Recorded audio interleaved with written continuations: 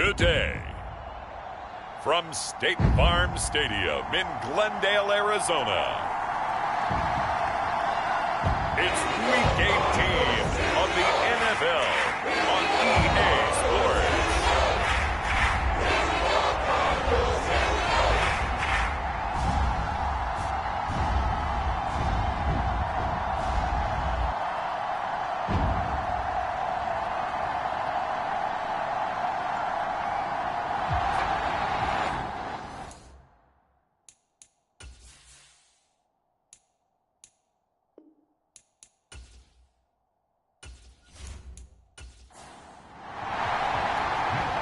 Now the big leg of Matt Prater ready to get this one started. And off we go on EA Sports.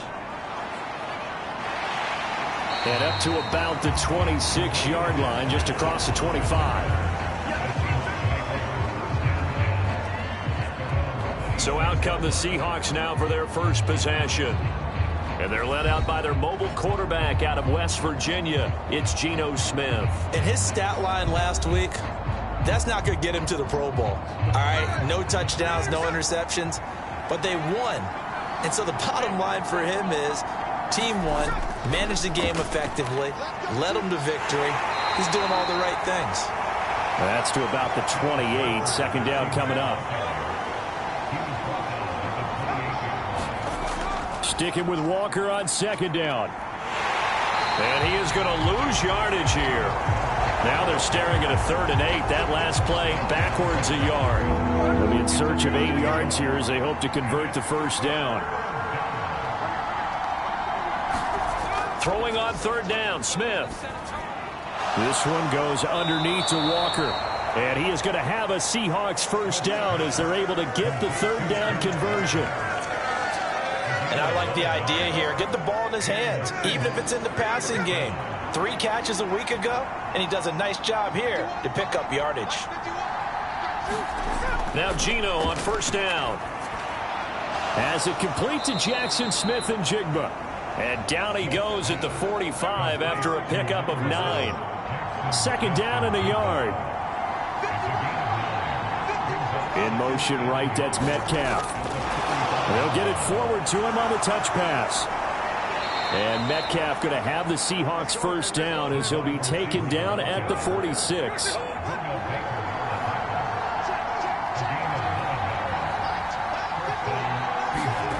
Now Geno.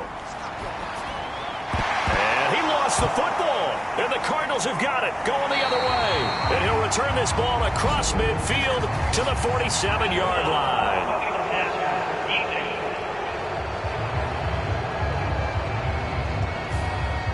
So now a fresh set of downs, 1st and 10 after roughing the passer. Throwing now is Geno. He finds Smith and Jigba. And he's down into the red zone at the 15 after a gain of 15. 1st and 10.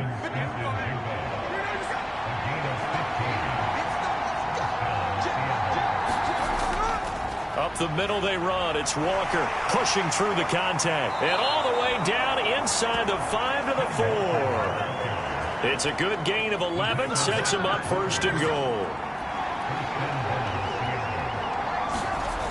Walker. Oh, he's going absolutely nowhere as he is hit behind the line.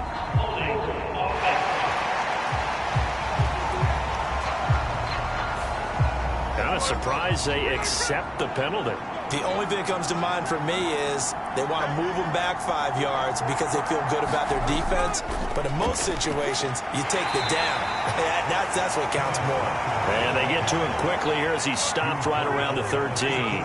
Still a ways from the end zone as they come up now on 2nd and goal. And going right back to Walker. They'll get this down inside the 10 for a pickup of about 3. Partner, I know we're in a goal-to-go situation, but my goodness, think about running the ball here. Not even a thought, is it? Defensively, they're in a prime spot. And I think the defensive guys are probably expressing themselves to them as well. And he's got it. Caught in the end zone for the Seahawk touchdown. Richie James his first touchdown on the year. And the Seahawks get the upper hand as they're on the board first here this afternoon. Well, that's about as quick of a passing touchdown as you'll ever see right there. Everyone has a section in their playbook called the quick game.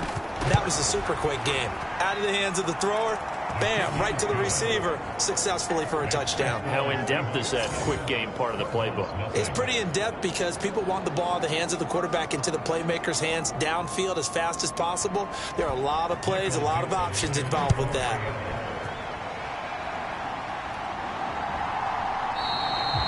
And a touchback as Dortch elects not to return it. Here come the Cardinals, and it is Kyler Murray from Oklahoma who leads them out. And when you have a guy like Kyler Murray under center, it not only opens up your playbook, it allows you to draw up even more plays because he's among the best dual-threat quarterbacks in the league and a true playmaker. If flushed out of the pocket, he might even be more dangerous. The next step for him, being able to throw on rhythm and deliver from the pocket. First carry for James Conner. He'll be dropped after a gain of about 6 across the 30 to the 31. They'll come up now 2nd and 4 from the 31. Here's Murray. A short one here caught by McBride. That one a first down pickup of 8.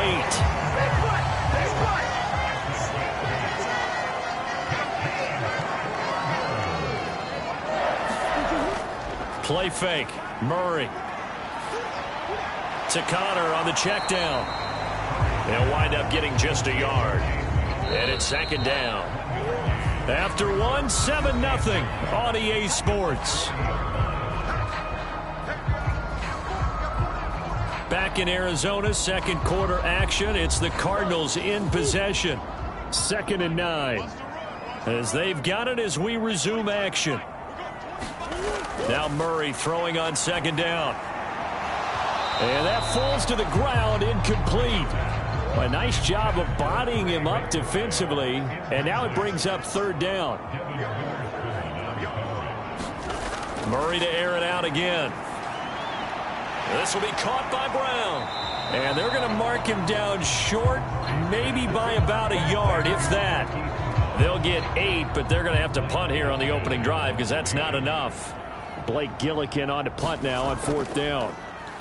He only punted twice in the win last week as he gets this one away. And that one hits at the 7, but bounds into the end zone, and that'll be a touchback. Here's the Seattle offense ready to get this drive underway. Things progressing to plan so far. Their defense has been solid, and they've got themselves a 7-0 lead after the touchdown the last time they had the ball. And this is no time to even think about, hey, are we going to milk the clock? Hey, are we just going to do ball control? This is the NFL. 7-0 leads, they don't last very long unless you continue to push the envelope on offense.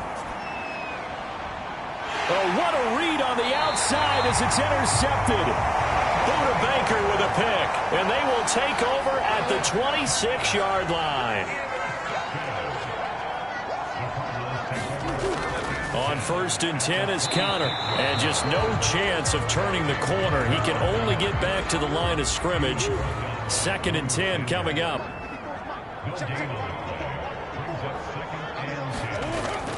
They'll stay on the ground with Conner again.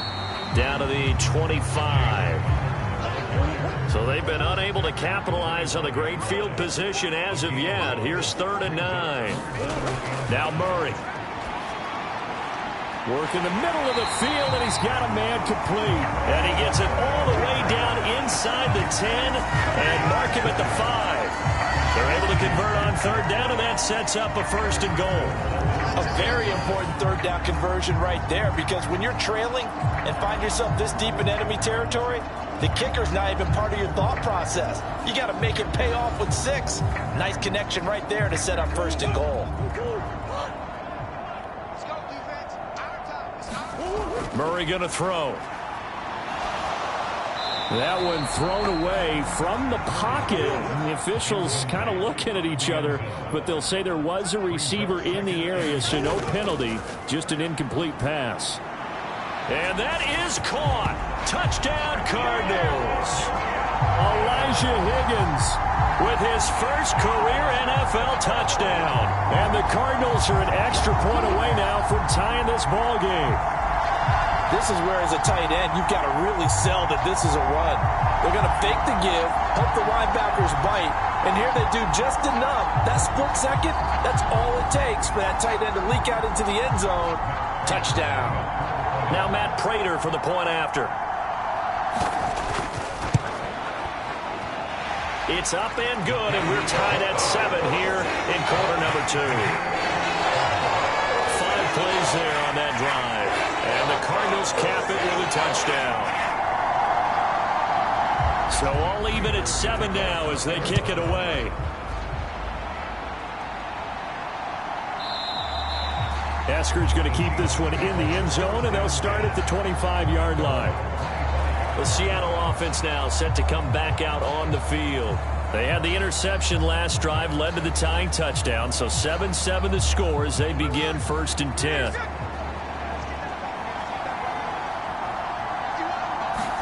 They go back to the air here after the INT on the last drive. Over the middle, complete. It's Walker.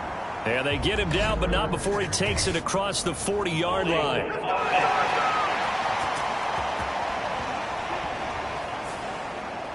They're backed up here with a 1st and 20 now after the holding penalty. Smith now to throw.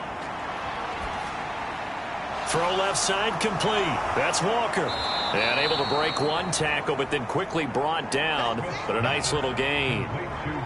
It's funny, throughout the time that we've been together, when we talk with running backs about the ability to catch the ball, their eyes light up when they talk about open field and having one-on-one matchups, don't they? Yeah, they do. And that's the reason why. What we just saw, shedding those tackles, and that's what they're used to doing. It is, and it starts at the beginning of the play. One-on-one matchup if someone's trying to cover them, but they also like those one-on-ones downfield after the catch when they're running with the ball. They think they're going to win those too. And he's taken down, but able to slip across the 35. It's a gain of 15, 1st down Seahawks. How many times do we say in this game that speed kills, and it does it in so many different ways? In this case, you got a back who's quick and shifty, can make moves, make people miss, but also gets to and through a hole before it can close down. That's some of the benefits of that speed, not just outrunning people in the secondary, and that led to a really nice gain. Back-to-back good plays have them on the move on 1st down. Second quarter, 2 minutes to go. Tie ball game. So here's a 1st and 10 at the 38. Geno now to throw. And Walker has it. And this play will be blown up. He'll lose yardage back at the 38. He was unable to shake free there, and they'll cover him for a loss of a yard. Heck of a play there to get to him quickly and get him down for a loss. I think they did a really nice job getting ready for this game, scouting, watching film, and understanding defensively what the play design was. 38-yard line, 2nd and 11. Here's Smith. Open man is Kyle Pitts, his tight end. 9 yards, not quite enough, and they'll be left now with 3rd and 1. Now it's Smith. Nowhere to go here. He lost the football. And this ball recovered by the offense. But remember, they cannot advance it here in the final 2 minutes of the half. So this will be blown dead, and it'll come back to the spot of the fumble. The Seahawks will call on Michael Dixon on 4th down to punt this one away. Greg Dortch back deep.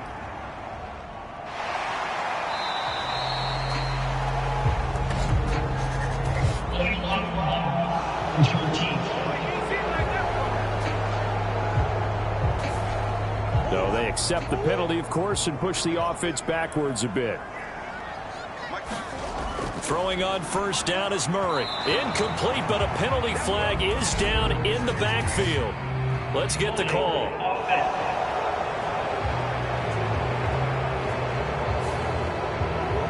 umpire threw the flag. Usually always indicates holding, and that's what we've got. And you know, depending on their positioning, where you are on the field, the umpires get different responsibilities, but always, always making sure no one's holding. And a productive gain out to the 14 after starting at the 7. It's a gain of 7.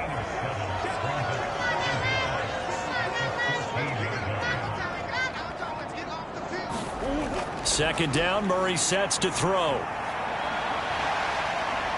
And he will slide to a stop. He does have the first down. Give him 10 yards on that one, and that earns him a fresh set of downs. So a touchdown apiece. That's what we have to show at halftime as they head to the locker room. 7-7 our score. As now we send you out to Orlando and hook back up with Jonathan Coachman for our EA Sports Halftime Report. All right, Brandon, thanks very much. It's all down to this. Week 18 of the NFL regular season. Lots to be decided, so let's get right to it.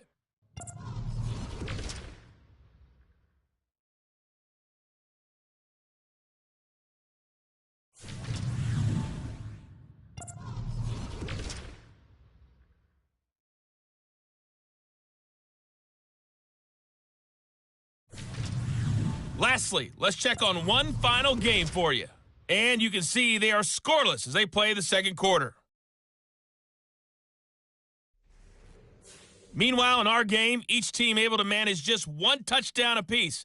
7-7 is our score. And for the call of the second half, we send it back to our commentators, Brandon Godden and Charles Davis.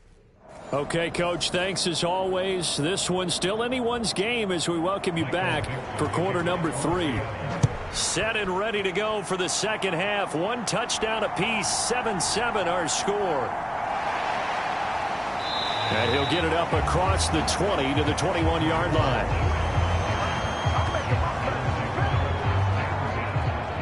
So here's the Cardinals offense now as they get set to start this third quarter. It's a tie football game here. What do you think, Charles, the message was at halftime? Well, I think that they probably just looked at things and said, we're fortunate that this is a tie game. No need to panic. No need to change a whole lot. We didn't play anything close to our best in the first half, so we don't have to go out and win one for the Gipper. Let's just go out and play our best football and win one for us. And the result here, a pickup of 8. Leaves him with 2 to go on second down.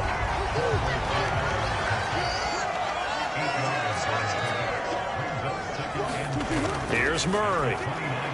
A short one here, caught by McBride.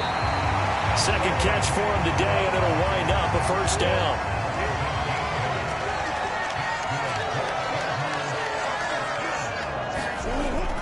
Murray a give. This is Connor. And he's across the 40, 3 extra yards to the 43. From the 43, it's 2nd and 3. To throw, it's Murray. The throw here right sideline falls incomplete. So the incomplete pass on the last play, and that leads us to a 3rd and 3. Here's Murray as he sets to throw it. Screen pass to Connor. And he goes out of bounds. It looks like right at the 50. They give him 7 yards on the play, and they do pick up the conversion on 3rd down. And that's a gutsy call there on 3rd and short, because that's a play that's got a good chance of being blown up in the backfield for a big loss of yardage. But nice job out wide to gather in that screen pass, use his blockers well, and pick up the first down.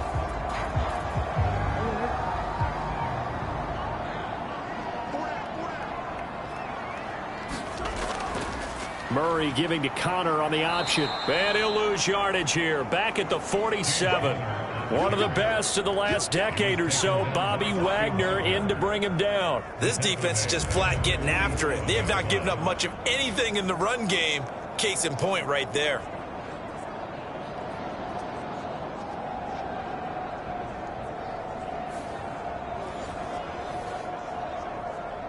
So a step in the wrong direction. Now they'll look to make amends on 2nd and 14.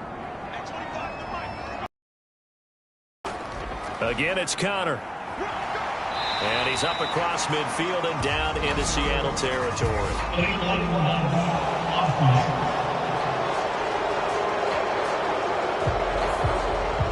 So that flag obviously takes away the good yardage that they had on the play. And talk about a momentum shift, because we can visibly see this celebration shifting from one side of the field to the other as soon as everyone saw the flag. A long way to go here on 3rd down for the 8th play of the drive. Throwing now is Murray. That's complete to Michael Wilson. And he's going to be taken down here, still a couple yards short of the first. They'll get 11, but still a little short. 4th down. And I believe that gain on 3rd and long changes things quite a bit, because this would be a very long field goal. I wouldn't be surprised to see him go for it here.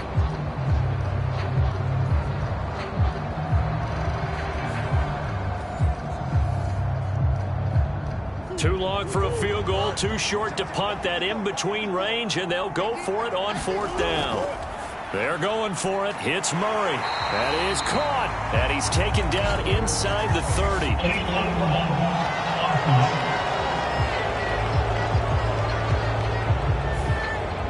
That's Will Hernandez, former 2nd rounder out of UTEP. Here comes the Cardinals punter now, as he'll kick it away for the 2nd time.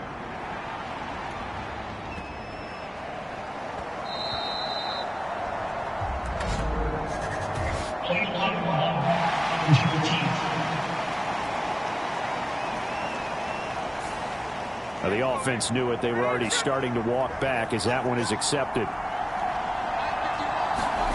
On 1st down, it's Smith.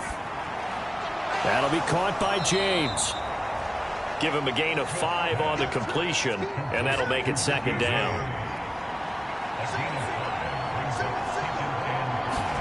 Back to throw, Smith. This one into the hands of Metcalf. And Metcalf going to have the Seahawks 1st down as he's up to the 24. It's a 9-yard gain, and it'll keep the drive moving. They show run with 3 tight ends here on 1st down. Up the middle, here's Walker. And not much to speak of. Call it a 1-yard gain up to the 26. The last play got just a yard. Here's 2nd and 9 from the 26. Now Smith. Smith and Jigbo hauling it in on the out route.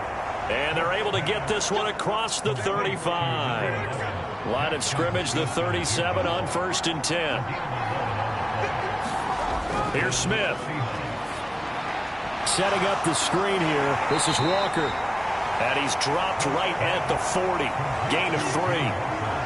Only 3 there on the screen at 2nd down.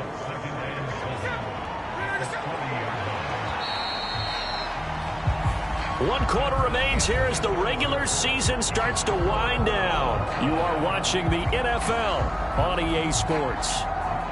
Welcome back to the desert. We're in Glendale. Ball on the 40 now. Here's 2nd down and 7. All even as we get ready to start the 4th. On 2nd down, it's Walker. And he'll be brought down just shy of the 45. The Seahawks on 3rd down. They've been okay. 2 for 3 thus far. This time it's 3rd and 3. To throw is Smith. Able to find the open man. That's complete. And he is going to have a Seahawks 1st down. They needed 3. He doubled that. He got 6. Would it be safe to say that as precise as routes are supposed to be run in the NFL, maybe they're not quite as precise in college ball? That's accurate, yes. And I think we saw a college route in the NFL there. Just find the soft spot, find the dead zone, and find the 1st down. And that's what he just did.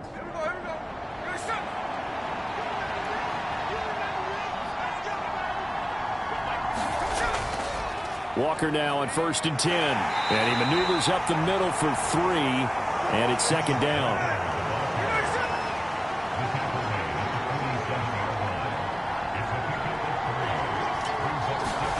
Now Smith. James has got it. Complete. What a methodical drive this is turning out to be. That time 9 yards, and the sticks move again. Great change up there on the route and got that inside release, made it a successful pitch and catch. So the first thing you want to do is have him thinking that you're going outside, make a move in that direction. Then you really don't run the route against the whole body of the defender. You run against a half of him, and the inside half, and he took it right across his face, got inside, and won that route in a big way. A little bit of space there for the first down run, as that's going to get him about 5 yards. From the 33, here's second down and 5. Smith. On the slant, here's Smith and Jigba. And he's going to be taken down, but there's a penalty flag in the backfield. Is this a hold, or did they rough the quarterback? So a critical mistake, roughing the passer. Now it's first and goal. Smith. End zone caught. Touchdown, Seattle. Kyle Pitts, his 4th touchdown on the year. And the Seahawks have broken our tie and have taken a 4th quarter lead. You got it figured out by the goal line. This is where a tight end earns his money, in the high traffic area. And he's able to work free in the middle of the end zone and grabs that one for a touchdown. The extra point now coming from Myers. And he's got it. It's now a 14-7 ball game. So that one a long 11-play drive. And it was the tight end Kyle Pitts finishing it all off on the touchdown reception. The kick unit for the Seahawks out there on the field, and we are ready to rock. And a touchback as Dortch elects not to return it. The Cardinals offense now works their way back onto the field. And now, after the touchdown a moment ago, they work from behind in a 7-point game in this 4th quarter. Plenty of time on the clock. Murray and the Cardinals with a 1st and 10 at their 25-yard line. And from the shotgun, he'll throw. And he's upended at the 33, following a good pickup of 8. Here's a 2nd and 2 now from the 33.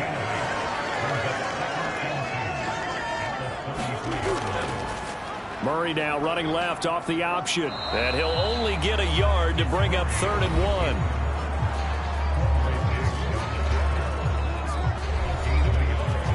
1. A big play in this football game. 3rd down and 1.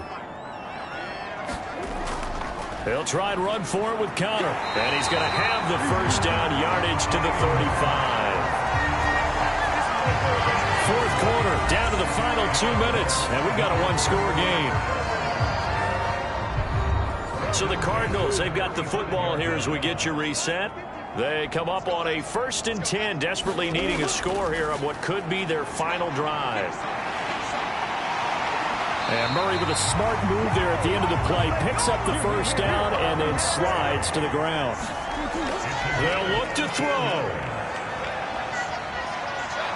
And he can't get a throw off. He's taken down. What a huge play at this point in the game. Back to throw. Murray. He'll dump this off to Carter, complete. And he's able to get this one out closer to midfield across the 45. To throw is Murray. And he's going to come up a few yards short. Brought down at the 45. The Cardinals going to use the first of their timeouts as they'll head to the sideline and talk over what to do next. He's got his target. That's complete. And he is going to have the Cardinals first down. It's a gain of 7 on 4th and 4. And this will be swung out here for counter. And he's going to get this inside the 30. 2 timeouts still available in this final minute. It's 1st and 10 now. Murray's throw here going to be caught by Wilson. And he'll go out of bounds in the red zone just inside the 20.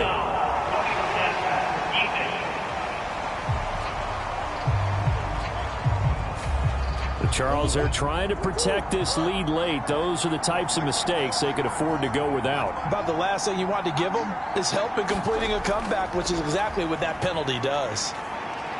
Forced out to his left. And he'll take this beyond the line of scrimmage as he slides to a hole. Now the Cards going to call another timeout, their 2nd, as the clock will stop with 21 seconds to go in the football game. And he is across and in for the score. And now they can tie the game in the final stages with the extra point. Or they can go for two and go for the win. And while it appears the heavy lifting was accomplished by scoring the touchdown, they're still down one. That extra point is not a gimme.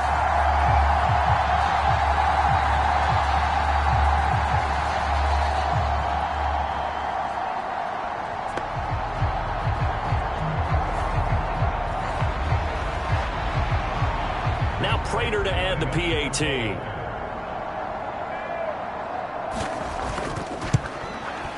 And we may very well be headed to overtime. A pretty long drive that time. 11 plays all told. And the touchdown and PAT mean we are tied here in the final minute of play. This one, all we could have asked for. All tied, final minute as the kick's away here. And with time a factor here late, he'll just take a knee and they'll put it out to the 25. Here's 1st and 10. Here's Walker to start the drive. Shrugs the tackle. Nice. At 5 yards, not going to cut it here. That clock continues to run. Now the Seahawks going to use the first of their timeouts as they'll stop the clock with 12 seconds to go in the football game. Here's Smith. He's going to have to eat this one as down he goes. Maurice Hurst never giving up. He works his way to the QB for a loss of 12. And here in overtime, if the team that receives the ball scores a touchdown, it's over.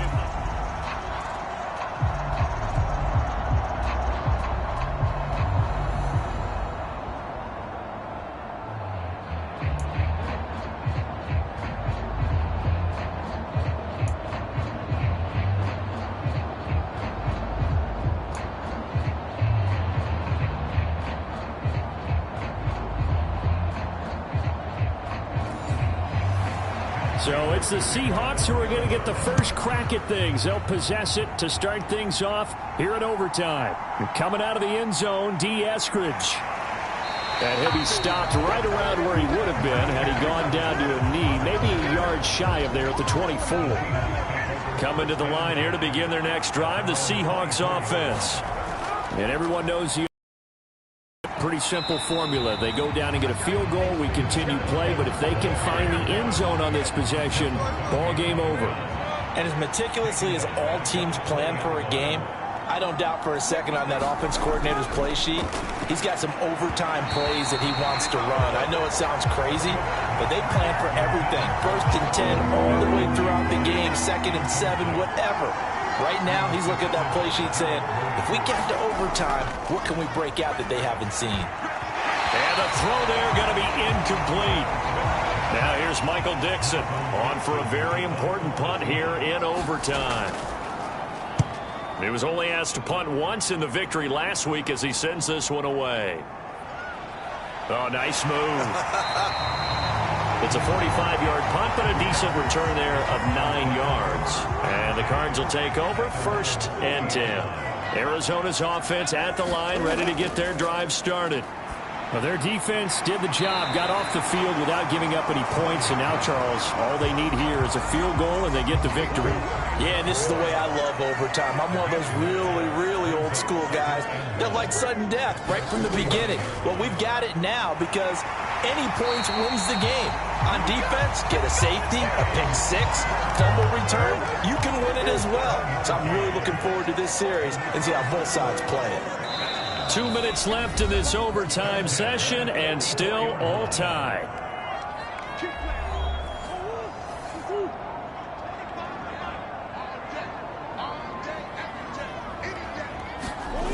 Murray now on 1st down. That pass completed to Dortch. And this one goes nowhere. Losing yardage on the play back at the 46. Next score wins, but remember, this will be a tie if the period ends with no scoring as they work on. There he goes, left side. And they'll wind up getting this one all the way down inside the 20. So the big play means just like that, they'll operate from the red zone now on first down. Murray going to keep this himself on the draw. And he'll go down here at the 12-yard line. Now a timeout called for by the offense. They'll be left with just one remaining here at OT. 2nd down and 6 now. Murray now. He'll get this to Connor underneath. And he'll be taken down at the 2-yard line.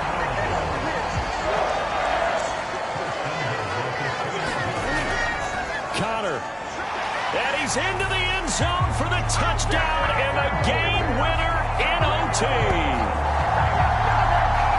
We needed extra time to decide this one. The rushing score in OT finishes it off, but all throughout, really just a great game to witness. I agree, and the whole time we were watching and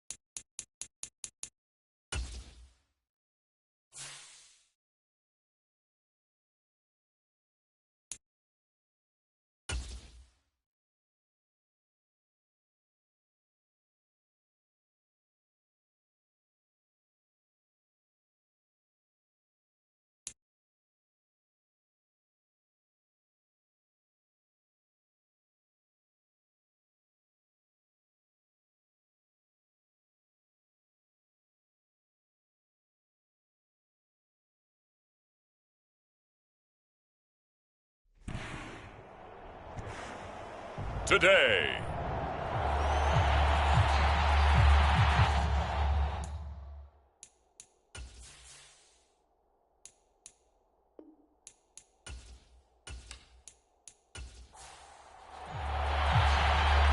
Two teams more than ready to get this one started. And we are underway here in Los Angeles. McCole Hardman to return it from his end zone. And it's a pretty good return here as he'll get this up to the 29.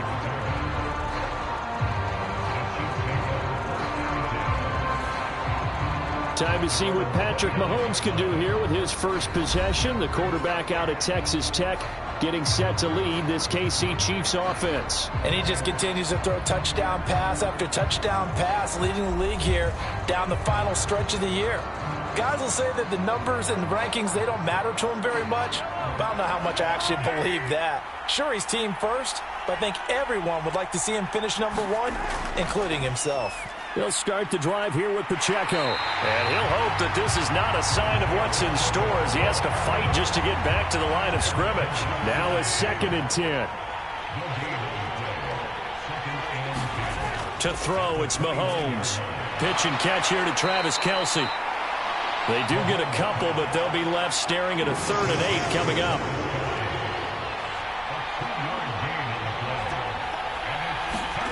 Mahomes going to throw. They'll set up the screen to Pacheco. And he stopped up short of the first as they tackle him down at about the 36.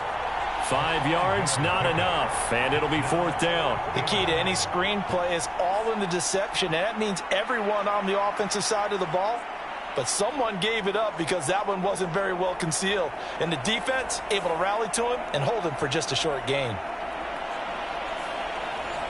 On fourth down, Tommy Townsend to punt for Kansas City.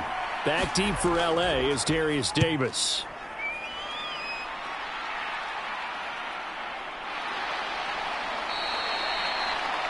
Call that a 44-yard punt, 5 on the return. And it'll be Charger football here as they take over. Here are the Chargers ready to go on offense, led by their first-round pick in 2020. The man out of Oregon, Justin Herbert. Would you say that last week's performance by him, workmanlike in terms of numbers? 1 touchdown, 1 pick, but obviously a loss. Yeah, and that's the bottom line for him. All he cares about is how do we find a way to win the game. Maybe leans on a few other parts of the offense, and hopefully springs a receiver or two free. Herbert takes it and just pops it forward. Oh, and this one may need to go back to the drawing board. He's going to be swallowed up right away. From the 22 now, here's the 2nd down and 9. Now Herbert with it, looking to pass. Sets up the screen to Robinson. Only a yard there. Sniffed out well defensively, and it brings up 3rd.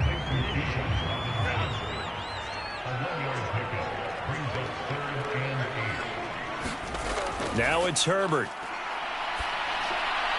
Here's a screen for Robinson. And he will be marked down short of the first as they get to him at the 29. It's a gain of 6, but not enough, as he'll be forced to punt on their first drive of the game. Now 4th down, so the Chargers trot out J.K. Scott. Back deep, the former All-Pro Tyler Lockett. Call that a 41-yard punt, 6 yards on the return. And it's Chiefs football, 1st and 10. Kansas City taking the field for their 2nd drive. Even though they might not find the number 1 seed next to their name come playoff time, there's not going to be very many teams, if any, entering the playoffs on the kind of run they're on. They're hot. And I love that word, hot, because every team in the league wants to go into the playoffs on that uptick. Because a lot of the time you serve notice to the rest of the league that, hey, we're the team you need to deal with. We're the team that's going to be a real problem for you. And if they can continue this streak, they could very well be that team and gain that confidence that they're seeking as they head to the playoffs. And confidence, that's the word I would use from our meetings with them. They said we're playing our best football right now. It is showing. Jonathan Hankins in on the stop. The Chiefs at 11-5 on the year, and they've certainly found their groove of late, winners of 5 in a row. And this team is absolutely playing their best football right now. This is the best that we've seen them play in a long time, partner. Sky's the limit as far as they're concerned. Their confidence really soaring. Mahomes to throw on 2nd down. Short throw hauled in by Kelsey. And they'll get to him after a gain of 7 to the 47. 2 yards still to go. 3rd down now. Now Mahomes. Into heavy traffic, and it's intercepted. Picked off by the linebacker, Eric Kendricks. And the Chargers are going to take possession here at their own 47-yard line. So a first interception thrown for him there, and that really not the best decision either. Not at all, and that's something he did not do in their victory last week. No interceptions in that game, but this defense, they're able to take advantage of an early mistake. Now let's see if they're going to turn it into points. Heading back out, the Chargers offense. We get a peek at the playoff picture of the AFC. Well, here we sit, Week 17. Just one more week in the regular season after this one. So if you're one of these teams trying to make a move and improve your spot or jump in from the outside, Charles, you better make that move now. And these final games are often a good barometer for all those teams fighting for position or a wild card spot. They have to be able to get the job done these last 2 weeks before things get even tougher when the playoffs officially begin. And that play goes nowhere. Taken down, losing yardage at the 50, right at midfield. This will be a loss of 3, and now a much tougher 3rd down looming. This defense is a difficult one to prepare for, one of the best in the league. They'll come at you from all angles, and they did a nice job there stopping him for a loss.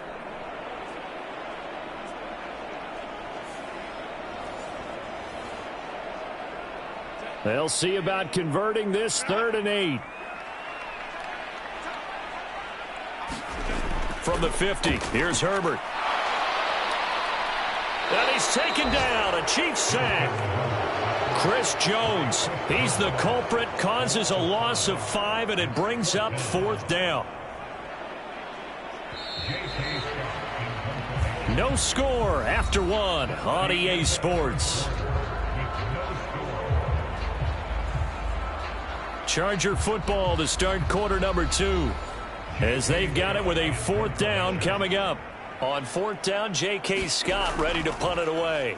44 on his first punt, and this is a good kick as well. And that hits at the 6 and carries into the end zone for a touchback. Here's the Kansas City offense now as they get set to take over. We've seen both of these offenses still sort of in that figuring things out phase, but I suspect some action on the scoreboard soon as they start out here 1st and 10. Trying to shake off the interception from the last drive. He'll look to throw.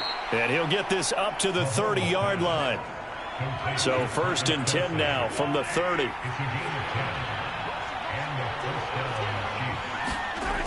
Throwing now is Mahomes. And this will be incomplete. Physical play on the football there, and it's 2nd down.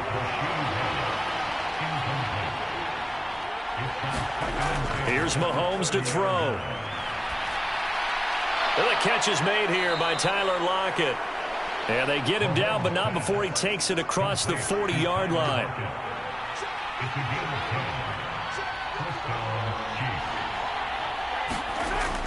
On 1st and 10, here's Pacheco. And he takes it past the 45 and down at the 46. Logan Wilson that time there to bring him down. That's a really nice, tough run inside, and they gained 5 yards on it. And to be frank about it, most offenses don't expect to get 5 yards on a play call like that. So when they do, they go back to their huddle with a little pep in their steps. They're starting to think that they're starting to dominate the line of scrimmage. Mahomes' throw here complete to Kelsey. And Kelsey's going to have a Chiefs 1st down as he'll get this down to the 47-yard line. That one goes for 8 yards. And the tight end is certainly a position built to move the chains because they can control space underneath. If they've got good hands, then, of course, they're a dynamic target. But one other thing is they're right in the sight lines of a quarterback on just about every play. And that makes it easier for the quarterback to pick him out and deliver.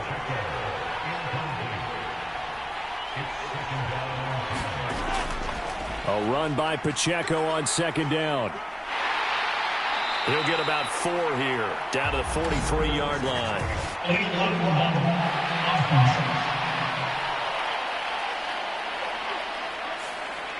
That flag accepted, and it backs the offense up a little bit. Mahomes now to throw.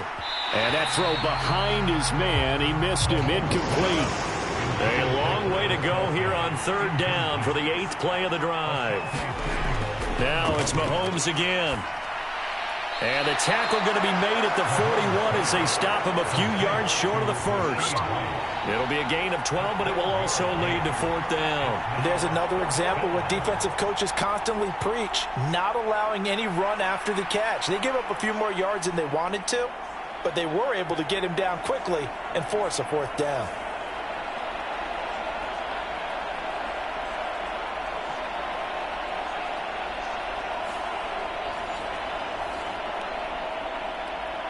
So now on comes the field goal unit, and wow, this is no ordinary try here. So this will be spotted on the midfield logo. It's a 58-yard attempt. And I tell you what, he got it from 58. That had lots of leg behind it, and the Chiefs are out to a 3-0 lead. So that kick gives them their first points of the game, CD, and it comes on the 3rd drive, but hopefully for them that's a spark that gets that offense going. Yeah, and I would say if you're the offensive play caller, as you look at your sheet, you're trying to find that part on there that unlocks bigger points. They've struggled with a few drives so far, finally got 3 out of it. How do you find the end zone? That's what he's searching for now. Herbert and the Chargers now with a 1st and 10 at their own 25-yard line. He'll get it to Robinson to begin the drive. And he finds a little bit of room, enough for 4 yards. It'll be 2nd down. nice chunk of yards on first down. It really opens up your options for what you want to do on second. You go right back to him and hope he explodes, or sucker the defense in before throwing over the top. Back to throw here, Herbert. Pass incomplete, but the flag in the backfield, and this might be a roughing call.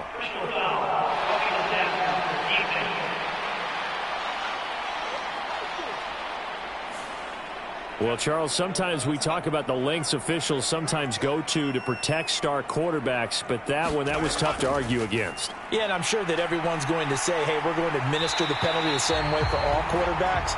But when it's a star back there, even more so are they going to be diligent about throwing the flag. And a flag comes in as that one falls incomplete. Well, let's see who this is on.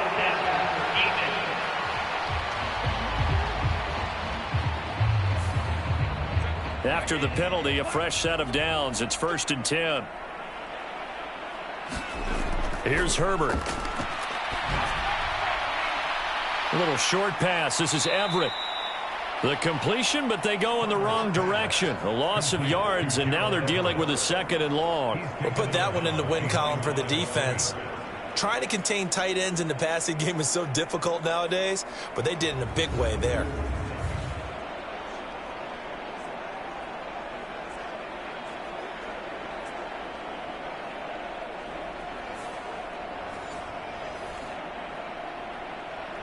Second and 11.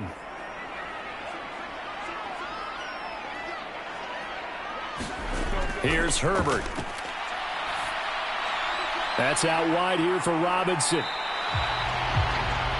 That'll go for a gain of 7, and it brings up 3rd and 5 now.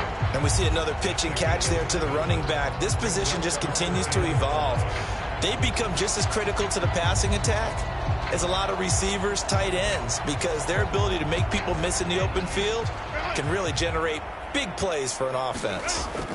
Herbert throwing again. Under pressure, and he'll go down. Sacked back at the 31. The Chiefs will use the first of their timeouts. So as they talk it over, we step aside.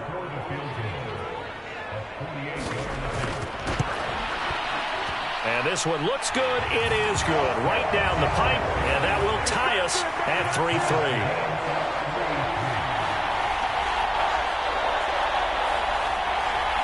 So, Charles, they are on the board after that kick. So 3 drives, 3 points. Obviously not the start that you were hoping for, but they're able to erase that 0 off the scoreboard.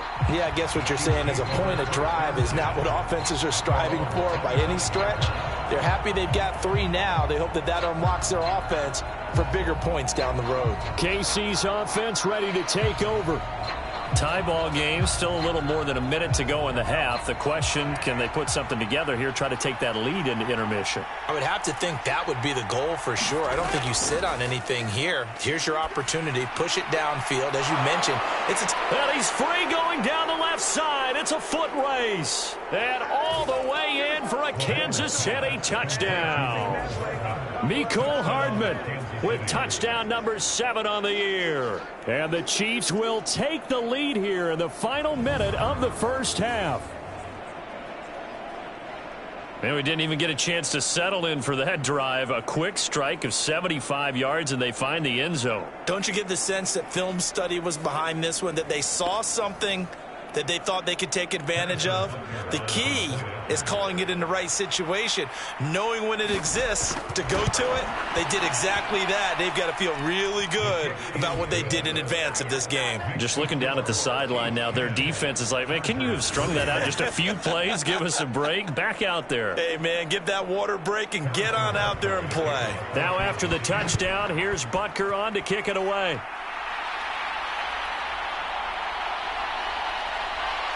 And he won't quite make it to the 25.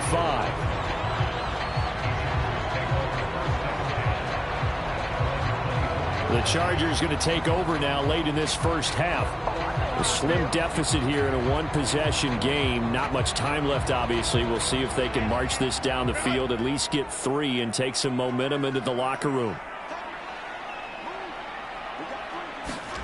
Herbert setting up to throw on first down. They'll find Everett there, complete.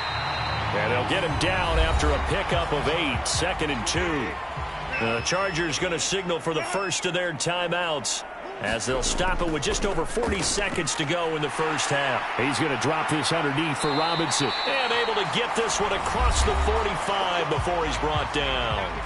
Now the Chargers will use the second of their timeouts as they stop it here with just under 40 ticks to go in this first half. Meanwhile, Herbert's throw there complete to Allen.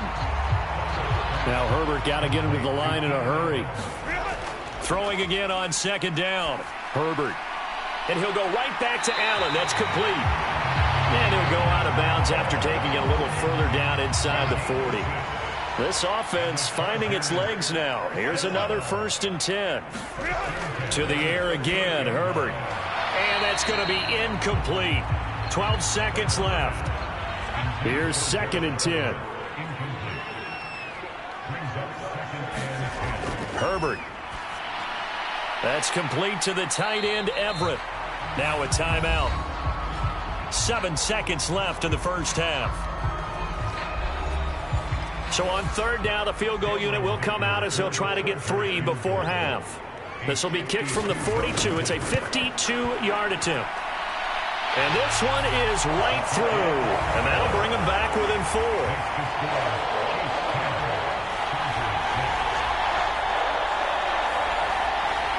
So they're able to end that drive with 3 points in this one-possession ball game. And ideally, you want to end every drive with points. Most quarterbacks would tell you, let's end it with a kick, right? A PAT, that's number 1. Field goal you'll take. Punts, you really don't want to do that. In this case, they'll take the field goal and get prepared for the rest of the game. So we've reached halftime with the visiting Chiefs on top. As we'll send you eastward to Orlando. Standing by with that EA Sports halftime report now is Jonathan Coachman. Take it away, Coach. All right, Brandon, thanks very much. It's all down to this. Week 18 of the NFL regular season. Lots to be decided, so let's get right to it.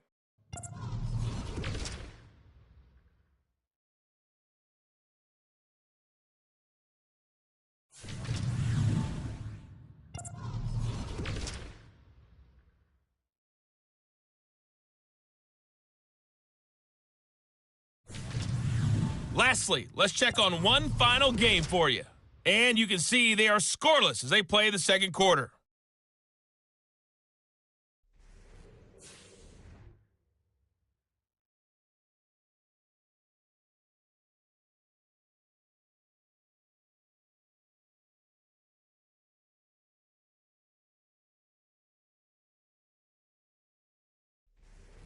Okay, Coach, adjustments likely going to play a big role in this third quarter in what's been a tight contest so far. And here comes a return from just beyond the goal line. And he'll be stopped right around where he would have been had he gone down to a knee, maybe a yard shy of there at the 24. Out comes the Chargers as they'll go on offense now to start this third quarter. Charles, it'll be interesting to see what adjustments this offense made in the locker room. Haven't really been able to get anything going offensively, virtually nothing in the ground attack either. So certainly something has to change here in quarter 3. And I'm pretty sure their friends from the defensive side of the ball told them exactly that, because those guys, the stop troops, they've been playing pretty well. They've kept them around in this game. Now, they've got some time. The running game struggled in the first half. Opposition knows how to focus on defending the pass here.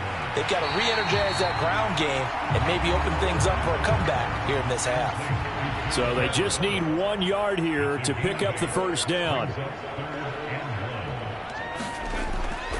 Robinson will try to pick it up. No gain on the play there. A nice job defensively. And it likely forces a punt situation on 4th. I know that speed is the hallmark of today's NFL game, but the key to good rushing defense is still having your linebackers set the edge.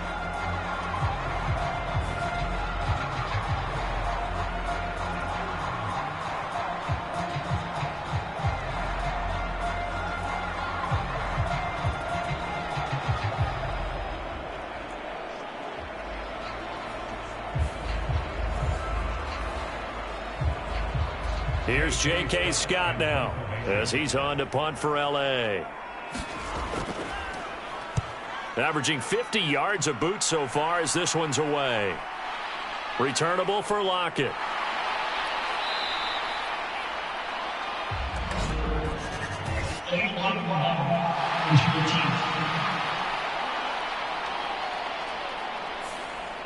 So the special teams penalty cost some yardage there as they come out on 1st and 10.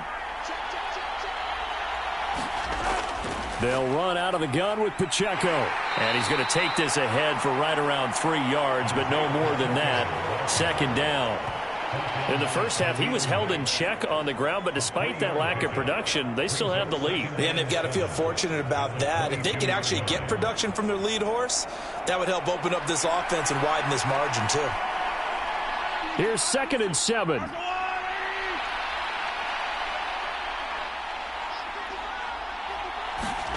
Now here's Mahomes. Pitch and catch here to Travis Kelce. Yeah, he'll work free from one tackle, but that's about all as he's taken down. Just a gain of a couple there. And it brings up 3rd and 5 now. Well, they're unable to convert that into much, but it's never a bad idea to try to get the ball into a tight end of his caliber's hands and see what kind of disruption he can cause. 3rd and 5.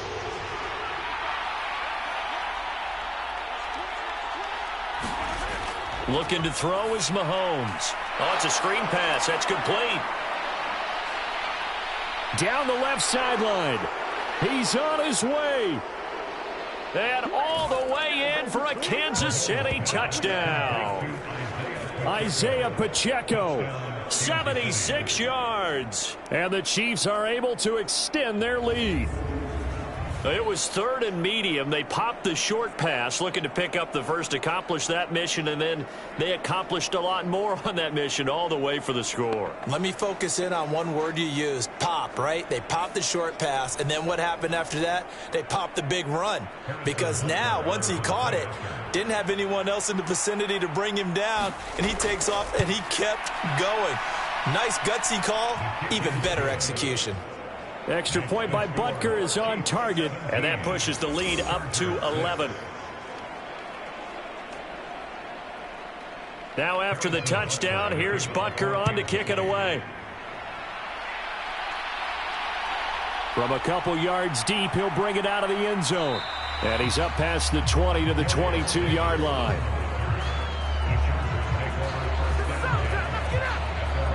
L.A. readies for its next possession. I would say they went 3 and out last time, but actually they didn't even get to 3 and out. Still a strange decision to us here in the booth. Yeah, let's hope they don't go 1 and out, but maybe, possibly, let's try and think with them here. Try and play field position maybe, turn the ball over, put it in the hands of their defense. Who knows? You're a nice man. And they're going to get this beyond the 40 before he's taken down. An excellent pickup of 20 yards. Certainly no settling into the drive there. They came right out on the first play and attacked the middle of the field for a big gainer and a first down.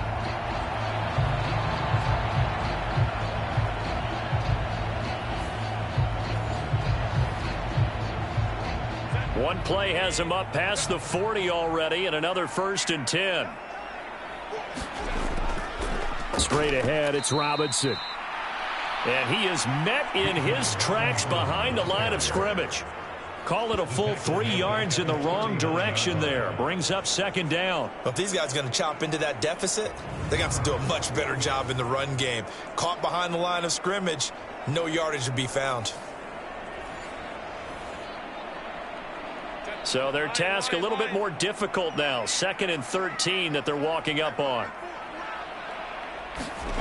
Justin Herbert looking to pass. A quick throw there going to be batted away and incomplete. This offense in desperate need of a conversion as they come up on 3rd down. Herbert now. And the Chiefs are going to get him. Will Anderson able to get in there for his 2nd sack of the afternoon. That's his 2nd sack of the game. And the best defensive ends, they do their homework as much as offensive guys do. They know how to beat the offensive lineman across from them, what moves they need to do to set them up. This guy's been pretty good at it all game long.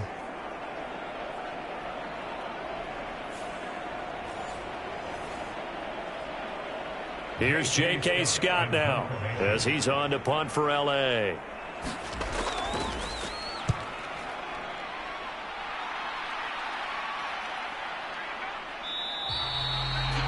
.39 yards on the punt. Give him just 1 yard on the return. And they will take over 1st and 10. And Kansas City's offense now set and ready to go. This drive here beginning probably with a pair of motivated groups. Remember, the offense scored a touchdown on their last time out, looking to repeat that in Charles's defense. They were very frustrated after giving up 6 the last time on the field. And frankly, it's just a battle of wills in a lot of ways because you know they're both motivated. They both game plan for this drive, and they both have specific outcomes in mind. To me, it just comes down to who can execute better and which side can step up and assert its will over the other. And he'll be tackled just past the 35 at the 36. It's a gain of 6, moves him to a manageable 3rd and 2 situation. They'll come to the line needing only 2 yards to gain the first here. On play action, it's Mahomes. Pass taken in by his big tight end. And he'll go out of bounds, it looks like right at the 40. It's a gain of 3, and it gets him the first. Oftentimes we think of those tough yards as grinding yards that a running back has to pick up. How about the tight end there picking up the first down in that situation? That's what he's there for, right? Big fella, get it to him, let him fight off some people and pick up the necessary yardage. Mahomes now on 1st down. He'll check this one down to Pacheco.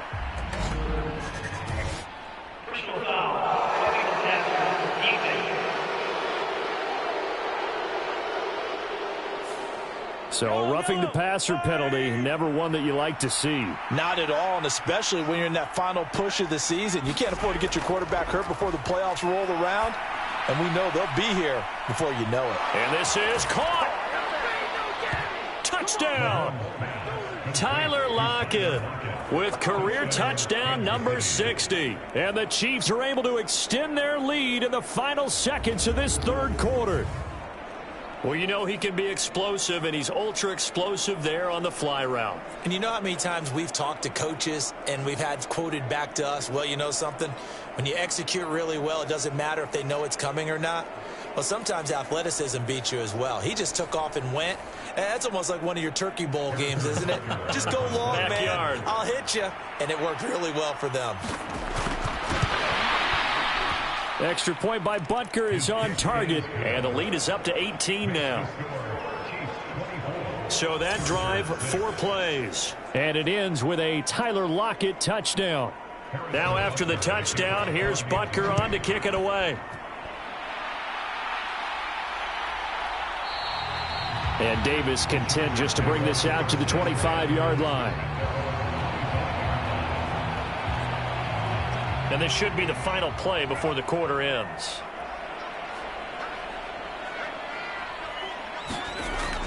Now a handoff to start it out. Robinson.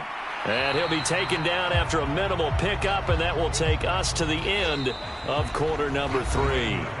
1 quarter remains here as the regular season starts to wind down. We'll return with more after this. This is the NFL, and it's on EA Sports. Here's 2nd and 7 now from the 28. Looking to throw. Herbert, throw right side is into the hands of his tight end Everett. And down right around the 32-yard line, 4 yards on the pickup. And this offense on 3rd down today, a pretty woeful 0 for 5 thus far. Here it's 3rd and 3. Back to throw. Herbert. And that is incomplete. Oh, he had a defender right there with him to force that to the ground. And 4th down now coming up. They lead big, and a major part of that has been how they've taken their play to a whole new level this 2nd half. No points allowed since the break, and you can add another incompletion to the total number that they forced in this runaway contest. All right, they're going to try and keep hope alive here on 4th down. They're going for it. They'll run for it with Robinson. And he's able to get the first before he's taken down at the 36.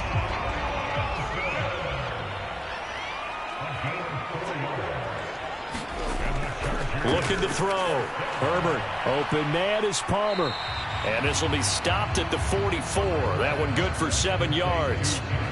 You got the big lead defensively. Willing to give them that underneath stuff, right? And this is why you work on your tackling. Tackle them after the catch, inbound, running. Just go ahead and bleed the game out that way.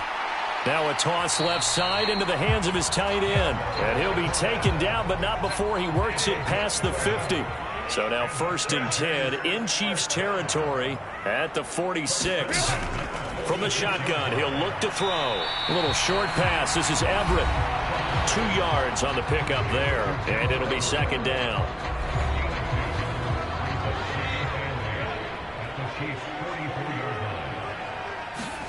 Out of the gun, Herbert. This is caught by Robinson. That's good. The completion there for 7 yards. And now 1 yard to go on 3rd down. Again, Herbert. Work in the middle of the field, and he's got a man complete. And he'll be taken down, but he does have 1st down yardage.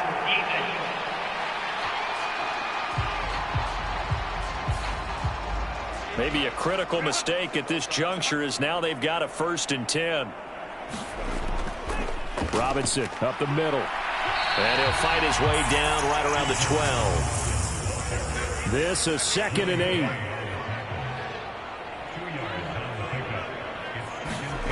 A shotgun snap for Herbert.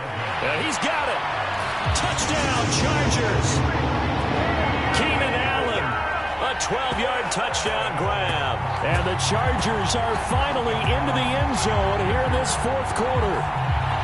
So a little bit of a letdown there defensively. I mean, look, you're still 2 scores to the good, CD, but things may be a little more uncomfortable than they had hoped.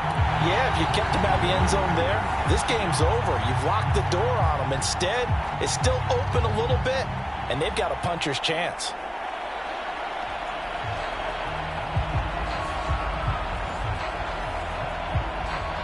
And for the extra point, Cameron Dicker.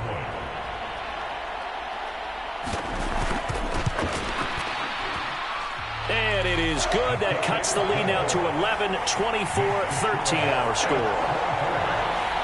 A 10-play drive that time. And it was Keenan Allen who finished it all off with the touchdown reception.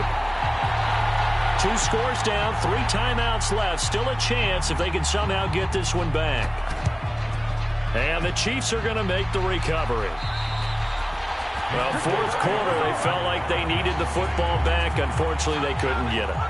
And I know we brought analytics into the game, and someone has said here that the data says that when a team's expecting an onside kick, 80% of the time, the team expecting it, they do actually recover the ball, which is what we saw here. I just wonder if that number is much more of a anecdotal type of a number. Kind of like when the coaches tell us, well, when you score on special teams, 93% of the time you win the game. I'm still waiting to see that number is empirical. Pacheco gets it up the gut. And he's got a 1st down as he's going to be taken down. But a very nice pickup there just in front of the 2-minute warning. That one good for 16, and the drive will continue.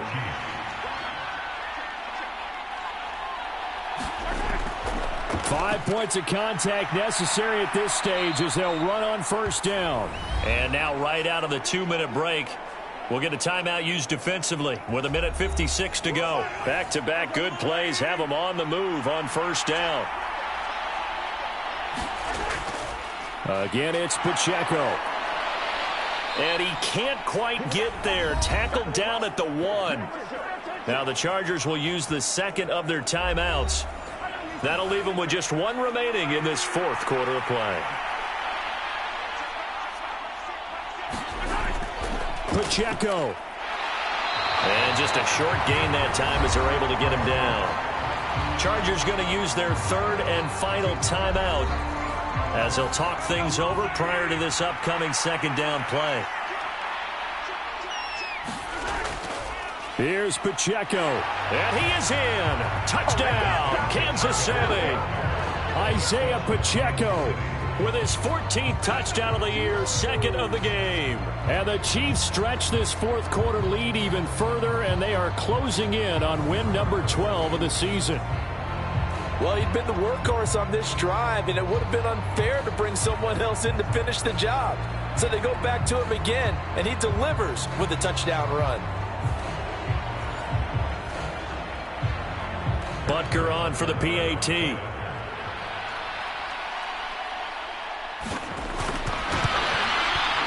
And the lead is up to 18 now. So that drive spanned 5 plays. And it winds up with the Chiefs hitting pay dirt.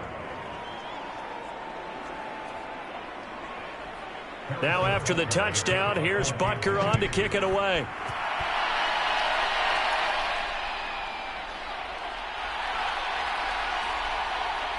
And he's up across the 25 and down at the 28.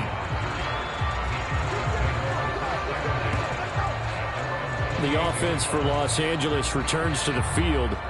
Facing a big fourth-quarter deficit here, things not looking good. You know, this offense, though, they've been in the top half of the NFL so far this season, but in this one, well, their defense has really struggled. Herbert on first down now. Open man, it's Palmer. And they get him down, but not before he takes it across the 40-yard line. And he's taken down, a Chiefs sack. Now they got to get to the line quickly. Here's Herbert now on second down. There's Chris Olave. They'll wind up getting 10 back there as it'll leave them with a 3rd and 5. And quickly they get to the line. He's got his target. That's complete. And he'll be brought down with a first down as the tackle's made at the Chiefs' 37. And he's going to hook up with his big tight end. Complete. Takes this to the 32, maybe the 31, and then the defense rallying quickly after that broken tackle. Well, this was a very close ball game at halftime, Charles, but in the second half, that offense kind of kicked things into another gear, and they were able to pull away for the victory. And, Brandon, I think they're the type of team that just looked in the mirror and said, hey, ton of pressure on, but we're the type of team that can flat out handle it. They stood up with confidence, and made it happen for a victory. So for the Chiefs, they finish off the regular season at 12 up and 5 down. And now they'll await the final seeding for the playoffs ahead.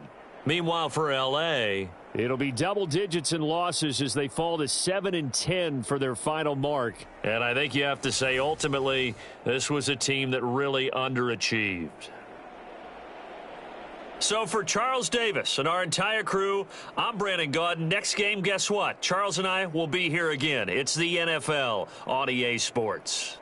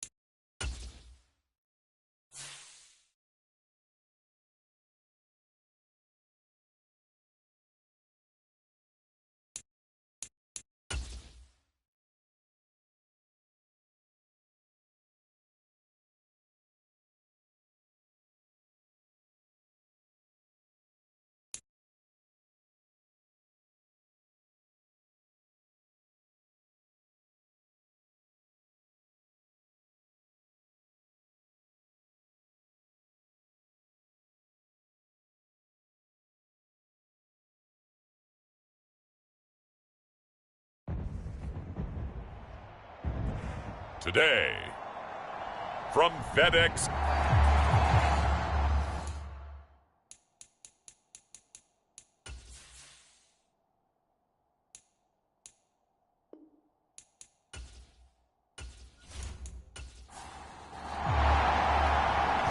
The kicker, Brandon Aubrey, is out to get this one started. And we are underway from FedEx Field.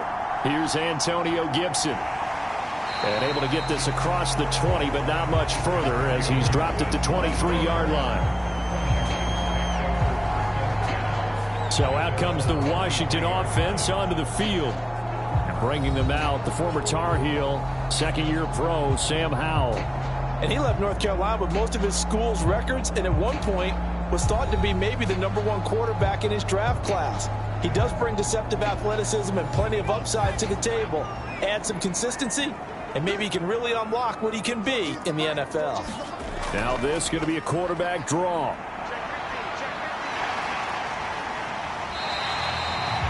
Five yards on the game's first play, second down.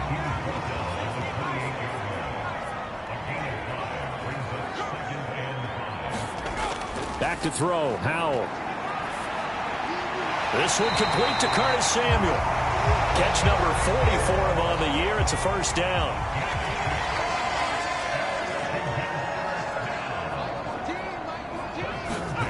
Howell, he'll look to throw it. And that is incomplete. 2nd and 10.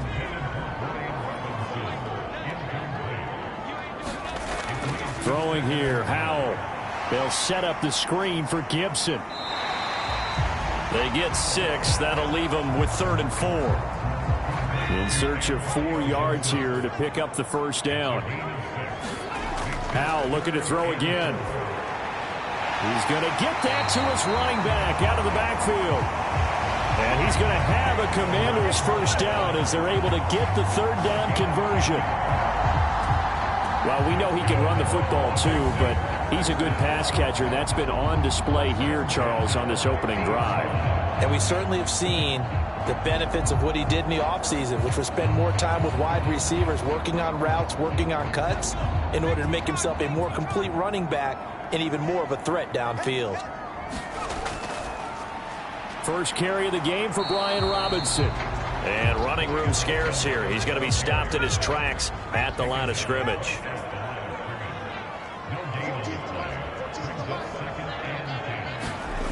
From the midfield stripe, they'll look to throw.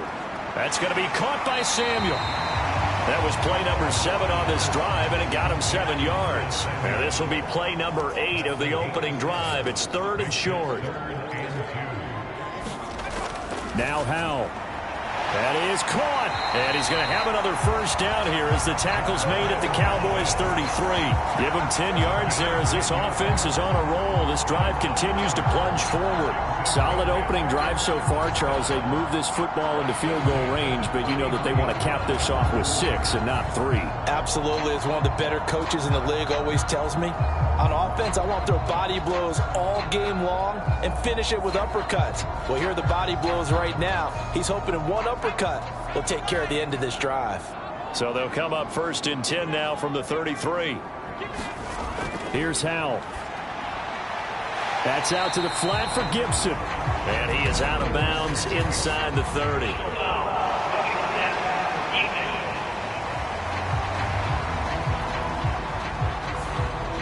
So the yellow flag came out, and that leads to a new set of downs for this offense. 1st and 10. Howell. Over the middle, he gets it to Gibson. So just 3 yards on the completion there. And that'll bring up 2nd down. Well, they're not hiding who their central focus is on offense. Charles, he already now has 4 receptions here on this opening drive. And I know people who are watching the game are thinking, did they forget about him in the defensive game plan? But it's actually been the opposite. They're giving him a lot of attention, but he's been very creative and savvy in his route running and finding seams and openings in order to create these completions. It's been a pretty long opening drive. This will be play number 11 coming up on 3rd down. Another throw for Howell. That's incomplete, but there is a flag down, so hang on. A big call coming on 3rd down.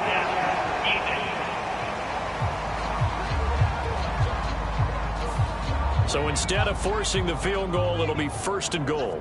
Yeah, the force was trying to make something happen that just didn't need to, right? I mean, plays happen, let it go. It's over instead.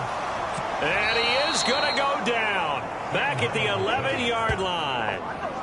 Marquise Bell coming in hard there on the blitz, and he gets him 7 yards behind the line of scrimmage. And, Charles, part of the reason they lost last week, they didn't have a single sack. Well, they changed that quickly. But did they ever? And it was something they talked about with us extensively. They needed to get pressure. How were they going to get to the quarterback? Obviously, they schemed themselves into a great play, didn't they?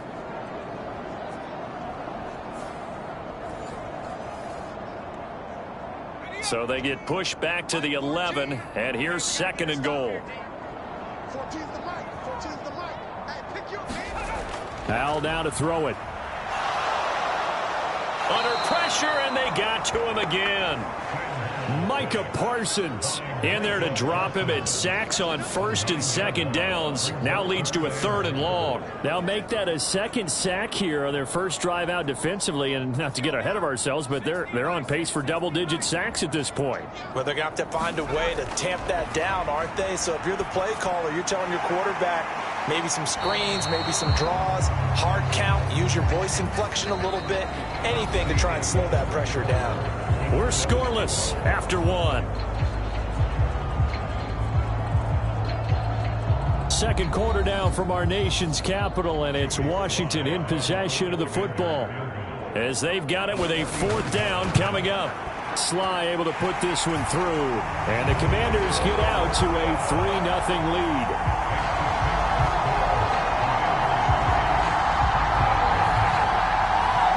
So an opening drive field goal maybe doesn't whip this crowd into a frenzy, but I think that they will take the early lead. There's no doubt about it. They will always take the early lead, and maybe that celebration comes later if they play well and they can break things open.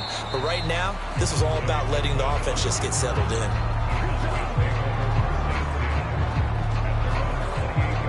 Time for Dak Prescott and the Dallas offense to go to work. Prescott, of course, the former 4th-round pick in 2016 out of Mississippi State. And the first possession isn't until the 2nd quarter, but what's nice about it, it's only down 3. So what you sell your team on is, look, 1 possession, 1 drive, we put it in the end zone. We're in the lead in this game. Let's go, guys.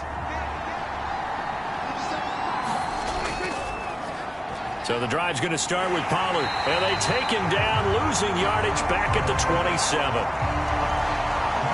Officially, it's a 1-yard loss. That's going to bring up 2nd and 11. Yeah, another negative play in an early down situation. This one to start the drive. You're putting a lot of pressure on your quarterback to bail you out when you're in 2nd and long yardage.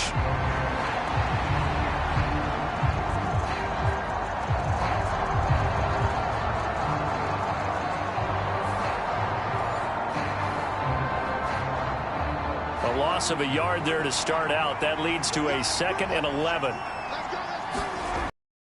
Here's Pollard again.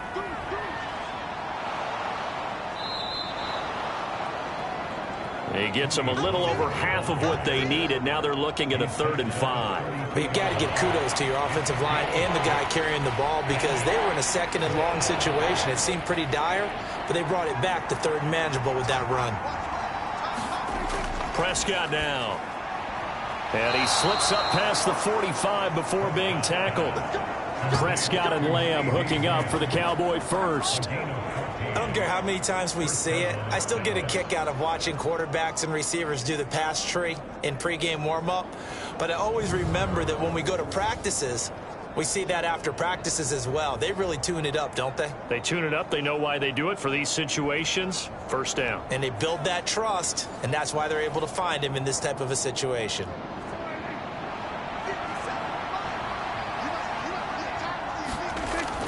They'll go with Pollard here on 1st down. And he's going to be hemmed in and brought down right at the line of scrimmage. So after the run for no gain, here's 2nd and 10. Prescott. Over the middle, hauled in by Lamb. And they're going to have another first down here as the tackle's made at Washington's 39.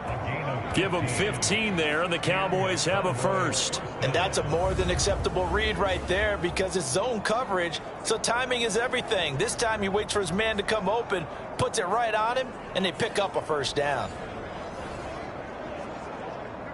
From Commanders territory now, it's 1st and 10 at the 39-yard line. On play action, Prescott. The catch made by DeAndre Hopkins.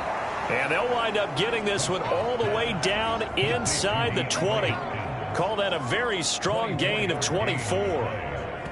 This drive, it's been a good mix. 3 passing plays, 3 runs, hitting on all 3 of those passes, and the last one putting him in the red zone. So wouldn't you think play action right here? Because you've got the ability and had the ability to run it and throw it. Go play action and take your shot at the end zone.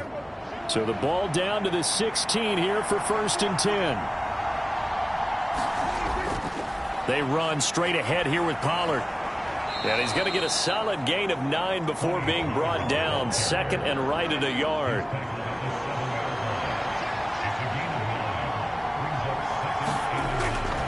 On the draw, it's Pollard. And he's stopped after a gain of 1. Not enough. Still a yard to go on 3rd down. A minimal gain there on the 8th play of the drive. 2nd quarter, 2 minutes remain. 3-0 our score. 9th play coming up here on this drive. This is 3rd and a yard. Prescott to throw it. Eluding the pressure right. And he'll take it into the end zone for a Cowboy touchdown. Dak Prescott. His 17th touchdown now on the season. And the Cowboys have taken the lead. Well, I'd have to say that for him, that was an all-encompassing drive because it was his arm that got his team down to that point, but his legs that finished the deal. Give him credit for making it happen.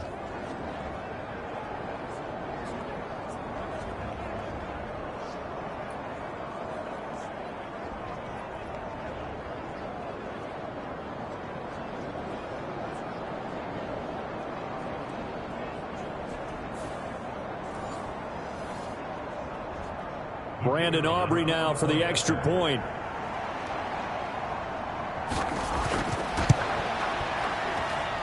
And this is up and good to make it 7-3. So that drive consumes 9 plays all told. And it was all capped off by Dak Prescott, keeping it and taking it in on the touchdown run. So after the touchdown, Aubrey now to kick this one away. And Gibson decides against bringing it out. The Commanders going to retake the field for drive number 2.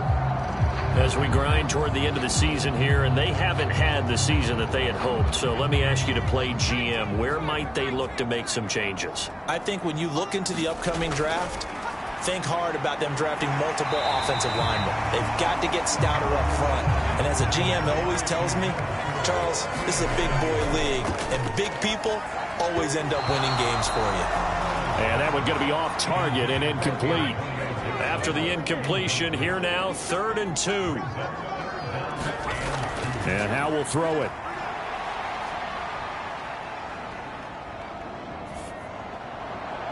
Able to find the open man. That's complete.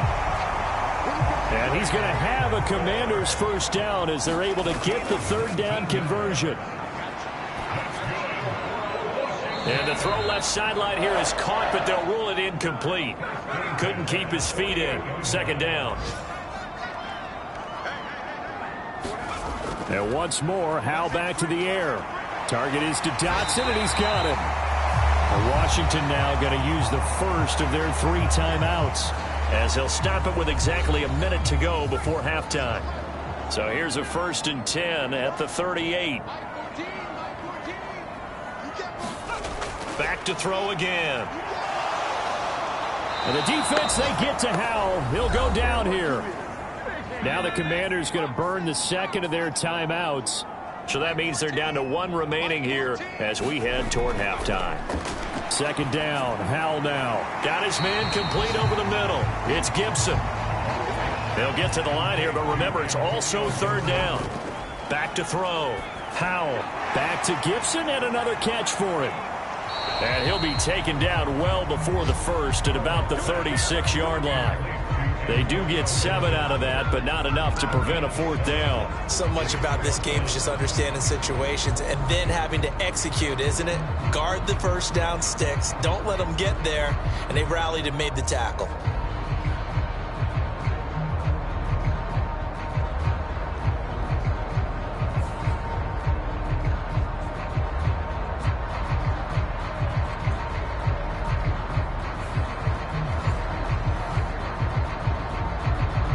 Field goal unit and Joey Sly now. And quite a bit of pizza in this box. It's a 53-yard attempt. And that one will be no good. He never had it on line. It's well wide to the left. So we've reached halftime here in a 4-point game. As we'll send you down the coast now to Orlando, that's where we find Jonathan Coachman ready with our EA Sports Halftime Report. Coach. All right, Brandon, thanks very much. It's all down to this. Week 18 of the NFL regular season. Lots to be decided, so let's get right to it.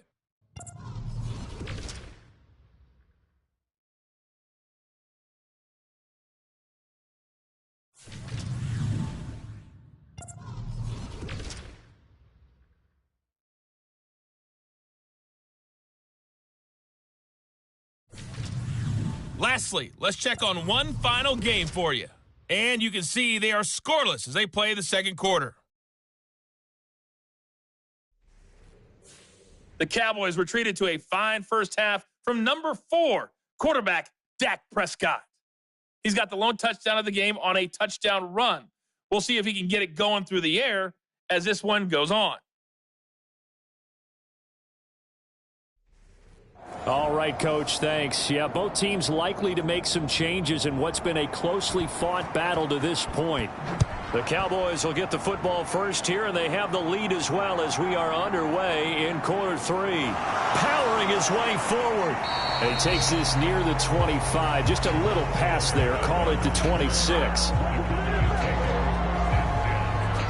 Second drive forthcoming here for the Dallas Cowboys. And both of these defenses have been stifling these last few drives offensively. Just not able to get anything going. So what needs to change? I think a lot of the guys will go back and review, so to speak, because everyone has someone assigned to how did each play work. Okay, what did we use that kind of worked for us during this game? Try and get back to some of those plays, as well as the possibility of showing something you haven't shown already in this game and trying to change things up. We'll see if they take the advice of Mr. Davis. Second down, Pollard again. And he's brought down at the 34. Call it a gain of 4. A couple extra tight ends in the formation here as they line up 3rd and 2. To throw is Prescott. Open man Lamb. It's complete. And he will have a Cowboys first down as they're able to get the 3rd down conversion. Oh, that was a nice job there. Quarterback and receiver reading the pressure that was brought. They both knew it was going to open up the middle of the field. Nice little shake and bake at the line of scrimmage. Got right into his route. And the quarterback hit him in stride, and he was able to run free after the catch. In Washington territory now. Here's 1st and 10 at the 46. Pollard will take it up the gut. And he'll work this forward for about 3 at 2nd down.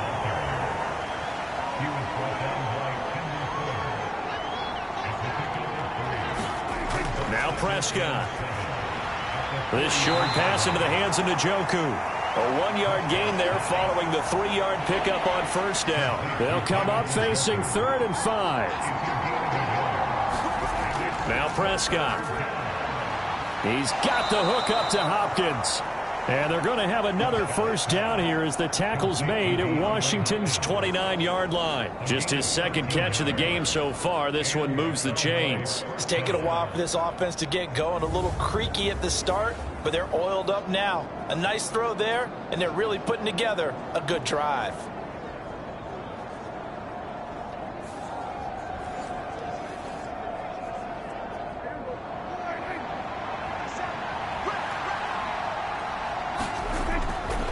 They'll run left with Pollard. And he'll go down here right around the 23-yard line. From the 23, here's 2nd and 5. Here's Prescott. Left side to Lamb. And he's going to be taken down right at the 10-yard line. Boy, everything clicking on this drive. He's 4 for 4 now, and that throw, maybe the best of the bunch. This offense is really humming, and they pick up another first down. So not quite a 1st and goal. It's 1st and 10 from the 10. Out of the gun to give to Pollard. And he is into the end zone for a Cowboy touchdown. Tony Pollard with his 4th rushing touchdown on the year. And the Cowboys take the opening kickoff of the 3rd quarter and drive right down the field to extend their lead. Sometimes you get a 1st and goal and you're back near the 7, 8, 9-yard line and you start thinking, maybe we'll run it here on 1st down to get half of what we need, so maybe we can have 2 or 3 shots for it from closer range. So this is a bonus right here. What a great run to work his way into the end zone. Aubrey good with a PAT. And that pushes the lead up to 11.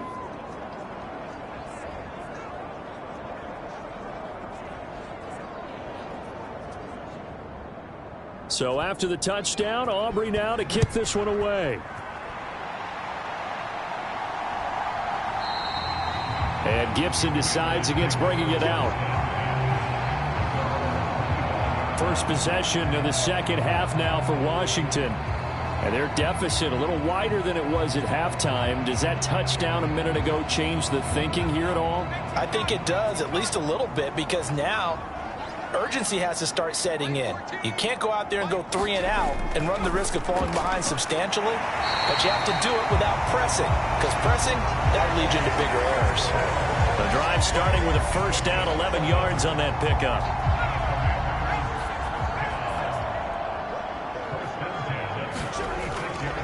They'll run this one right with Robinson to about the 40-yard line. These two teams getting a couple of late season tilts this year. Their first meeting was not too long ago, back in week 12. And it was the Commanders who picked up the road victory, so they'll be fighting for the season sweep in this one. Now a 2nd and 6. Operating from the gun. Howell hitting Samuel on the slant. A quick slant, good for 8 and a 1st.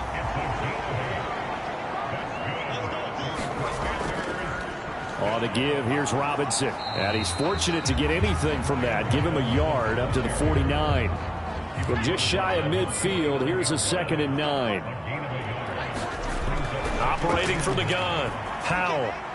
Throw right side complete to Dotson. And he's going to have another 1st down here as the tackle's made at the Cowboys' 38-yard line. 1 quarter remains here as the regular season starts to wind down. We'll return with more after this break. You're watching the NFL on EA Sports. So here's a 1st and 10 at the 38.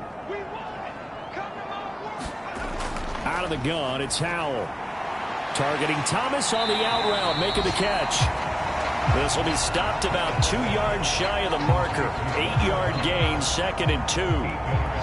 Nice rhythm throw there on 1st down. He located his tight end, made it a nice easy pitch and catch. Hoping he can break a tackle or two. Wasn't able to do that there, but still good yardage. Howell from the gun. And that is going to be incomplete as he led him a bit too much. Antonio Gibson, the intended target. And it's 3rd down and 2.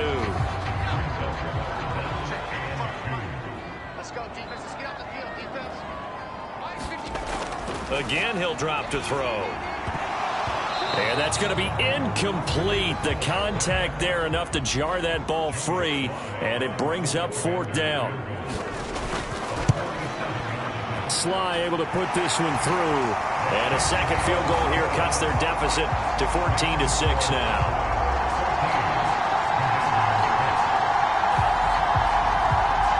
so they needed 2 scores to get back in the game. The field goal there, maybe not exactly what they wanted, but the necessary first step. There's still time remaining, and there's enough time to get it done.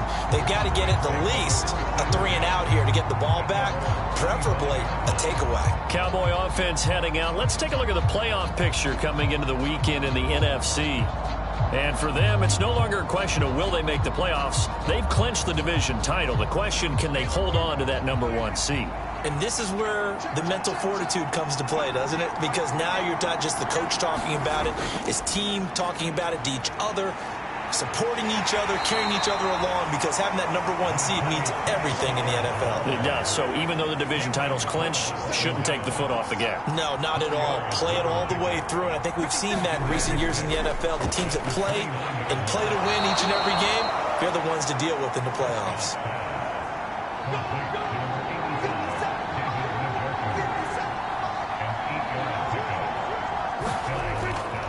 It'll be a handoff to Pollard, and this will be stopped at the 44. That one good for 7 yards. I'm sure that's going to be the formula. Just keep the ball on the ground, keep that clock moving. And when you have the lead this late in the game, above all, stay in bounds. Yes, take care of the football. Yes, gain yardage, but stay in bounds and let that clock tick.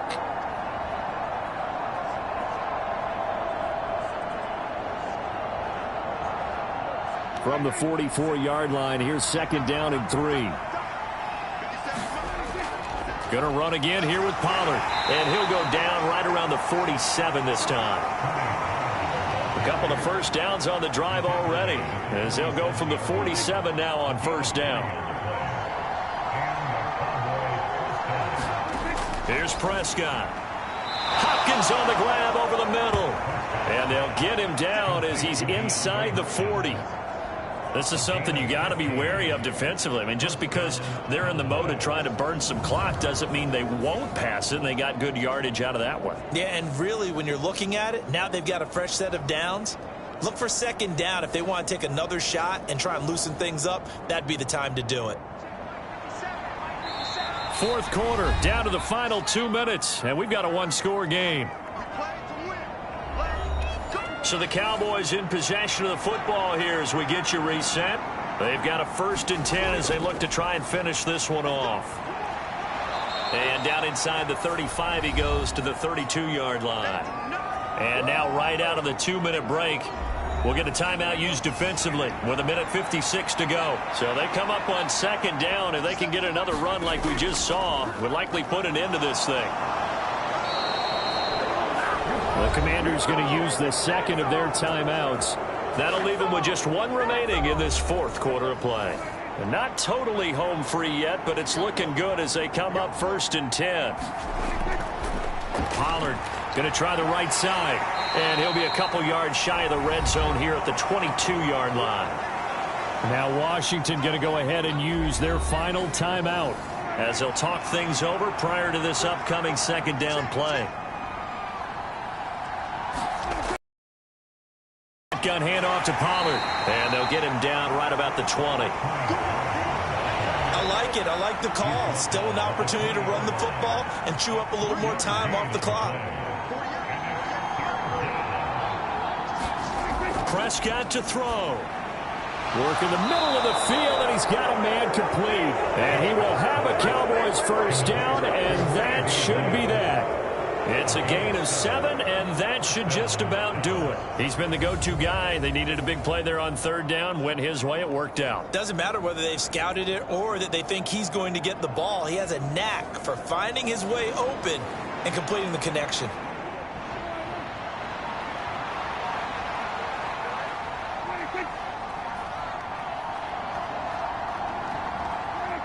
Prescott, he goes down to a knee, and that should just about do it.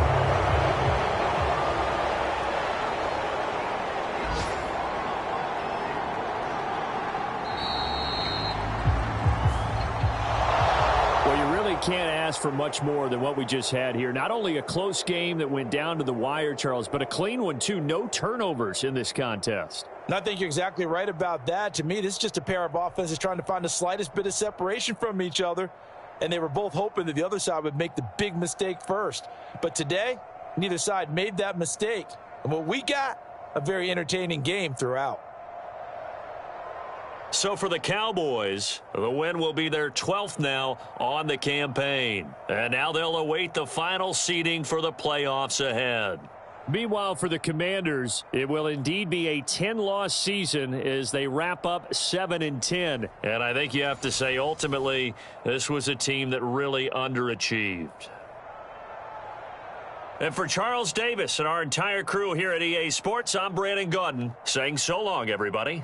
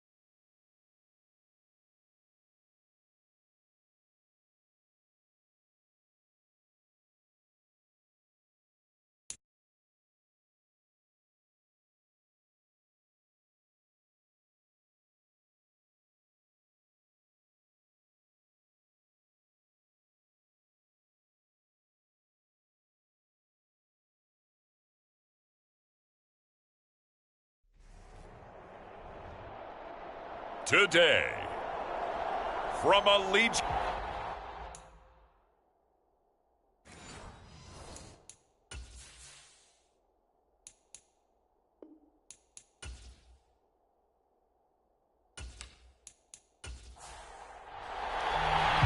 And we are underway at Allegiant Stadium. Here comes Hall. He's going to bring it out. And he'll be stopped right around where he would have been had he gone down to a knee, maybe a yard shy of there at the 24. So here comes the Raider offense now onto the field. They'll be led out by the veteran in his 10th NFL campaign, Jimmy Garoppolo. And Jimmy Garoppolo has shown that he can be a Super Bowl quarterback, but his biggest problem, his ability to stay healthy and remain on the field. When able, he's a capable quarterback prone to winning games both in the regular and postseason.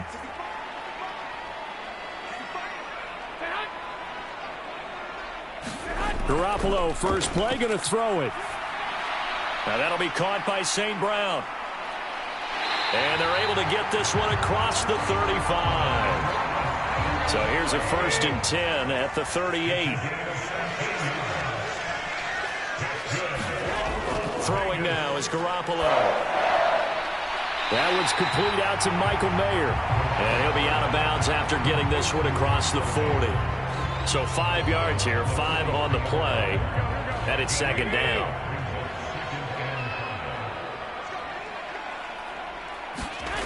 Garoppolo now. Looking middle, and that's complete. 2nd catch for him today, and it'll wind up a 1st down.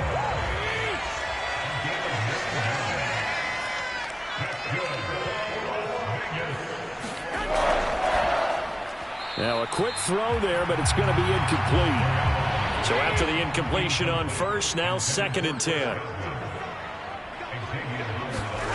Garoppolo looks to throw. He'll drop this one down to Mixon. And this is going to be another 1st down as they'll make the tackle at the Broncos' 37.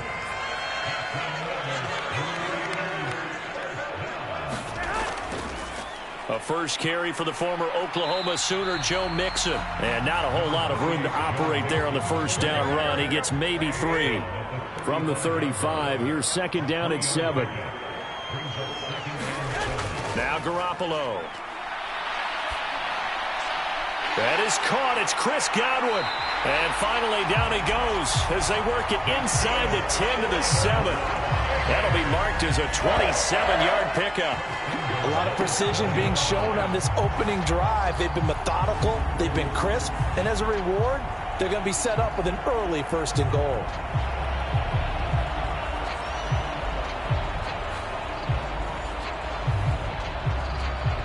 A terrific opening drive has them knocking on the door. 1st and goal. Garoppolo. He'll be hit and taken down at the 21. There's Charles Harris getting home for the sack. Well, there's still time to rectify this situation because the silver lining, they took a sack on 1st and goal. But that close to the goal line, that still definitely hurts.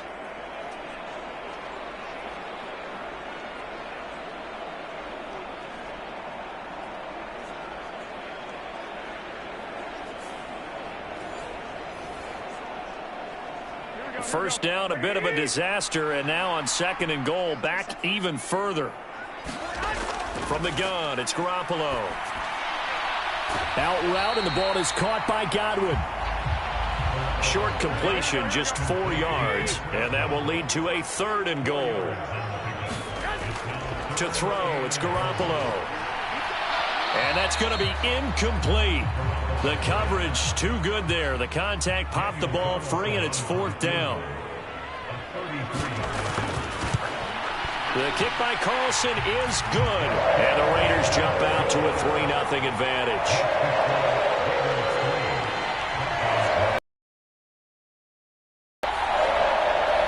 So he's been automatic to this point of the season, and he connects on the field goal there. And what a luxury it is to have a kicker you can depend upon, partner, because he hasn't missed all year long.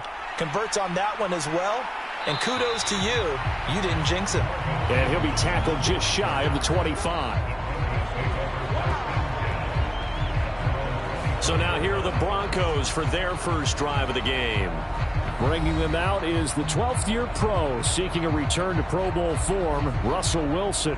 And similar to his nickname, Russell Wilson has a dangerous mix of skills, the ability to throw from the pocket and extend plays and throw on the run. Not to mention an absolute winner. Usually has his team in the playoffs competing for Super Bowl opportunities. They started on the ground with Eckler. And he's going to take this ahead for right around 3 yards, but no more than that. Second down. You look at this Raiders defense. This unit, they've struggled a little bit against the pass, ranked number 21 in the league. And I think you're going to see some changes in the offseason, whether it's through the draft, free agency, maybe even both. They definitely need some help in the secondary. Here's a throw over the middle. It's taken in by his tight end. And he's taken down, but able to slip across the 35. So here's a 1st and 10 at the 38. They go play action with Wilson. And he's going to lose a yard or two. Taken down behind the line.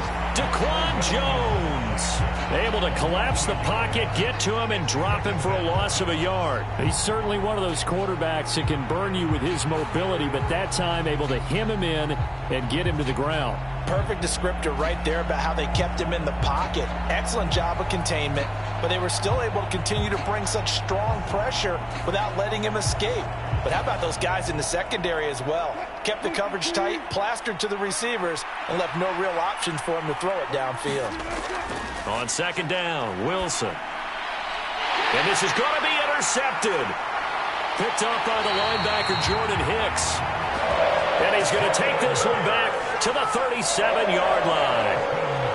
So this is something we didn't see at all from this offense in the victory last week. That's a turnover. They didn't have any, but giving the ball away here in the opening quarter. I love the surprise in your voice because it's exactly what you stated. Didn't see it last week, but it was a key to their win. And it'll be a key to this game as well, protecting the football. Didn't get it done there.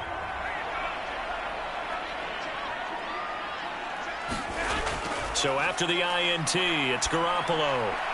Looking for Godwin, and he's got him complete. And they're able to get this one past the 30 to the 25-yard line. 3-0 after one on EA Sports. Second quarter from Vegas. The homestanding Raiders with a football here. They had to settle for 3 last drive, hoping this second go-around ends in 6. In good position, 1st and 10.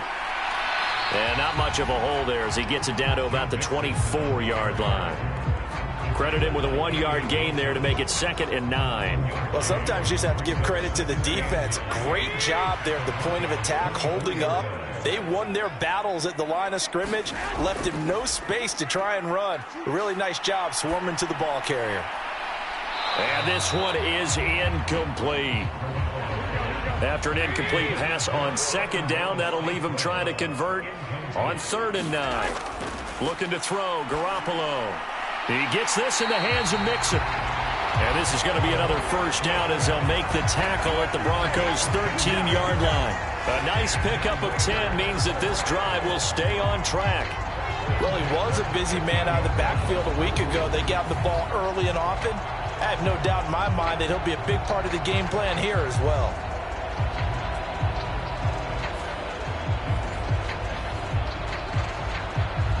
From the 13 now, they work on 1st and 10. Mixon with a 1st down carry. And this time not as successful as he'll get back to the line of scrimmage and no more. Officially nothing on that last run. They'll try again 2nd and 10. Once again, they run with Mixon. And he'll be taken down here at about the 11. 7th play of the drive forthcoming on 3rd and 8. To throw is Garoppolo. He's got his target. That's complete. Touchdown Raiders. Amon-Ra St. Brown. His 3rd touchdown now on the year. And they are able to add on to their advantage.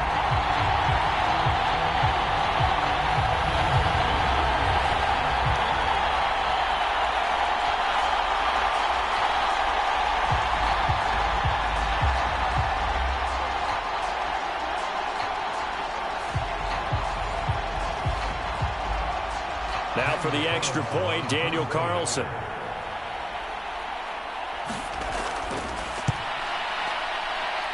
It's up and good, and that'll increase their lead to 10-zip. So that lines up a 7-play drive all told. And it ends with a Las Vegas touchdown.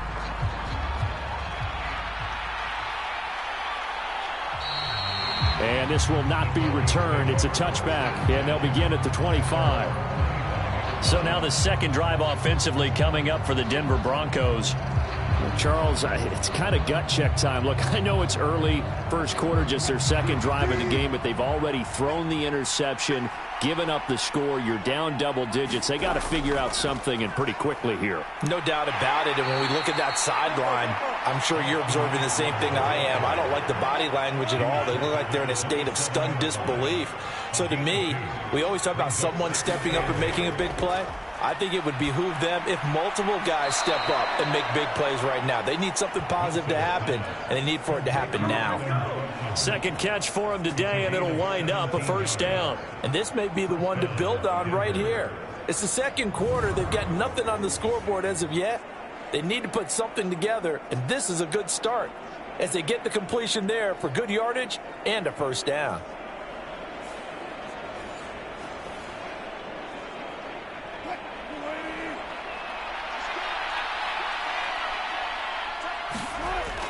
Running on first down, Eckler. And he'll get what he can up the middle, 3 yards. That'll bring up second down.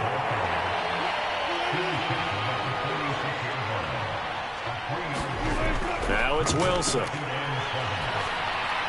A throw over the middle, taken in by Troutman. And he is tackled inside the 40, not quite to the 35.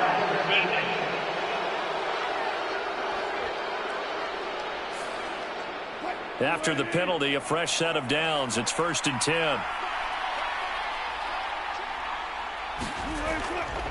A give. Eckler running to the right. And he will make his way back to where he started from, and that's all. As we will make our way to the 2-minute warning. Divine Diablo there to make the stop. Now a 2nd and 10.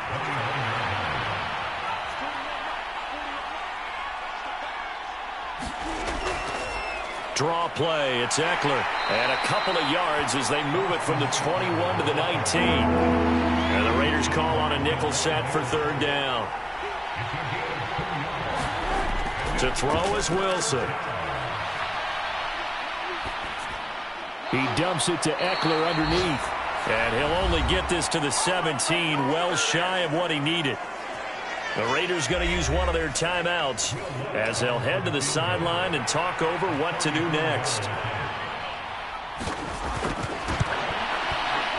The kick by Lutz is good. And they get themselves on the board here. It's 10-3.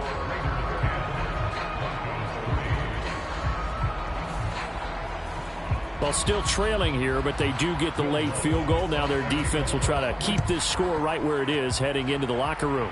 Yeah, and trailing at the break, you obviously don't want to go in off of a negative play.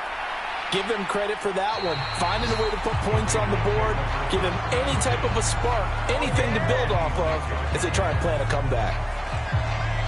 Now the Vegas offense heading back out there. There was still more than a minute to go in the half. Time to try to mount a drive. And I would think that they would have to. This is today's NFL. You got to push it whenever you get an opportunity. You can never have enough points with the high-powered offenses that you face. And analytics will tell you, try and score when given the opportunity. That's complete to his receiver, Godwin.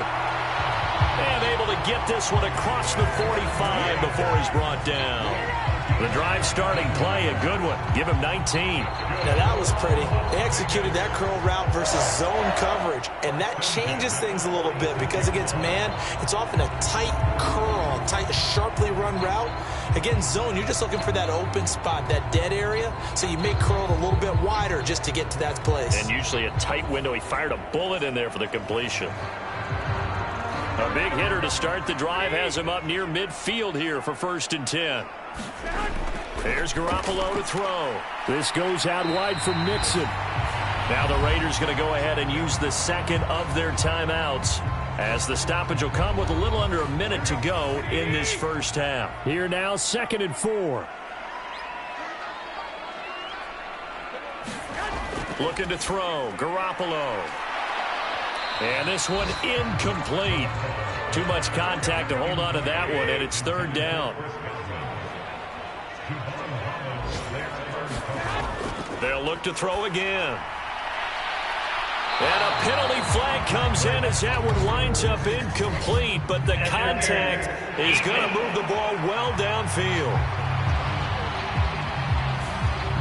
So instead of fourth down, first down. Well, so much for winning the down you put a lot of emphasis on, because third down is key for offense and defense. Instead, you're going to stay on the field and start a new set of downs. Garoppolo's throw into the hands of Hooper. And the result here, a pickup of 8. Leaves him with 2 to go on second down. That's a staple of this offense. Drag route to the tight end. Yeah, he's unable to use his size to break off much more yardage after the catch, but still an effective gain nonetheless. Now a 2nd and 2.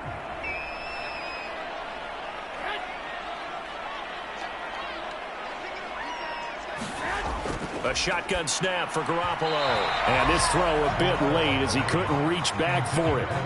I see the surprise in your face there, partner. That is a rare incompletion from him. He's been on point this entire game. He has percentage completion-wise way up. Not that time. Garoppolo looking to throw on 3rd and 2. Pass taken in by his big tight end. Now the Raiders going to burn their 3rd and final timeout as they stop it with 16 seconds to go in half number 1.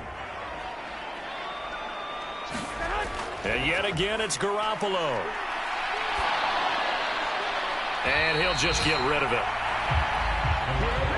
An incomplete pass on first down. Here's 2nd and goal. They'll stick with the passing game as he looks to throw. To Mixon on the check down. Oh, he's going to be brought down there in the field of play. And the clock will run, no timeouts. They will not have the chance to bring out the field goal unit. So we have reached halftime here in Vegas with the Raiders on top. As we are off to Orlando now to check in with Jonathan Coachman and our EA Sports Halftime Report. Coach? All right, Brandon, thanks very much. It's all down to this. Week 18 of the NFL regular season. Lots to be decided, so let's get right to it.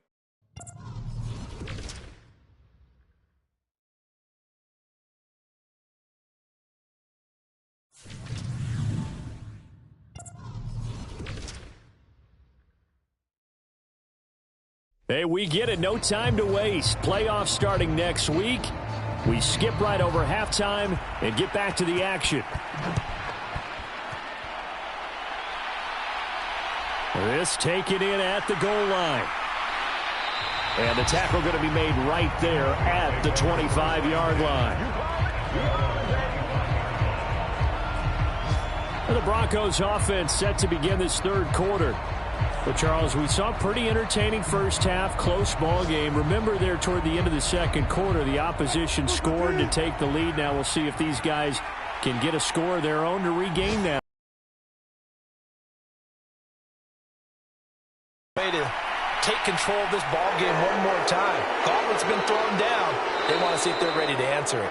And they'll get it up just short of the 45 at the 44. The coverage may be too good that time as he breaks away for 19 with his legs and a first down.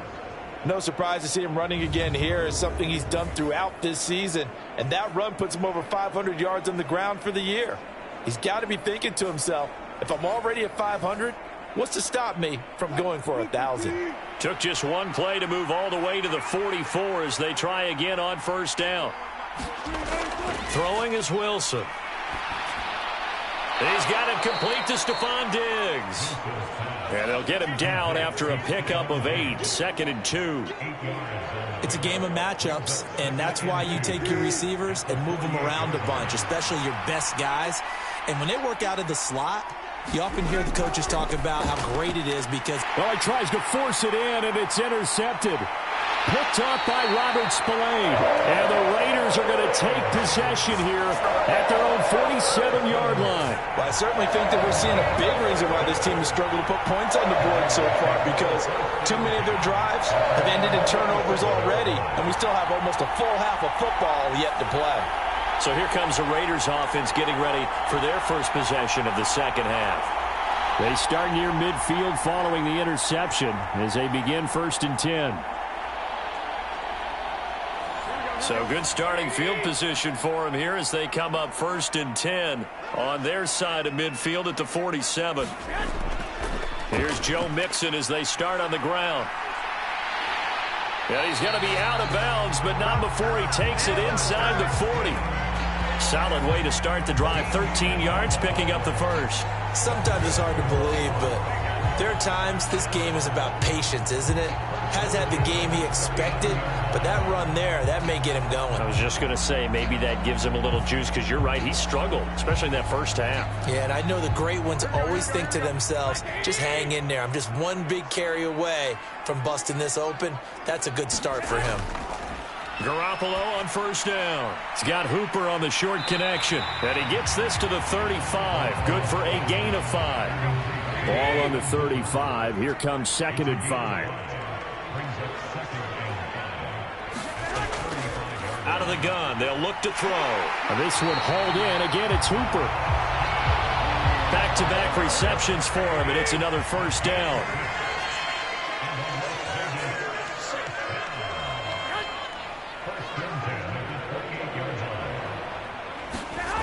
Working from the gun, Garoppolo dumps it off to Mixon. And inside the 20 before he's brought down. So from the 17 now, here's a 1st and 10. Now it's Mixon running right. And this time the yards won't come so easy as they'll in fact tackle him behind the line. He'll lose a yard there, and it's 2nd and 11. Well, we saw a lot of negative plays that resulted in plenty of lost yardage in the first half, and that trend is continuing here. On 2nd down, here's Garoppolo. They'll set up the screen here to Mixon. So the screen good for only 2. Now it's 3rd down. They'll come to the line here needing 9 yards to pick up the first. Throwing is Garoppolo on 3rd down. That is caught at the 7. Well, this is going to depend on the spot, but it's not a very generous one. He looks to be about a yard or so short.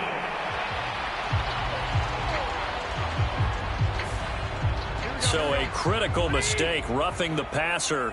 Now it's 1st and goal. He'll look to throw. And this is caught. Touchdown, Raiders. Chris Godwin from 4 yards out. And the Raiders go up by 2 touchdowns. That seemed pretty ideal there for the offense, Charles. You take a little bit of time off the clock here in the 3rd quarter, decent length drive, and you pad your lead as well at the end of it. And what it does is let you feel like you're in control of this game, even more so than a 2-touchdown lead, right? Because you have taken that time off, as you noted, which means they couldn't get you off the field. You ran your playbook the way you wanted to, and you gave your defense some rest. What a big-time drive in that situation. Set now to kick this one away, and off it goes. And it'll come out to the 25 as he will not attempt to return. Denver's offense now set to go. And here we are almost through 3 quarters of play, and this passing game still has not really found any kind of rhythm. Put it mildly, because they're not even over 100 yards yet. And in today's NFL, where it's a pass-first league, that is quite surprising. Not many teams patient enough to stick with the run. Everybody wants to advance the ball through the air. They've got to get their timing back. Just a yard on the pickup there, and it'll bring up a 2nd and 9. Well, it's time for them to be good teammates right here. And what I mean by that is possess the ball for a little while. Get at least 2 first downs. Give their defense a chance to settle down a little bit after they give up a touchdown. There's Wilson to throw. A short one to the tight end, Troutman. A gain of 8 there on the play. And it'll leave him with 3rd and a full yard to go.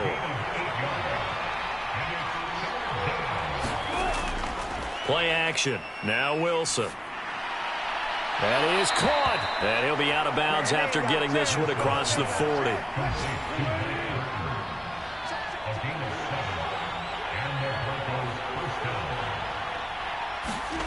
On 1st and 10, it's Wilson. There's Stephon Diggs for the catch on the slant. And he'll go down, and that will do it for the third quarter of action. 1 quarter remains here as the regular season starts to wind down. We'll return with more after this. You're watching the NFL on EA Sports. So here's a 1st and 10 now in Raider territory at the 45-yard line. And he can only manage to get a couple. 2nd and 8 coming up.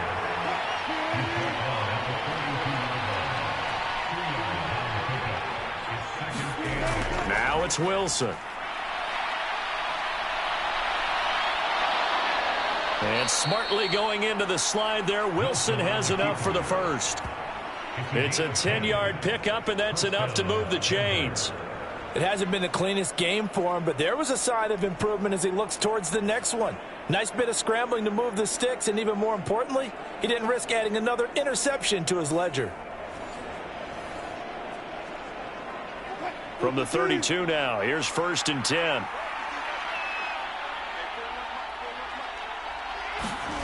Here's Wilson.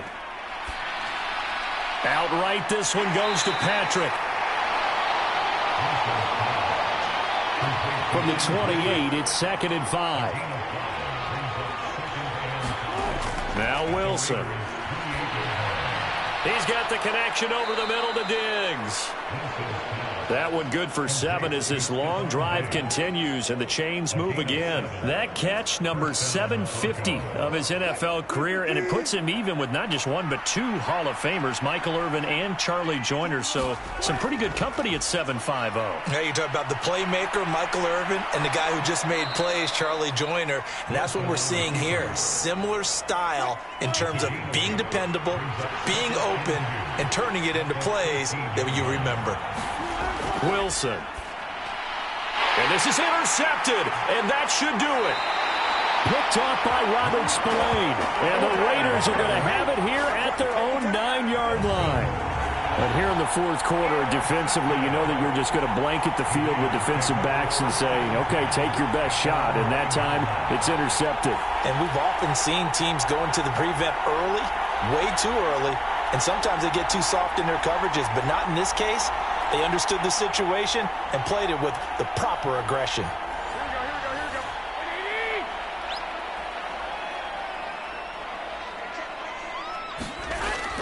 They try to eat some clock with Mixon. And he'll be upended at the 18. That's a very helpful pickup of 9 after the play began at the 9. 2nd down and a yard.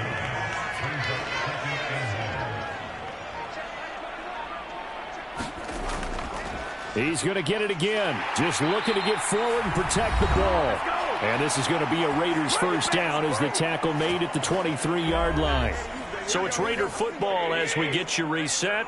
And the scoreboard on their side, they're just looking to melt away these final couple of minutes and put this one in the left-hand column. And quickly, we're going to get another stop here with 1:54 left as they call the timeout defensively. 2nd down and 6 now.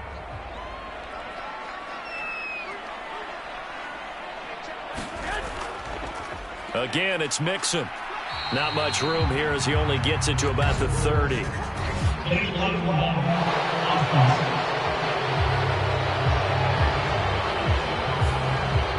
And they'll accept that penalty. After the penalty, it's Mixon. Gets through and now an opening. And he's going to be taken down here with a penalty flag on the field.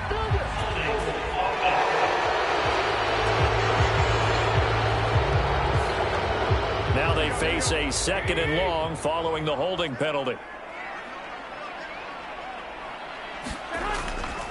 Inside handoff to Mixon. And that closed up quickly there as he gets it up only to about the 17. Now the Broncos going to use the 2nd of their timeouts as they'll head to the sideline and talk over what to do next.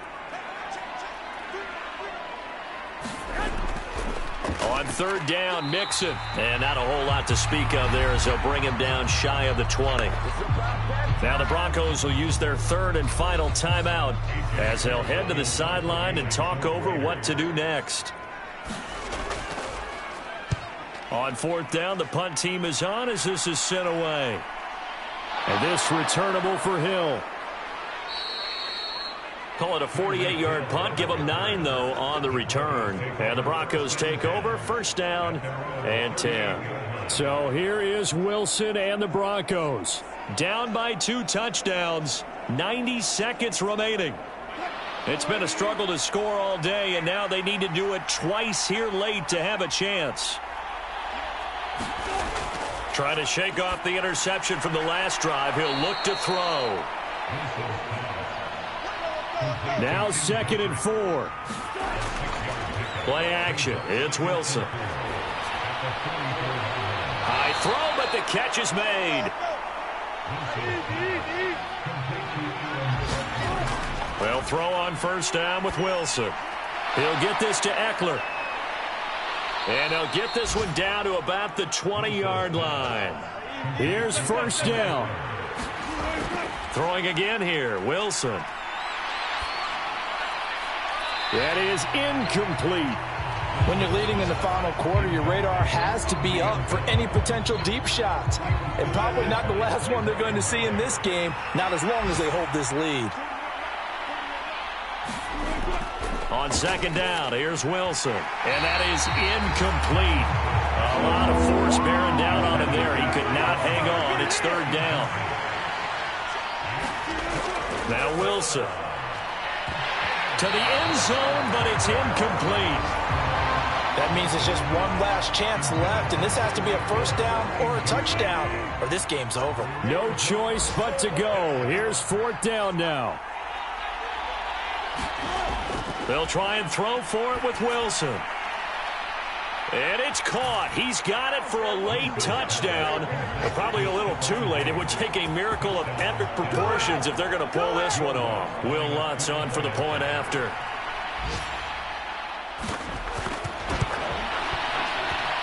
And it's up through the goalposts. It's 17-10. So that drives 7 plays in length. So they'll line up for the onside kick. 18 seconds to go. And it's finished off by the touchdown by Stephon Diggs. And this is going to be recovered by the hands team. And that should just about put a capper on this one. They had to go for it with no timeouts remaining, though now. This one's as good as over. They gave it an effort. They tried their best, did everything they could to try and get the ball on the onside kick. You're exactly right. They had to try it. It was their only option. And now this game is done. Just take it, kneel, and call it a day. Charles, in these lower scoring games, you know it better than anybody. Points are at such a premium, but taking care of the football is king. They played turnover free from whistle to whistle, and they come through with a victory. Yeah, and that's what won them the game, because even doing it that way, being that clean partner, they weren't able to really run away with this game. So that tells us just how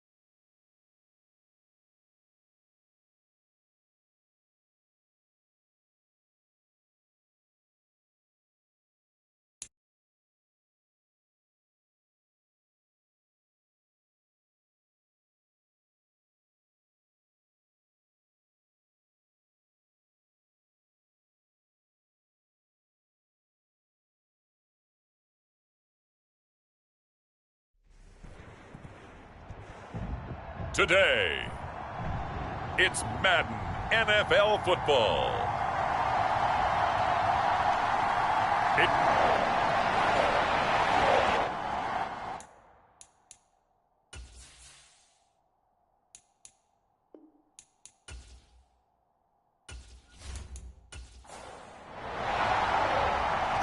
Just about time to rock as toe gets ready to meet leather. And we are underway from Cincinnati.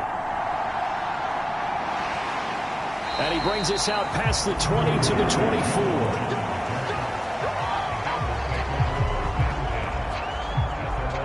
Here come the Bengals now to take over. And bringing them out is the rare southpaw in his 4th year, coming off his best season as a pro, Tua Tagovailoa. Well, his ratio was good last week. Most quarterbacks are really excited about a 3-to-1 ratio, but it's flipped in the wrong direction. He threw 3 interceptions, not touchdown passes, and he only had the 1 TD pass in that game. So he's trying to turn that around and find a way for his team to win. Tua's throw here into the hands of the receiver, Judy. This will be stopped about 2 yards shy of the marker. 8-yard gain, 2nd and 2.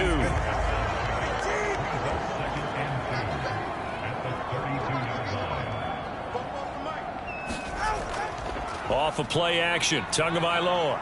He's going to look deep for more. A battle for it, and it's intercepted.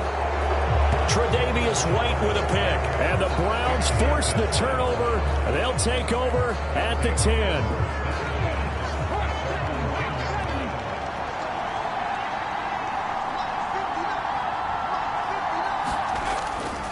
Play action.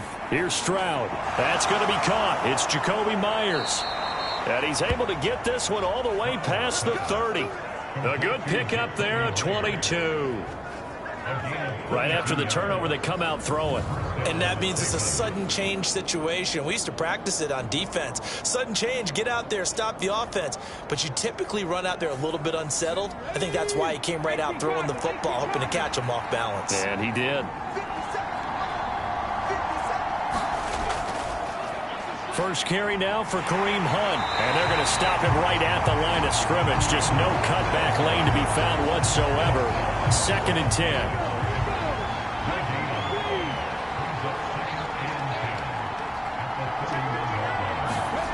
Now Stroud. Hunter Henry brings it in. And they get him down, but not before he takes it across the 40-yard line.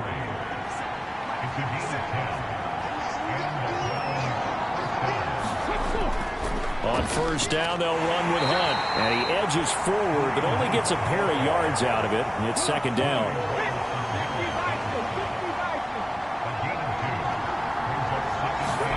Here's Stroud. Open man is Myers. So the completion good for 7 there. And that'll bring up what looks to be a 3rd and inches. Can't be more than a half a foot. Stroud. Able to find the open man. That's complete. And he is going to have a Browns first down, and he'll have it by plenty as they're able to keep the drive alive on 3rd and inches. Well, they clearly wanted to come out, Charles, and be aggressive throwing the football, and they've been pretty efficient along with that aggressiveness. He's now 4 of 4 on this opening drive. Yeah, and that's led to a fresh set of downs. I like what he's doing back there. You can tell he's at ease. Feels good about what he's doing. And I think if I'm the play caller, I'm reading that. I'm continuing to let him throw the football. Now they'll throw it with Stroud here, 1st and 10. Swings this out for Hunt. That will go as a pickup of 7 on the 7th play of the drive. Here's a 2nd and 3 now from the 33. Throwing now is Stroud. Throwing quickly there, but it's incomplete. Here comes play number 9 now as they come up on a 3rd and 3. Throwing again is Stroud. And he completes it to Hunt. Only able to gain a couple there. And that'll bring up 4th down.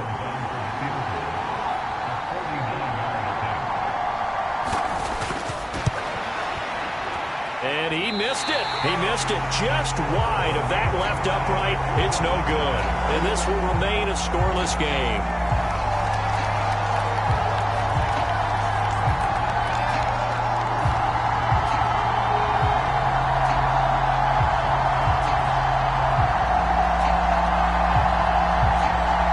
offense on their way out as we look at the playoff race in the AFC. And it's all come down to this, hasn't it? Final week of the regular season. As this year's playoffs play out anything like the regular season has gone, could be in for a wild and fun month of January. And we can break the rules because we can look ahead. All right, there's not a coach out there that's ever said to their team, all right, let's look three weeks down the road. It's always right here, right now. Forget that. Think about what the playoffs are going to look like.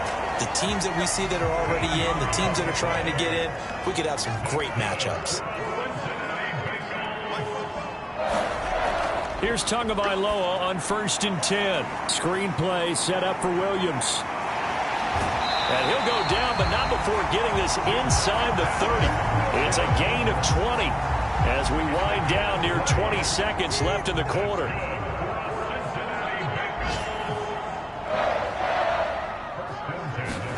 On 1st down, Tagovailoa. And that's going to be knocked away and incomplete. And with it, time has expired on the first quarter.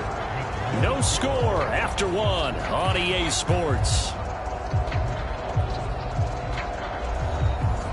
2nd and 10, a very chilly day here, but no snow. And I got to say, if it's going to be this cold, I want snow. You should see Charles' face. He's looking at me like I'm crazy. And that one off the mark behind him, incomplete. Tua setting up shop to throw again. This one swung out to Williams. And he'll be stopped at the 27-yard line, well short of the first down marker. They'll get only a yard out of that, and it'll bring up 4th down. As a defense, you're more balanced when you're in zone coverage because you're able to keep your eyes on the quarterback and see the play develop in front of you. They're able to keep the quick pass in front of them and stop it right at the line of scrimmage. So on 4th down, on is Evan McPherson and the Bengal field goal unit. The wind is at his back here in the second quarter. McPherson's kick is good. And the Bengals are on the board first here. It's 3-0.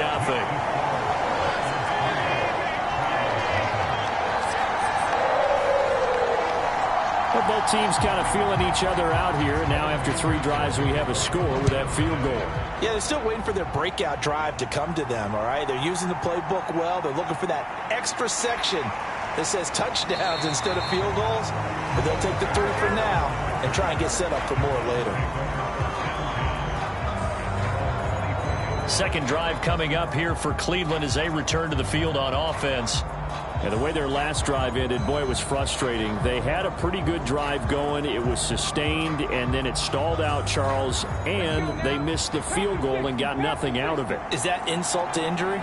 Because they had such a sustained drive, as you noted. So you know for the head coach, it almost felt like a little bit of failure to send out the field goal unit and then to not even see the ball go through the post. What a bummer on that last drive for them. Got to pick themselves up from that one. So the yellow flag came out, and that leads to a new set of downs for this offense. 1st and 10.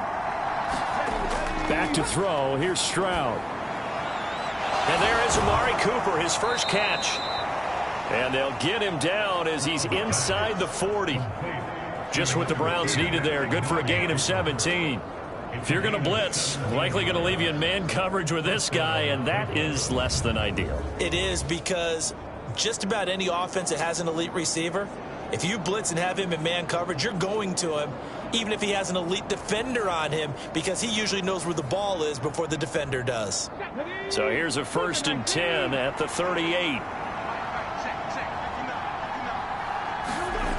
And Stroud now to throw. That one is caught by Hunt. And he's out of bounds. Almost gets to the 10. The 2 big plays right in succession as this one goes for 27. Yeah, big play there. And when you have a running back that you can use like a wide receiver, when he has that kind of versatility, you do as they did there. Get him out of the backfield and give those defensive backs something else to worry about.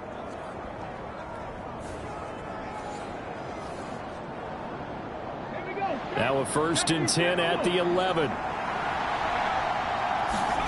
Stroud to throw it. Another completion here to Hunt.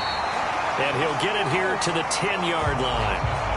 It'll be a gain of just a yard, and that's going to bring up second down.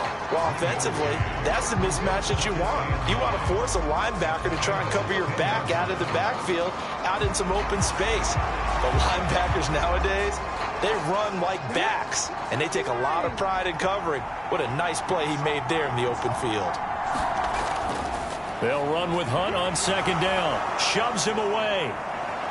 And he'll barrel his way into the end zone for a Browns touchdown.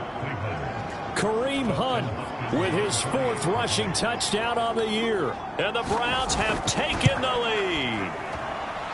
Extra point good by Hopkins. And that makes it a 7-3 lead. Just a 4-play drive that time. And Kareem Hunt, the one to finish it off, as he did so with a touchdown run. The kickoff team on the field now as they will send this one away. No run back here for Jones. A touchback. The Bengals drive about to get going. And after the field goal last time, let's see what they can get here. At least they got points out of the last drive, Charles. I never met an offensive coach that didn't want to drive to end with a kick. Most of them want to end with a PAT, right? In this case, a field goal, they'll take it. Way better than the alternative, which is a punt. Yeah, but you've met fan bases that wanted that. They weren't happy with that field goal. I haven't met a fan base yet that wants to drive to end with a kick other than the extra point. That's it. They'll try and run for it. Here's Williams. And he will have a first down as they get him to the ground at the 37. A third down gain of 3 yards, and that'll be enough.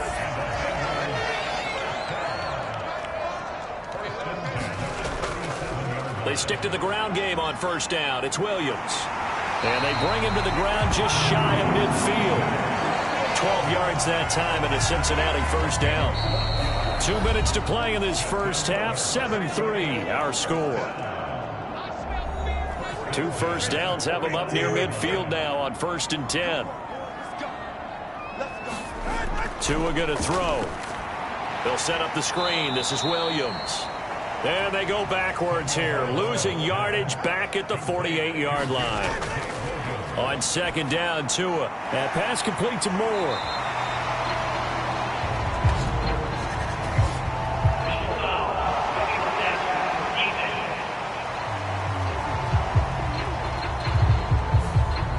After the penalty, a fresh set of downs. It's 1st and 10.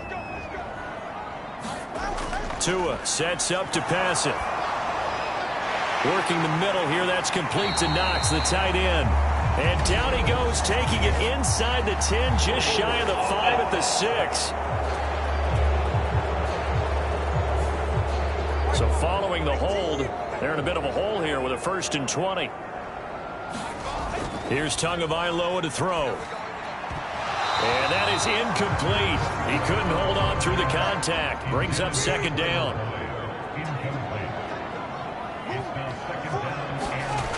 Going to the air, Tagovailoa. A throw out wide, going to be incomplete. A long way to go here on 3rd down for the 8th play of the drive. Throwing now is Tagovailoa. That's caught left side by Judy.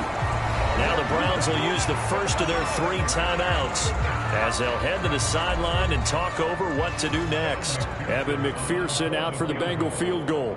Made his first, this now from 42 yards out. McPherson's kick is good. And they'll get it back within a point at 7-6.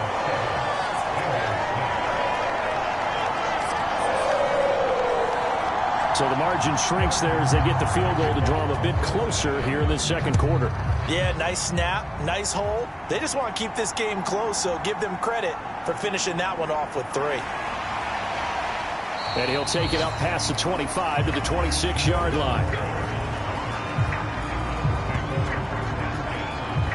The Cleveland offense ready to go.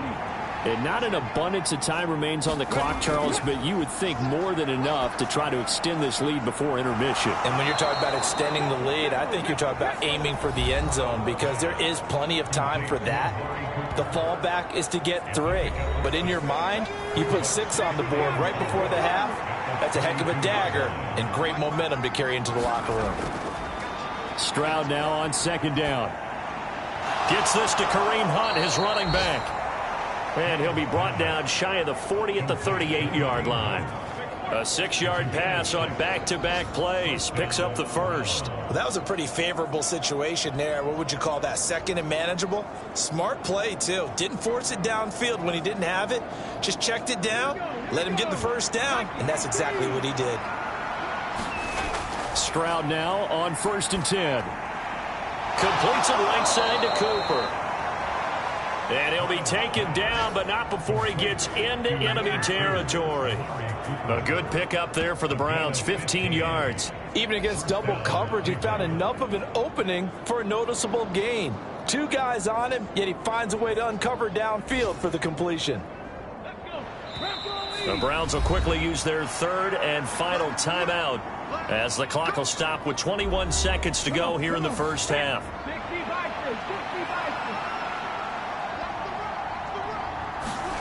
On 1st down, here's Stroud. Right back to Cooper, and he got him again. Oh, he's brought down. And remember here, no timeouts left. They got to get to the line quick.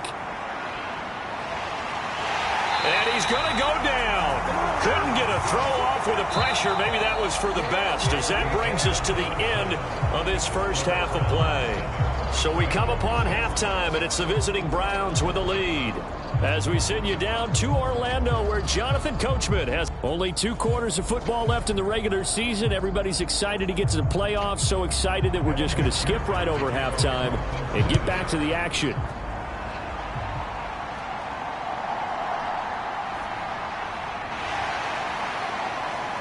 And not much happening on the return as he'll get this to about the 23. The Browns offense set to go to work to begin this 3rd quarter. This offense set to begin the 3rd quarter. And, Charles, if they had a checklist of things they wanted to accomplish in the first half, certainly at the top of that list would be having the lead, and they've got that here. That's always the most important box to check, isn't it? But also, they've had some success in their passing game, so probably an empty box establishing the run. They're on pace for fewer than 100 yards in this one, so now they want to make sure that they get that going so they truly have a control in this ball game, and down the stretch, being able to be balanced, either throw it or run it, and try and win this ball game. And a pretty good burst there as he'll get this across midfield and down to the 46.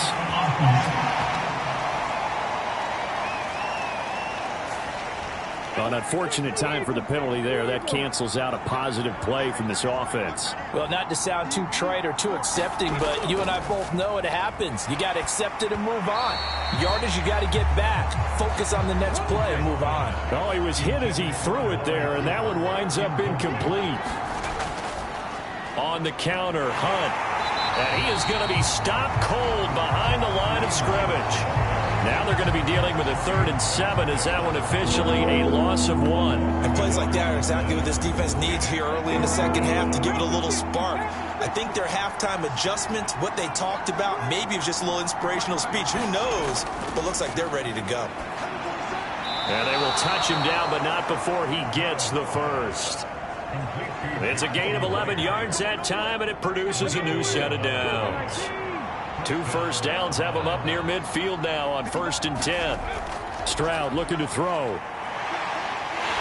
The Bengal pressure gets him that time. Down he goes. Tui Pulotu from his outside linebacker spot, forcing the sack for a loss of 8. The 2nd down throw now from Stroud. Wide open, Amari Cooper.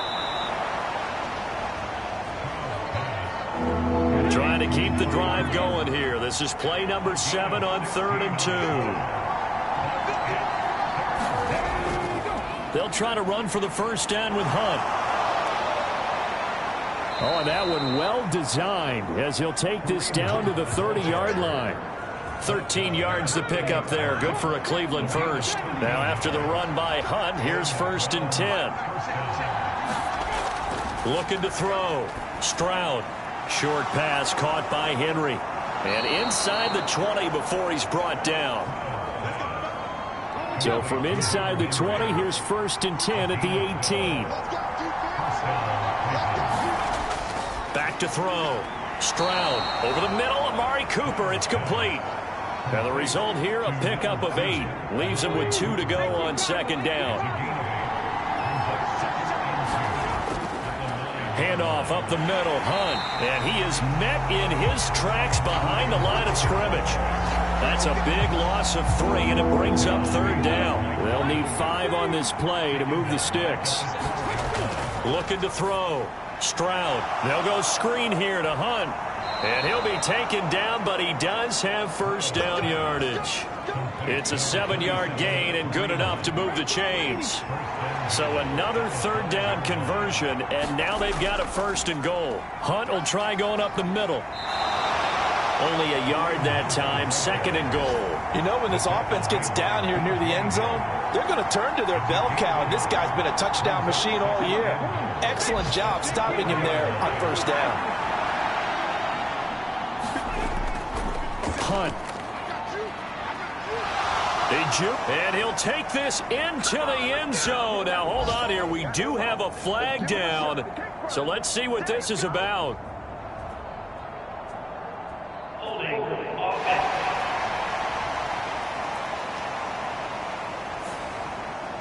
Joel Bitonio, one of the steals of the 14 draft, the culprit there. And they're not going to get to the line to run another play. So we will switch ends as the third quarter has come to a close. This is the National Football League on EA Sports.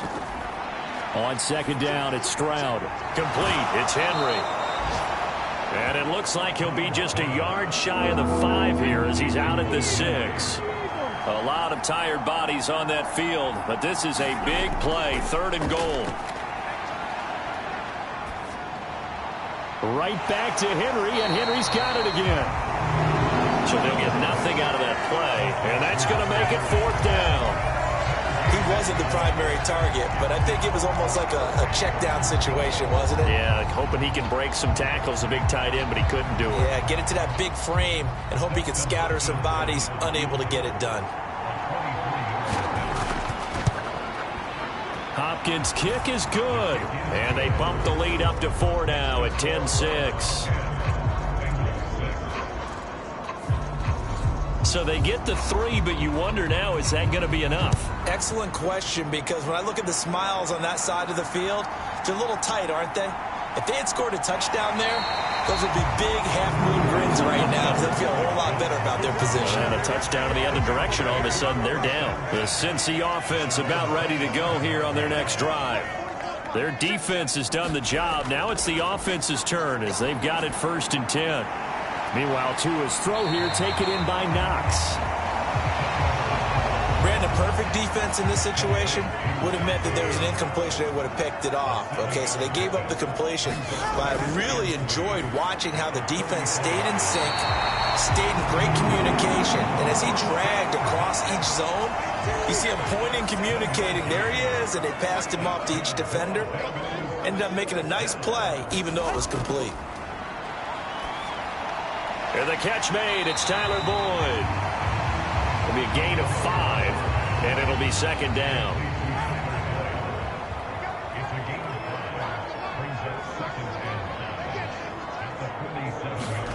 Now Tua.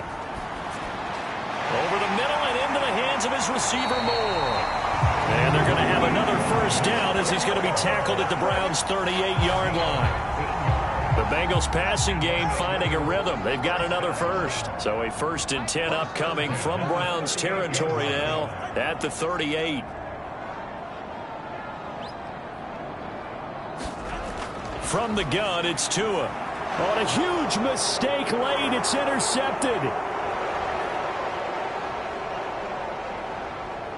And he takes this one back into the end zone, and the Browns defense has a touchdown. Make it back-to-back weeks now with a pick 6 for him. He had one a week ago. Talk about being in the groove, and what are the odds of what we're seeing right here? You don't see it happen very often. Listen, if you get a pick 6 in a season, it's been a big year, let alone back-to-back weeks. I'll tell you this, I wouldn't play cards against this guy in the locker room. So they'll get another shot on offense following that pick 6, and now the kick is away. And a good return as he'll be stopped just shy of the 30-yard line. Here's 1st and 10.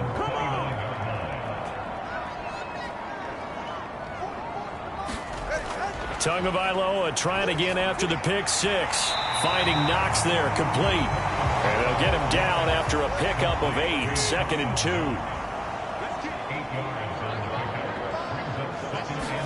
2. Looking to pass. Tua. Able to find Ertz. And he's able to get this one out closer to midfield across the 45. So the Bengals in possession of the football here as we get you reset. They've got a 1st and 10 as they search for a late score. It's Williams on the catch. They'll come up now on 2nd down. Throwing Tua. And he's got the hook up to Moore. All 3 timeouts remain, but they've got to score quick. It's 1st and 10. Tua hit, and the ball is out. And now this ball picked up by the offense. But here in the final 2 minutes of the game, this will be blown dead. Only the fumbler can advance the football. So this will go back to the spot of the fumble. Hit as he throws. He lost the football. It's loose. And the defense says they have it. They do. 1 play into the ball game, an early turnover.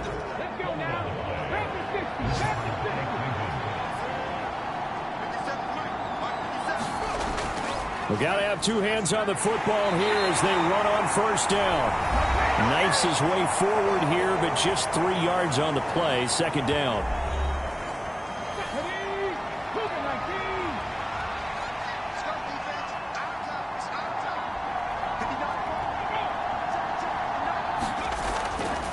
Now they show jet sweep, but instead a run up the middle here.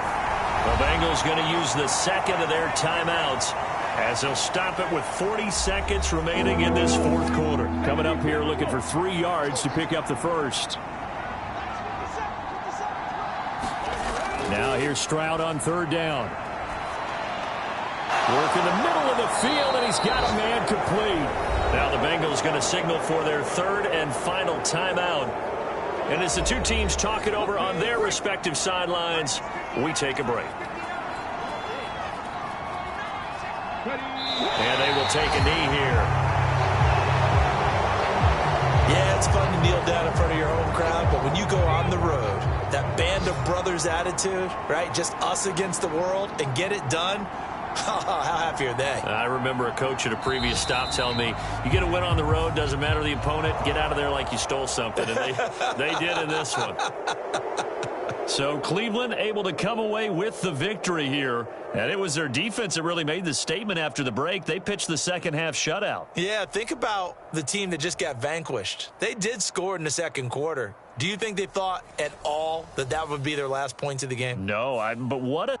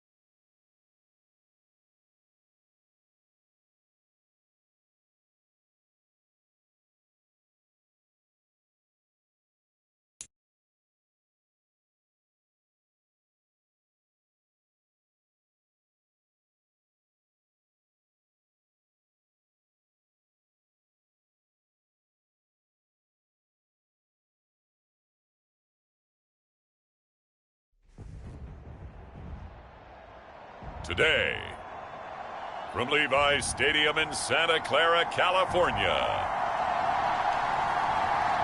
it's Week 18 of the NFL on EA Sports.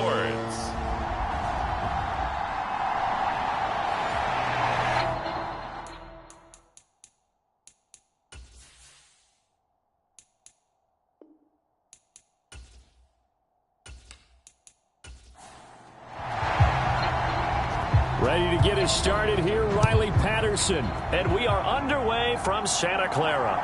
Taken at the goal line. And he'll be stopped up at the 25. So here's the first drive now for the 49ers. And leading them out, a man who has led his team to the conference championship game the last 2 seasons, winning it 2 years ago. Here's Joe Burrow. And last week's loss came despite a clean game on his end, throwing the ball with 2 touchdowns and 0 interceptions. His job this week is simple. Do it again. Continue to avoid turnovers and hope that what sunk them last week resolves itself this time around. They start on the ground with McCaffrey. And he's going to be dropped following a pickup of 7 past the 30 to the 32. They'll operate from the 32-yard line here, 2nd and 3. Burrow going to keep it running right. And this won't be enough to pick up the first. A gain of 2, 3rd and 1.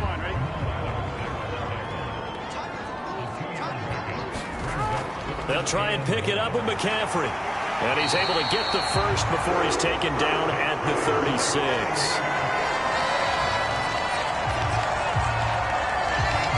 These 2 teams, they met up earlier in the year, back in Week 2.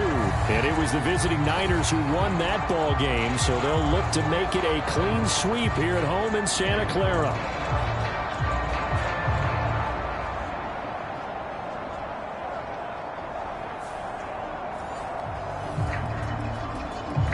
So from the 36 now, 1st and 10. And now they will throw it with Burrow. And that's going to be incomplete. Too tough to hold on to that one. It's 2nd down. Now it's Burrow. And the Rams got him. They bring him down. Bobby Brown forced his way through, drops him for a loss of 10 yards. Now that was a passer's nightmare. The front door totally shut down by the defense, so he kept going backwards, hoping to find another avenue of escape. It didn't exist.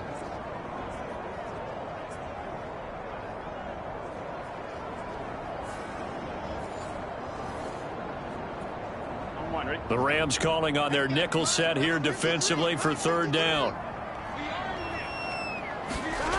Burrow looking to pass.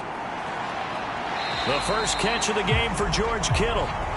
And he'll be knocked to the turf right there as he gets it up to the 43.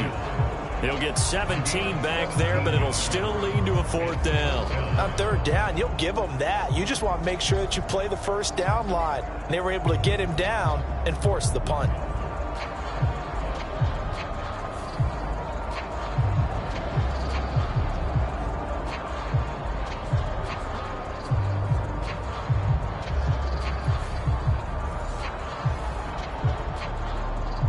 On 4th down, the Niners trot out Mitch Wishnowsky to punt the football.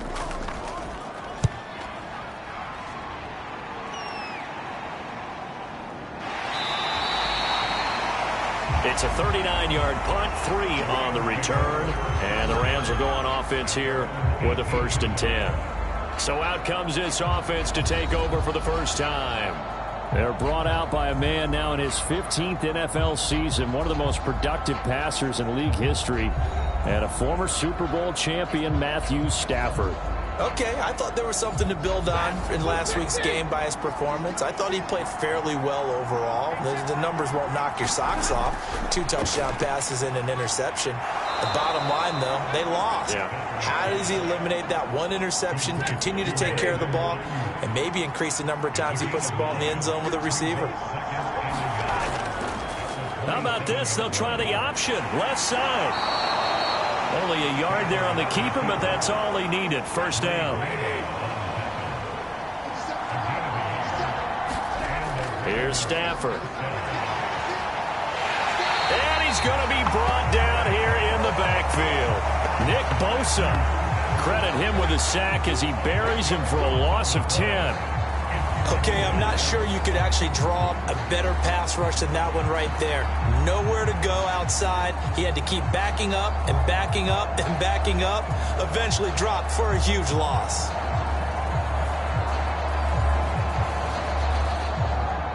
So now 20 yards to go on second down after the sack. Work to be done. The tight end in motion right. A first run now for Kyron Williams.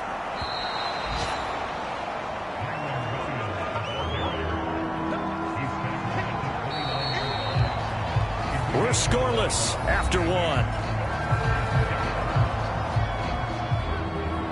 The Rams with the football here to begin the second quarter, as they've got it with a third down coming up. Right where this set of downs started, they need a full 10 here to pick up the first down and move the chains. Throwing on third down, Stafford. And he will not be able to hang on through the contact. It's incomplete. The coverage strong, and now it's fourth down. So they're forced to punt on fourth as this one's away. And the fair catch is made at about the 27-yard line. It'll be a 39-yard punt, no return. And the Niners will go on offense, first and 10. Back out there comes the 49ers offense ready for their second drive. So, Charles, the season winding down, the playoffs obviously not in their future. As they look ahead to the offseason, what spots do they maybe need to fill? Well, I think that they like the guy who's calling the plays and throwing the ball. I think that he's a pretty good player. Needs some help, I think, on the perimeter, though. Help him out with receivers, because I think if he gets an upgrade there, his play gets that much better, too. So they'll go ahead and accept the penalty.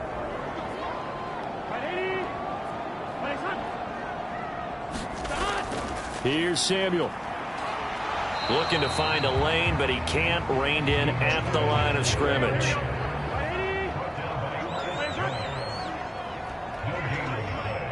In motion right, Debo. He's going to handle it on the touch pass. Nifty move. And he's able to take this one up to the 35-yard line. Third down and one.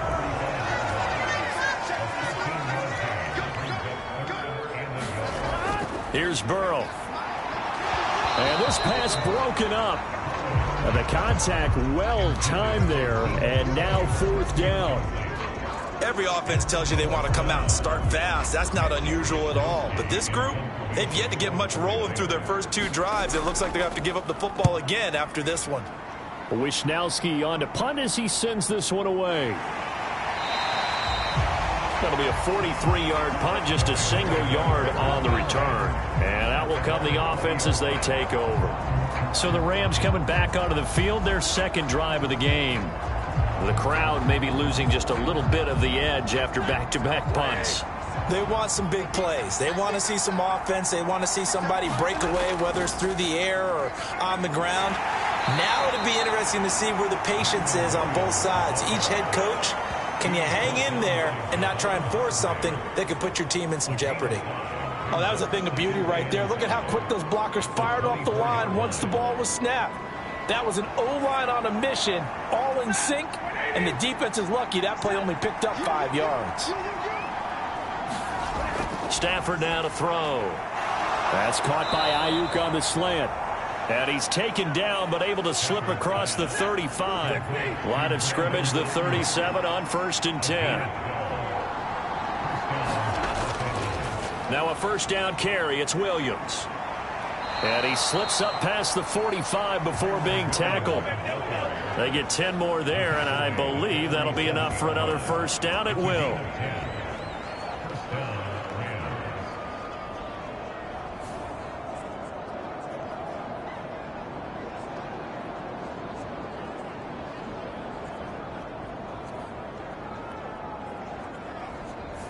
Second quarter, 2 minutes to go. Tie ball game.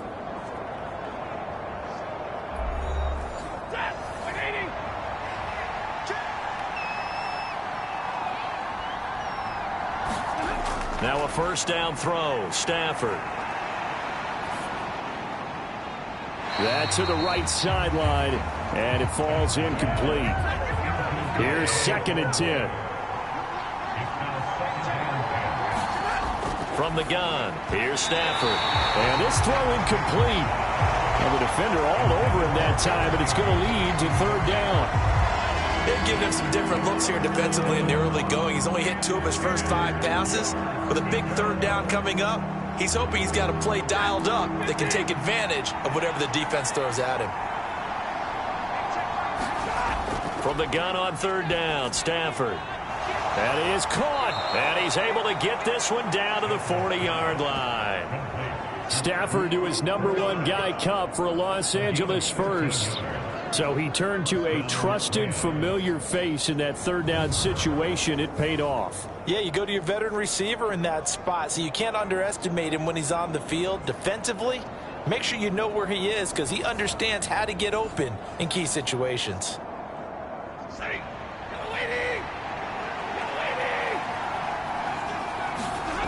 Again, it's Stafford.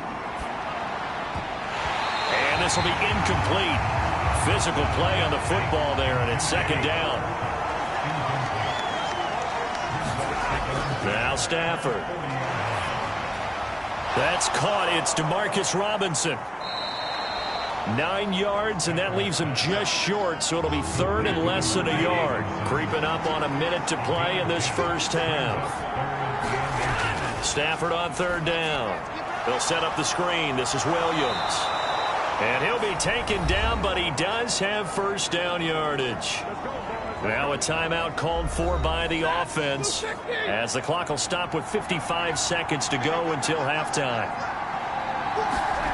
Stafford on 1st down.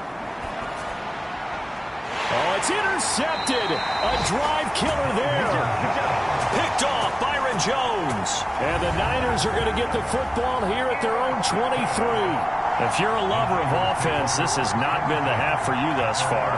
Luckily for me, though, I'm sitting next to a lover of defense, and we have had plenty of that, including that interception. Yeah, and I mean, that still makes it a great game, doesn't it? Everybody talks about if the ball's not in the end zone and points going up on the board, it's not as much fun. I love these defensive battles. Something's got to give with these turnovers. Who can convert them into points? First down. Here's Burrow. Open man is Juwan Jennings. And up to the 35 before they're able to knock him down. The 49ers now going to use the first of their timeouts as the clock will stop with 45 seconds to go in the first half. They will throw on 1st down with Burrow. That one tipped, and it's incomplete. Well, good hands there defensively at 2nd down. Off the play fake, here's Burrow. Oh, into a sea of defenders and intercepted. Picked off by Jamal Adams. And to the 40-yard line, that's where the return stops.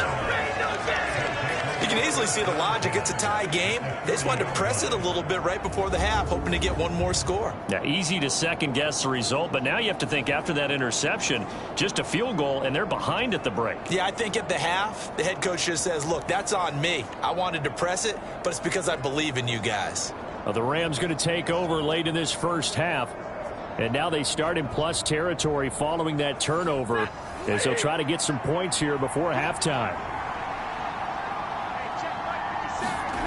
Trying to shake off the interception from the last drive. He'll look to throw. And that is incomplete. He couldn't hold on through the contact. Brings up 2nd down.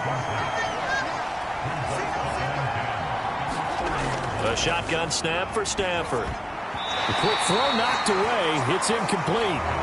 So back-to-back incompletions, and that has him staring at a 3rd and 10.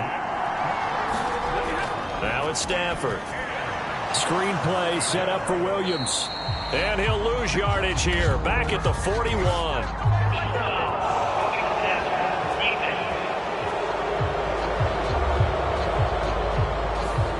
Ouch. You thought you had the defensive stand. Roughing the passer wipes it out. What does every defense talk about? 3 and out, right? Thought they were able to get off the field. Not so. Stafford's throw, it's complete into the hands of Higbee. Now the Rams will signal for a timeout, their second, as the clock will stop with 20 seconds to go in the first half. Meanwhile, Stafford's throw complete here to Ayuk. The Rams going to be forced to use their third and final timeout. And with halftime on the horizon, they'll be out of timeouts from here forward. And now a throw on first down there, but it's incomplete. So an incomplete pass a moment ago, and that leads to second and goal. Throwing is Stafford. And he comes back with one complete. And he takes this down to about the 2 before going out of bounds.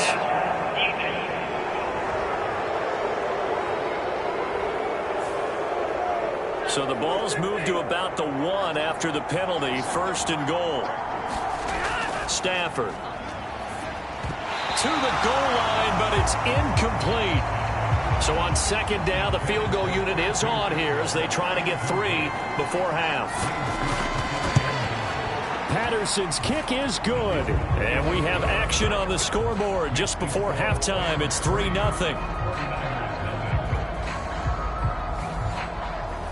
So, Charles, they get to them with their first turnover of the game and then make it hurt a little bit extra with a field goal. And anytime you give the ball up, what's the first thing a coach tells his defense? Don't let them score off of this. You've got to put out the fire. In fact, in 2021, that's what one NFL coach termed his defense. The firemen. Go out there, guys, and don't let them put some points on the board. So we've reached halftime. All we have to show for the first half, a lone field goal. 3-0 our score. As we'll send you back over. Only 30 minutes left in the regular season, and everybody's excited for the playoffs, so we're just going to forget the halftime show and get back to the football.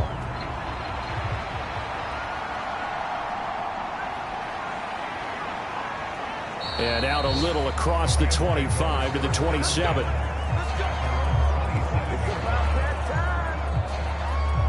Out come the Rams. They'll have it first here to begin the third quarter. Their defense has pitched the shutout. Now they probably need to deliver a little breathing room, maybe make it a 2-score game as they've got it first and 10.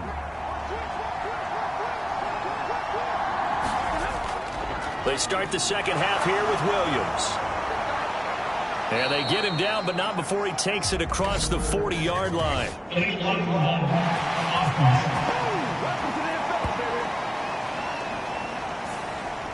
So a decent game there on the play, but that all gets wiped out with a penalty. Well, that's a setback, but all the good play callers, they just move on. They find something else in the playbook. They can attack this defense, and they go right back on the offensive on this play. And he's brought down at the 34. Call it a gain of 4.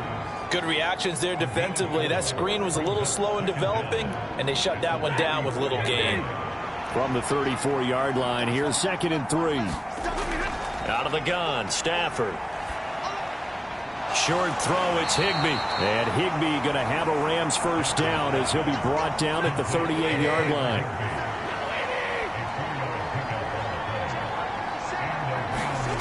Stafford. Short throw, it's Higbee. And he's going to be taken down. Plus, there's a penalty flag in the backfield. They may get 15 more on top of this.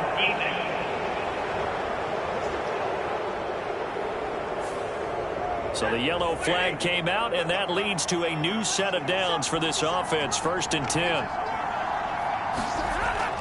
Following the penalty, it's Williams. And that one opened up for him well as he'll take this down to the 26-yard line. 40 yards rushing for him now. He's only carried the ball 4 times. Those are the type of runs that we did not see from him in the first half, but a good start to the third quarter. And I know what everyone's thinking that's watching this. They did a great job adjusting at the half. Oftentimes you don't make adjustments. You just dial into your game plan a little bit better, and maybe they're starting to make some headway. Still in search of their first touchdown of the game, but they're on the move. First and 10. Off the option, here's Williams. Give him 5 on the carry there, and it'll be second down. Consecutive positive runs for him on the last 2 snaps. He certainly appears to be trying to put the offense on his back and just move them down the field, but his number is called. The way he's running it, I keep going back to him. From the 21, here's a second and 5. Again, it's Williams. And he'll be taken down at the 20 after a gain of just 1. I do know from experience that when you slow down someone's running game, you're now doing the dictating on defense. And guess what? Now you're getting ready to tee off on their quarterback because they have to throw it all the time. But you still have to be alert for the draws and other plays of that nature to make sure you don't get hurt. Here is 3rd down and 4. To throw is Stafford. Now they set up the screen. That's complete. And they've got it inside the 10 at the 8. They're able to convert on 3rd down, and that sets up a 1st and goal. Great mix of play calling so far. 3 runs, 3 passes. All 3 passes have been completions. 1st and goal. I think on defense now, you have to almost take a chance. Rely on your scouting. Pick a play you think they would run here and just load up for it and see what happens. Might we see our first touchdown of the game? Here's 1st and goal. How about this? They'll try the option, left side. And maybe the wrong read there as he's going to go down immediately. That whole thing was thrown off track thanks to the defense of Fred Warner. Really nice play. And not a lot of success to be found there. Oh, you got that right, partner, because if you're trying to make guys miss about 10 yards or so downfield, that's a pretty good play. But if you've got to do it in your own backfield, I consider that a problem. That doesn't work too well. So they get pushed back to the 11, and here's 2nd and goal. Here's Stafford. He's got Higbee complete right side. Only 3 yards there on the completion. That'll lead to a 3rd and goal. Now Stafford on 3rd and goal. And he's going to lose yardage here, as they will switch ends as time is run out on this 3rd quarter of play. 1 quarter remains here as the regular season starts to wind down. You're watching the NFL on EA Sports.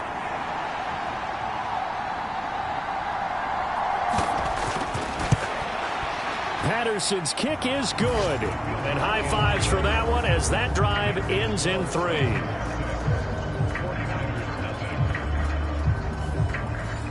So a nice kick there as they are able to add on to their lead. And that's exactly what you're looking to do. Maneuver yourself into range. That way, if your drive stalls out, you're able to get something out of it. And they do so right there. And it's a pretty good return here as he'll get this up to the 29. The 49er offense set to get this drive underway. I tell you what, it's kind of hard to imagine. They have not scored a single point, and yet they're in this position. A touchdown drive here, and they're in the lead. Normally, when you have 0 on your side of the ledger on the scoreboard, you're a little bit discouraged. But when they look over and see their opponents, they don't see a number that's way out there. They don't see a number they can't attain. In fact, they can get it right here on this drive and potentially take the lead.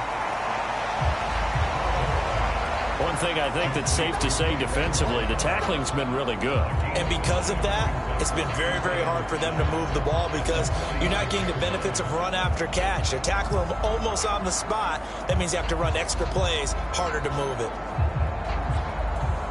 Under 4 to go now as the clock runs and they come up on 2nd down. Now it's Burrow. He'll get this to Jennings over the middle. Catch number 40 for him on the year. It's a 1st down.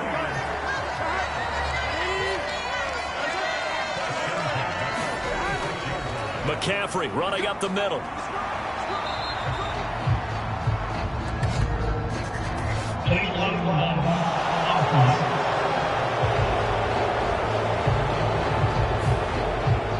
And that flag accepted.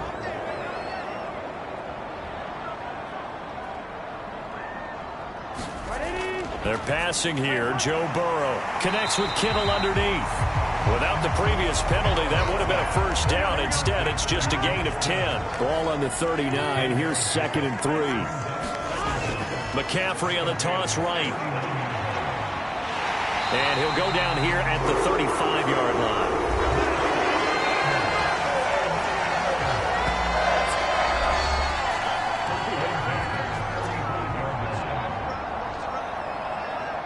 Fourth quarter, down to the final 2 minutes, and we've got a 1-score game. So it's 49er football here as we get you reset. Plenty of time. All 3 timeouts still remain. Here's 1st and 10 now. Burrow's throw taken in by Samuel. And brought down, but not before they're inside the 25. They'll come up 1st and 10 here. He'll get this out wide here to McCaffrey. Here's 2nd down. Here's Burrow. Throwing the out route incomplete. It's Jennings. And he's going to get out of bounds with the 1st down. So that's going to double their pleasure for sure. They get the 1st and save a timeout. They run with McCaffrey off the option. And they corral him just a couple yards shy of the end zone. Here's 1st and goal. Burrow. And that is caught. Touchdown. And they're an extra point away from taking the lead here in the final minute. Now they can boot it through on the always important extra point, and then their defense has to hold up their end of the bargain. And there's something that you've pointed out in numerous games that we've worked. Okay, the excitement's going on. Everyone's celebrating over there. Who's calling up the defense to make sure they're focused because they still have some work to do? Here is Wisnowski to boot it away following the touchdown. This fielded right at the goal line. And a good return as he'll be stopped just shy of the 30-yard line. This is 1st and 10.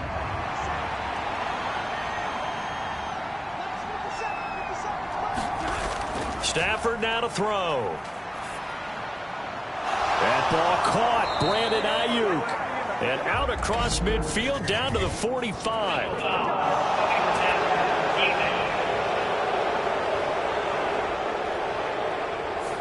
Well, certainly those are the types of mistakes they're trying to avoid as they attempt to protect this lead late in the game. And let's face it, they're hoping that this one doesn't cost. Oh, and that's going to sabotage their comeback plans. It is intercepted. Picked off by Fred Warner. And the 49ers have just about sewn up this football game. When you talk about making winning plays, that is a winning play at this stage of the game. To come up with that interception, huge. I like how you identified that because most people think winning plays are the offense trying to get it done. In this case, nursing a lead, they found a way to make a play on that side of the ball and maybe finish things off. Have to imagine this will be on the ground as well as they come up 2nd and 7. This is Samuel. Now the Rams will signal for a timeout, their 2nd, as it'll come with 36 seconds to go in half number 2. 3rd and 3.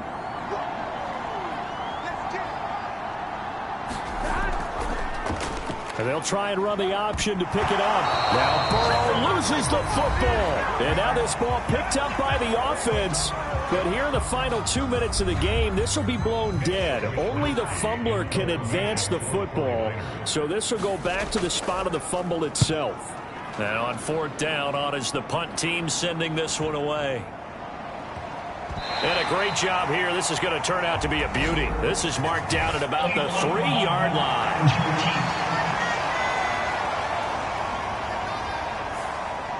So they accept the penalty, of course, and push the offense backwards a bit. Now Stafford. Oh, and that's going to sabotage their comeback plans. It is intercepted. Picked off Byron Jones.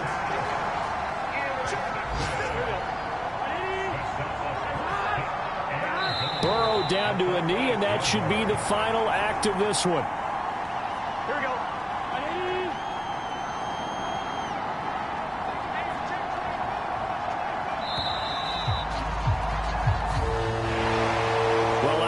Charles, this was by no means an offensive track meet. I mean, the defenses were the story in this ball game, but hey, they got enough points to get the job done, and at the end of the day, that's all that matters.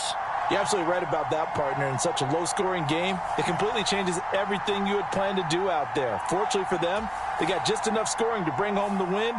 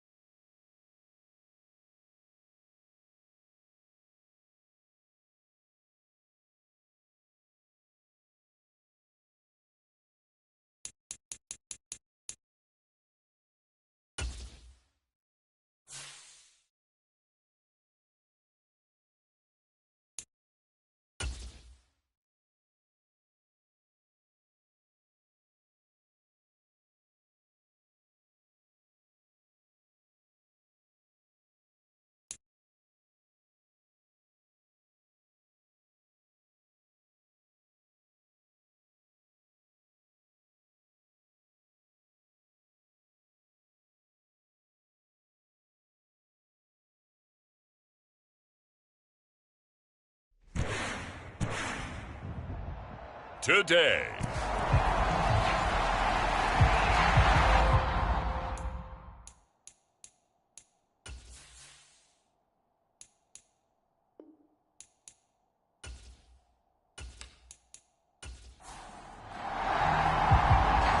Here's a punter, Thomas Morstead, to get this one started. And we are underway in Foxborough.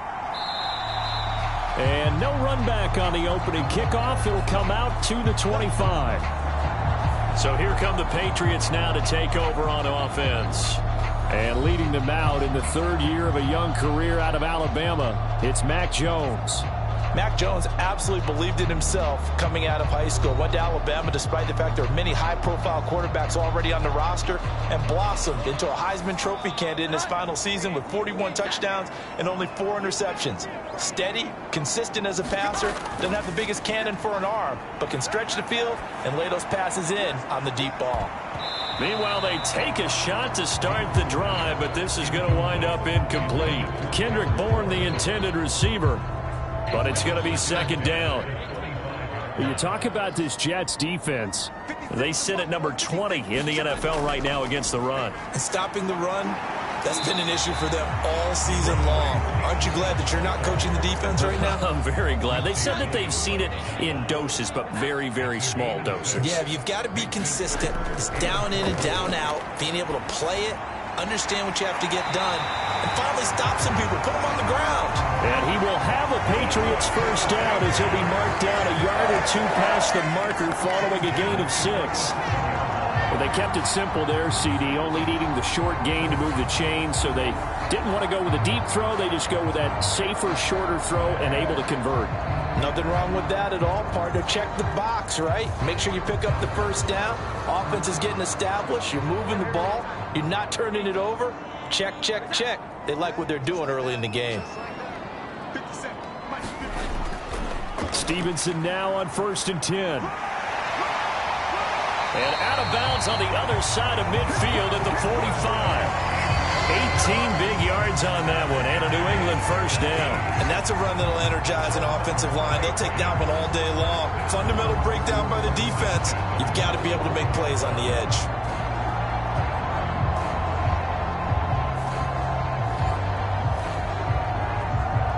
So in Jet territory now. Here's 1st and 10 at the 45-yard line.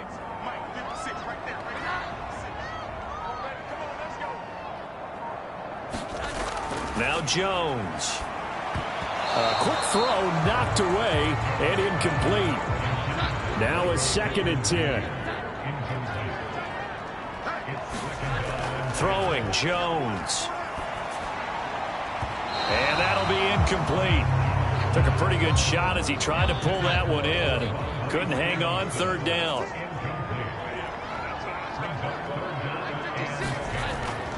Operating from the gun, Jones. And that is incomplete. Oh, he had a defender right there with him to force that to the ground. And 4th down now coming up. It's pretty early in the game, but they've already tried to establish him not just as a runner, but as a receiver as well. Didn't happen there, but I wouldn't be surprised at all to see them try again shortly. So on 4th down, here's Bryce Behringer on to punt for the Patriots. Only 2 punts for him last week in the loss as he gets this one away. And no return here. Where will they spot it? They say just outside the 20-yard line. Well, the Jets offense ready to take over, and they do so behind the now 40-year-old quarterback. He hit that milestone back on December the 2nd. Here is Aaron Rodgers. I loved his quote during the week. If I were a defensive back, I would have wanted to play against me last week as well. He's trying to eliminate those turnovers, those interceptions, and get back on the positive side of the ledger, throwing touchdown passes. Yeah, had 4 of those picks, led to the loss. They'll start on the ground. Hall takes this up just short of the 30, but he was able to avoid that earlier tackle. Nice move. A solid run on 1st down. Gain of 7 leaves him with a 2nd and 3. Well, you often say that sort of opens the playbook now, 2nd and short. What do you think, early shot here? I like where you're going. Obviously, we've been together for a while because you know me. I want to take that shot early and loosen things up. Rodgers going to throw. The Pats are going to get there. Down he goes. Jordan Brooks. Credit him with a sack, and it goes as a loss of 6. Well, when you time those screen passes perfectly, they can work perfectly, but that time it took a little too long to develop.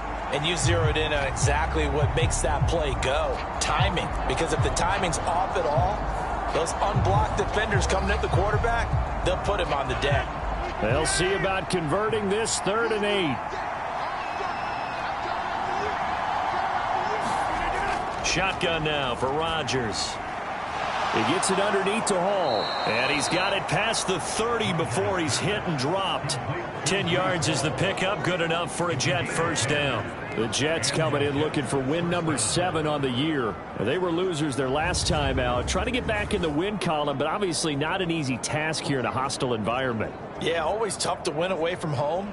But sometimes what you do is you use these types of games as bonding experiences and carry that into the contest. So they'll come up 1st and 10 now from the 33.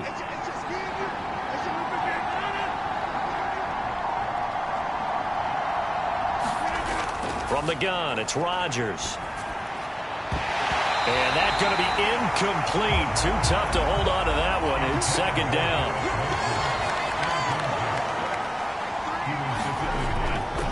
On 2nd down, a run with Hall. And it's a fumble. And it's picked up by the Patriots. And his crew will take over with a football at the 35-yard line.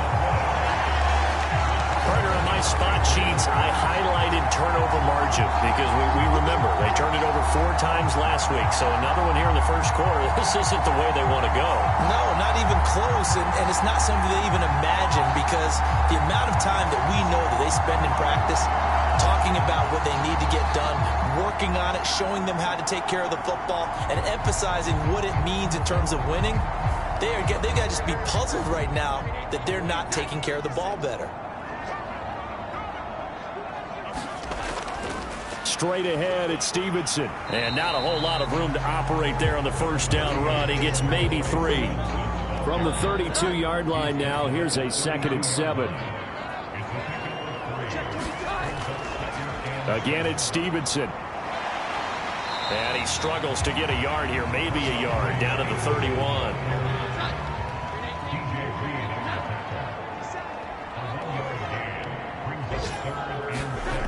Jones to throw on 3rd down. Work in the middle of the field, and he's got a man complete. And he will have a Patriots first down as they're able to get the 3rd down conversion. No score after 1 on EA Sports.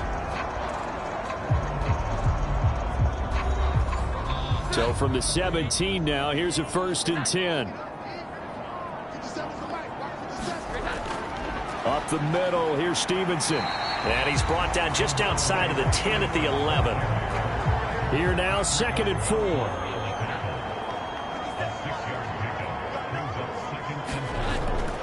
Back to throw. Jones. And it's caught. Touchdown, Patriots. Jake Ferguson. His 3rd touchdown now on the year. And the Patriots post the first points of the ballgame as they take the lead here in this 2nd quarter. For good reason, quarterbacks want to get the ball to the perimeter to their wide receivers for big plays. But in this situation, it felt like, based on coverage, he knew that he wanted his tight end to have the football, and for good reason. Michael Badgley on for the extra point.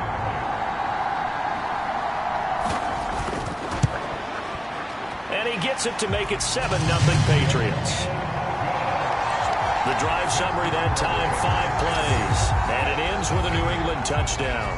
Following the touchdown, Badgley out there to kick it away.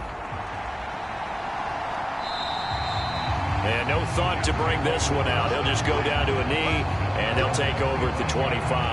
Back onto the field come the New York Jets for their 2nd drive. As the season winds down and you look at them in totality, you know, the offense has struggled. The defense has been pretty good, so I would imagine the changes this offseason may be more on the offensive side of the ball. And this is where we always hear the term complementary football, because as you noted, the defense has played well enough for them to win games, and the offense has held them back. So they've got to reward that defense by improving on offense. I don't know if you make a change at quarterback, running back, tight end. It doesn't matter. Get better players, better system, so they can play to the standards of the defense, and the win column will result. Here's a 2nd and 2 now from the 33. Paul ought to give up the middle. They'll get 3 as the drive continues. It's a first down.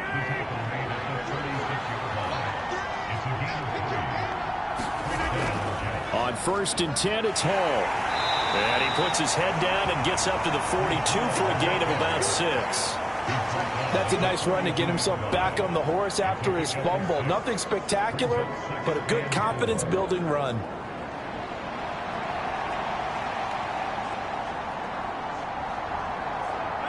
Second down and 4.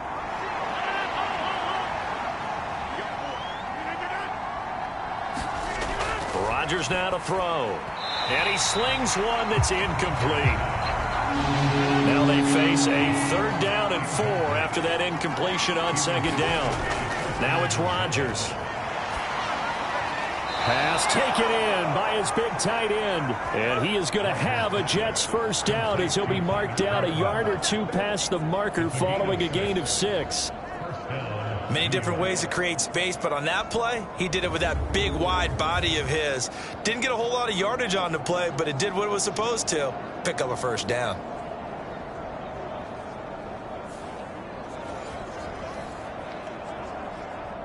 Two first downs have him up near midfield now on 1st and 10.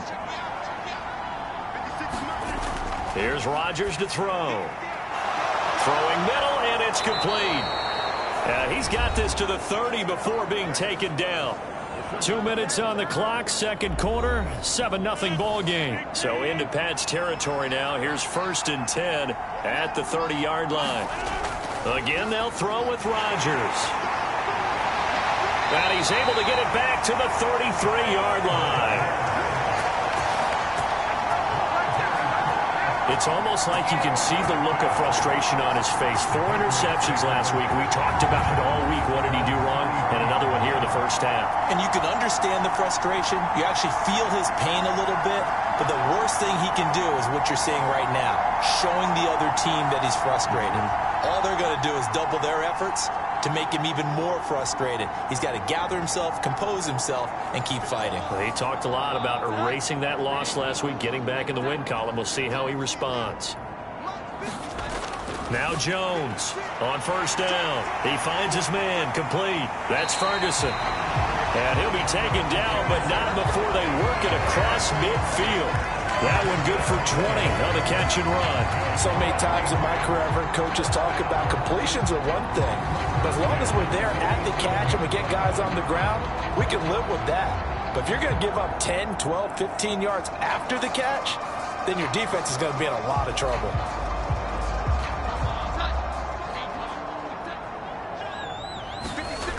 Here's Jones on 1st and 10. So 8 yards on the completion there, and they'll be left with 2nd and a couple. Well, if you do read man coverage, Brandon, the drag route's a pretty good one to run against it because you're running away from people on it. From the 39, Jones, slant pass, it's Ferguson. And that's going to be another first down as the tackle made at the Jets' 21. 17 yards on the pickup there. The drive will continue. For many teams, the evaluation of tight ends has really changed. We used to wonder about how they would block first and foremost. Now we want to know how these guys can run because we envision them in offenses, catch the ball, how much yardage can they gain after that? And that on display there for a good pickup.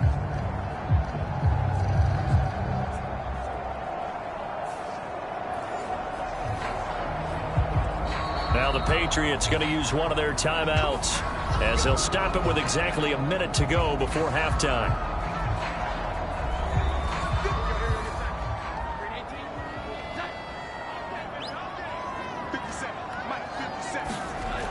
Again, he'll drop to throw. Over the middle here to Brown. And he will be brought down at about the 6-yard line. Now the Patriots will use the second of their timeouts as they get the stoppage with a little over 50 seconds to go in the first half.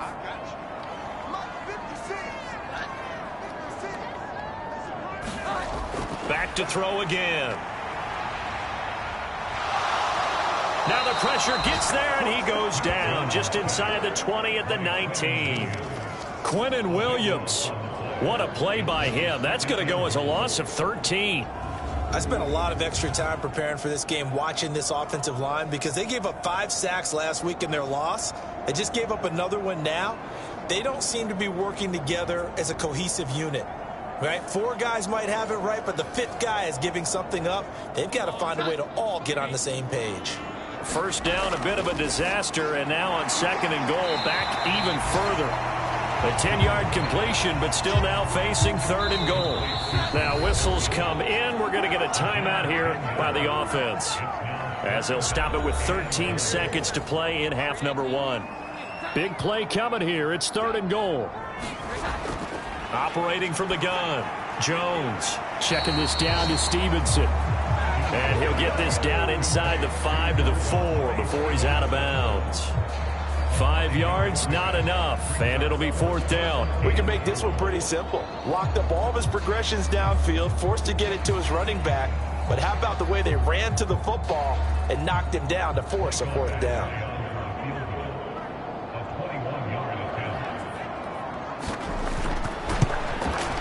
Badgley's kick is good, and that will extend their lead even further.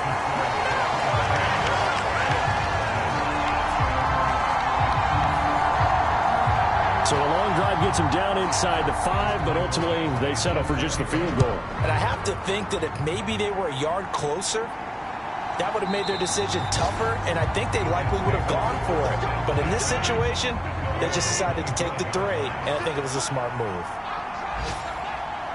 And with time running short here, they'll simply take a knee, and that should do it for half number 1. So we have reached halftime with our score 10-0. As we'll get you down the coast to Orlando for Jonathan Coachman at our EA Sports Halftime Report. Coach. All right, Brandon, thanks very much. It's all down to this. Week 18 of the NFL regular season. Lots to be decided, so let's get right to it.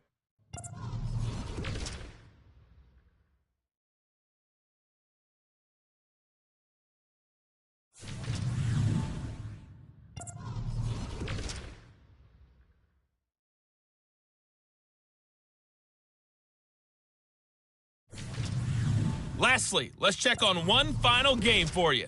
And you can see they are scoreless as they play the second quarter. We saw a strong first half of play from quarterback Mac Jones. He's got a touchdown pass on the ledger as his guys were able to build a double-digit lead. All right, Coach, thank you, and we welcome everyone back for quarter number 3. 10-0 is our score as we get started again on EA Sports. And this will not be returned, so the second half begins with a touchback. Here's the Jets offense now getting set to start off this third quarter. And they're still very much in this game, although they do trail. What's the game plan, Charles, for the second half? It might be a little counterintuitive because most people will think losing equals passing the ball more, but I'd establish the running game. They kind of went away from it in the first half. I think if they get back in balance, it'll help them when they put the ball back in the air. Kyle Duggar up to make the tackle. Well, these two teams met at MetLife Stadium earlier in the season with the Jets winning that ball game. So they're trying to win here in Foxborough to capture the season series. They had the run for no gain. Now they'll try again from the 25 on 2nd and 10. Straight ahead is Hall. And this will be a gain of 5 as he gets it to the 30. Getting had a ton of success here so far, but you get the feeling that he might be on the verge of popping one. Yeah, even on that one, there was a little bit of a hole, but it closed there quickly at the end. This offense in desperate need of a conversion as they come up on 3rd down. Now Rodgers. And that will be incomplete. Here's Thomas Morstead now as he's on a punt for the first time this afternoon. And just a single punt for him in the loss last week as he sends this one away. 8 yards on the return following a punt of 41. And the Patriots take over. Now we take a glance at the offense as they work their way back out for their first possession of the second half. Jones and the Pats now with a 1st and 10 at the 34.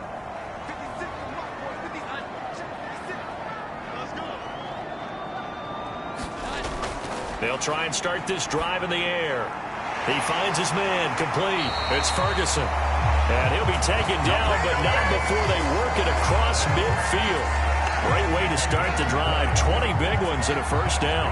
And now we get into the psychology of the whole thing, because a lot of teams with a 2-score lead in the third quarter, they almost become defensive with their offense, just playing not to lose. I think with this team, you got to figure at this point, this is a great spot for them to go into attack mode, really try and put the hammer down and finish this one off. 56, Mike, 56, right there. Jones now throwing on first down. Throwing middle, but it's incomplete. 2nd and 10.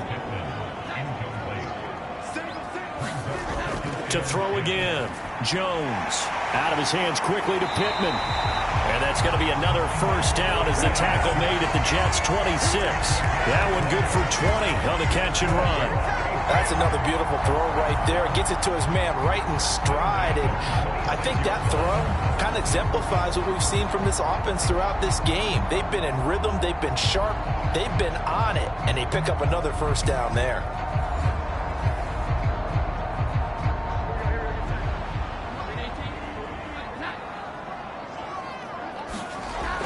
They'll look to throw again. He finds his man complete. That's Ferguson. And they've got it inside the 10 at the 8. Another big hitter there. This one good for 18. Just picking up yardage in bunches here these last few plays. They have moved right down the field. And just like that, they're going to be set up with a 1st and goal.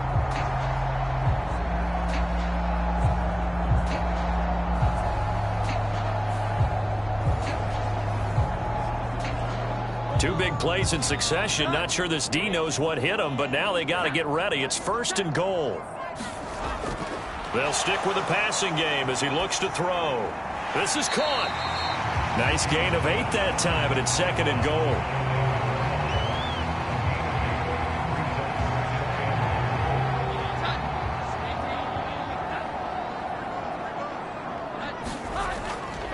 Stevenson is into the end zone for a Patriot touchdown. Everybody in the stadium knew what they were going to do right there, CD. 3 tight ends on the field, all that extra bulk, and they run it in. And you saw where that one went, right?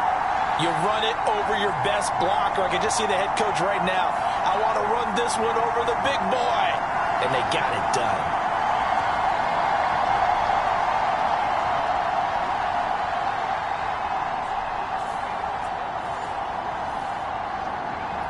Badgley on for the extra point.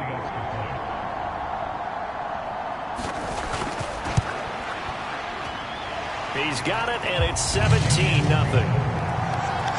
So the drive there took 6 plays. And it was polished off by a Ramondre Stevenson touchdown run.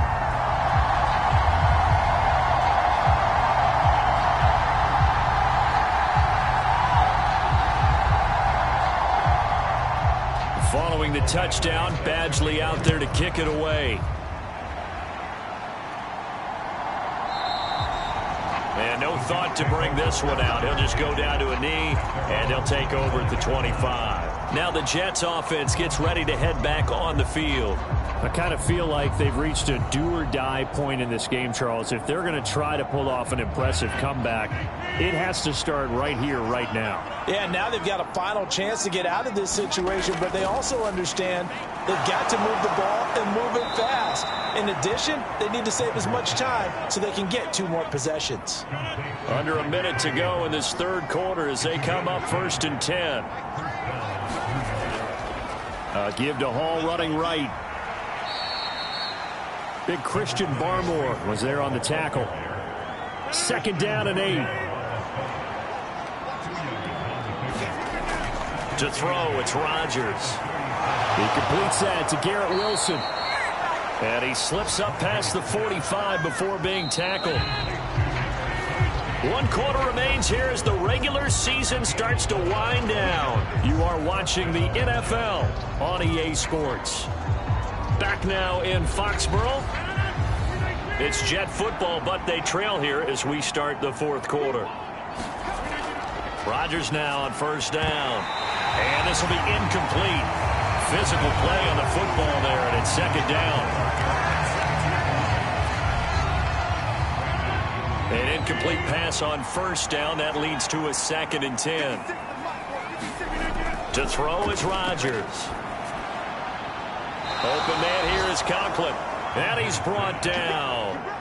So into Pat's territory now. Here's 1st and 10 at the 42-yard line.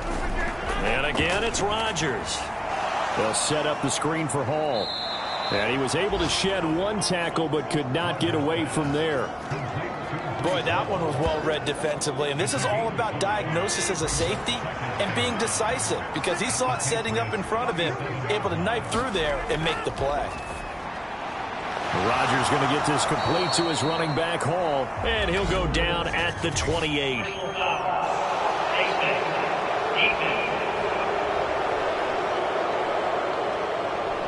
So give him the yardage on the completion and also tack on 15 more. If you get that hand up there, you've got to let go immediately or just not close the hand at all. He didn't, gave it a tug, and that was easy for the officials to see.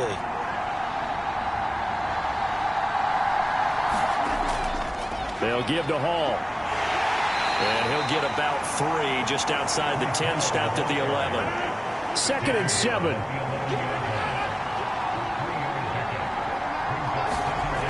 Now Rodgers. And he just chucked that one out of bounds, out of everyone's reach. Maybe a wise call not to take a sack in this part of the field. It brings up 3rd down. The Jets on 3rd down. They've been okay, 2 for 3 thus far. This is 3rd and 7.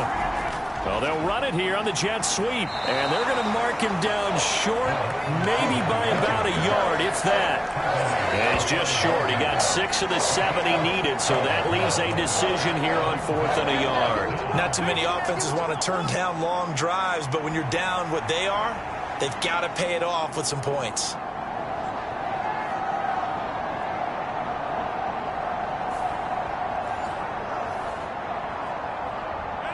And a field goal obviously means nothing here. They're going to go ahead and go for it on 4th down.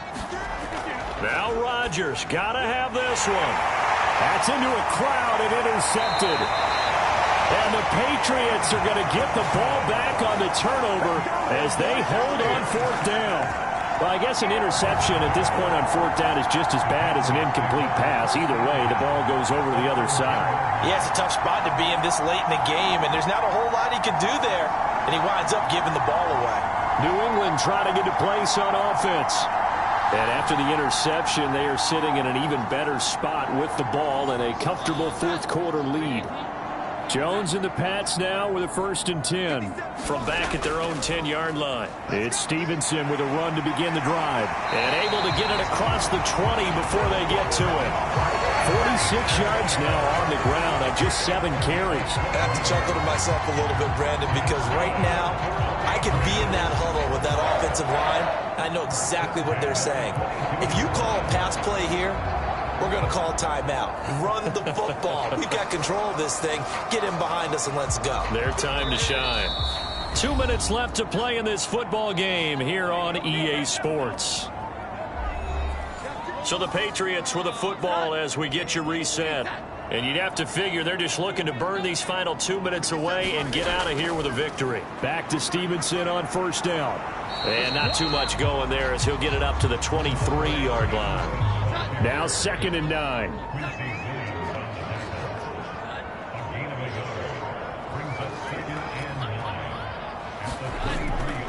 They run once more with Stevenson. And he'll get this one up to the 26. Give him 3 yards, and now they're left needing a conversion here on 3rd and 6. They are in need of 6 yards here if they hope to move the chains.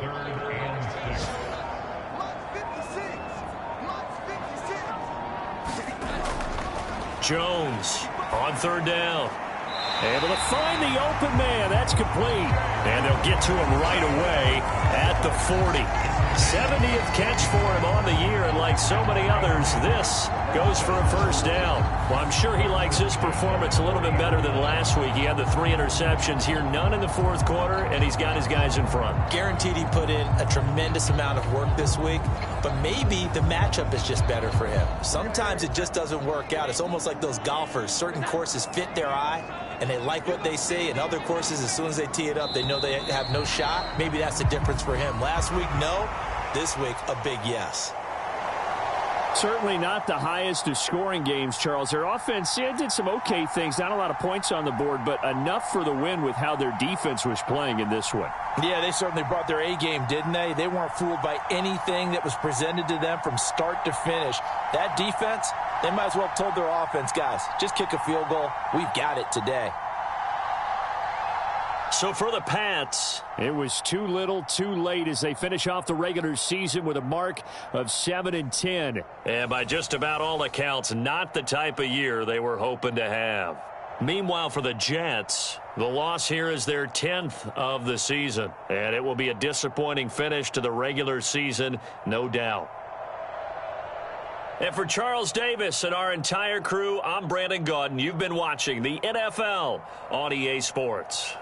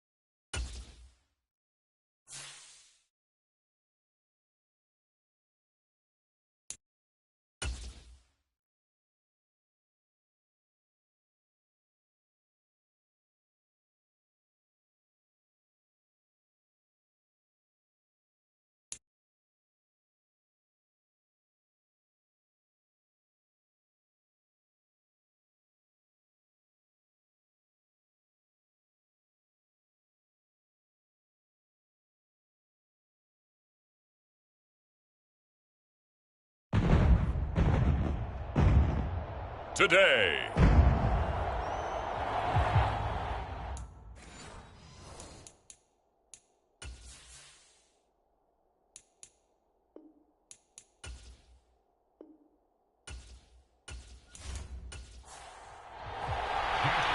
The punter, Jack Fox, has us ready to go, and we are underway here at Ford Field. From a yard or two deep, here comes a return. And he'll be stopped right around where he would have been had he gone down to a knee, maybe a yard shy of there at the 24.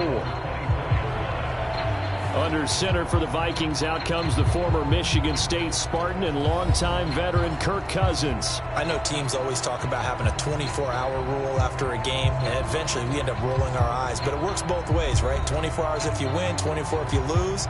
But, boy, it's a fun 24 when you win the game.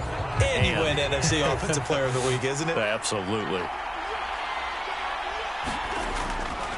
They go play action. Cousins. And his first look is incomplete. Here's 2nd and 10.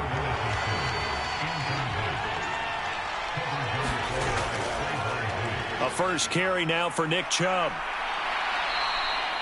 5 yards. Now it's 3rd and 5. Now, this defense for the Lions, they were very good in the win over Dallas a week ago. They sure did, and the key number to me was total offense allowed, which was barely over 100 yards. That's a heck of a sign that this defense is really putting all the pieces together and doing it cohesively. From the gun, here's Cousins. Open man is Osborne. And he is going to lose yardage here. This will wind up a loss on the play. And it'll be 4th down. Excuse my snarkiness here, but isn't the idea of completing a pass supposed to mean you get downfield and gain yards? Especially on 3rd down. Yeah, that one. How about the defense? Figured that one out in a big way. Yeah, they completed it all right and lost yardage. 37 yards on the punt with no return. And the Lions will take over.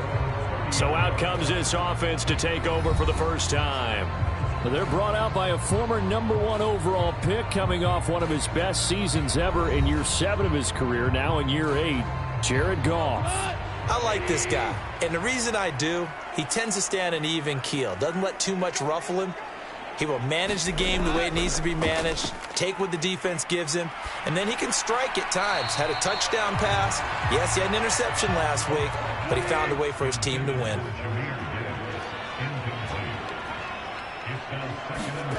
2nd and 10, Goff again. That throw taken in by Jamison Williams. And he gets this up across the 35 before he's out of bounds. That'll leave him with a 3rd and 2 coming up. They got 8 yards there.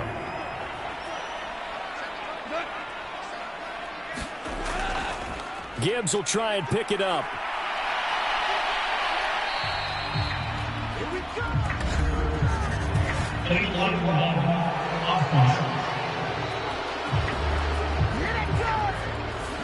So no gain on the play. They'll decline the penalty to not give him the down back. And were you thinking to yourself that maybe they would take the yardage there? Yeah, because possibly. I definitely was. But as you noted, maybe they're just looking at the downs chart and saying, okay, we're comfortable where we are.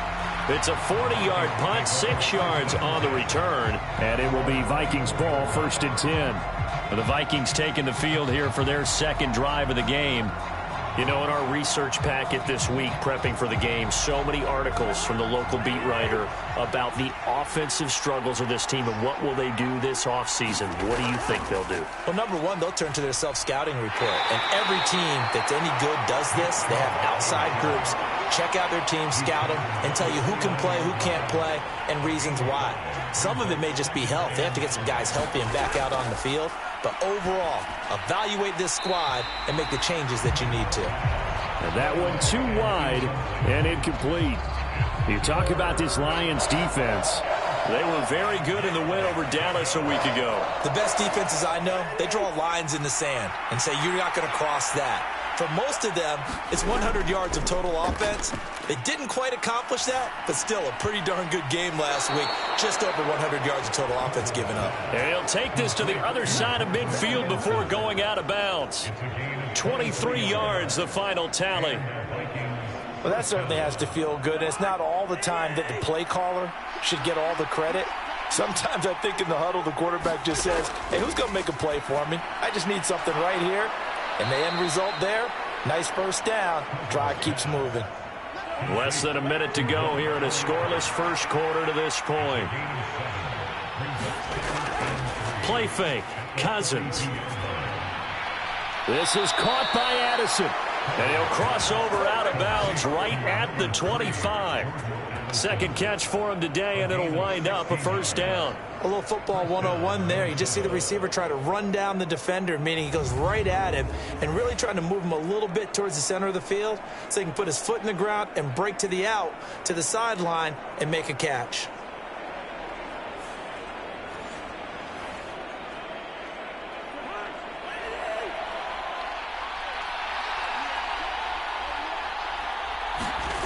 To the air again, it's Cousins.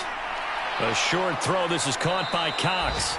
They get him to the ground right on the cusp of the red zone after a pickup of 5 or 6. And there's a completion to the tight end. And look at the size of these players nowadays. At that spot, 6'4", 6'5", and up.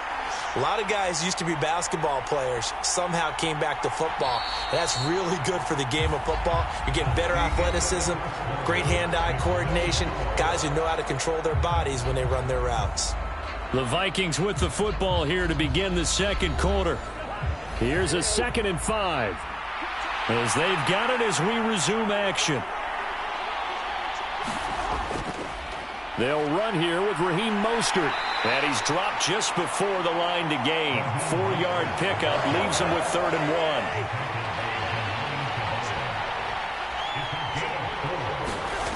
1. Now Cousins. He's got his target. That's complete. And he will have a Vikings first down, and comfortably so, as he gets 5 there on 3rd and a yard. Got to say, I was a little surprised to see him, Charles, come out in the shotgun on 3rd and less than a yard. Yeah, but the way the NFL is nowadays, we hardly ever see anyone really run for it on short yardage. So they're going to throw the football more times than not. That was a nice, easy rhythm throw right there, and they pick up the first down. Now a 1st and 10 at the 11.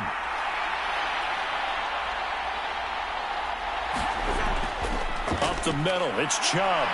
The broken tackle could not free him as he's brought down at the 10-yard line. Now 2nd and 9 from the 10. Cousins. He's going to be sacked. Back at the 23-yard line. Derek Barnes. What a play by him. That's going to go as a loss of 13. Cousins with work to do after the sack as he brings his guys up on a 3rd and long. Back to throw. A short throw. This is caught by Cox.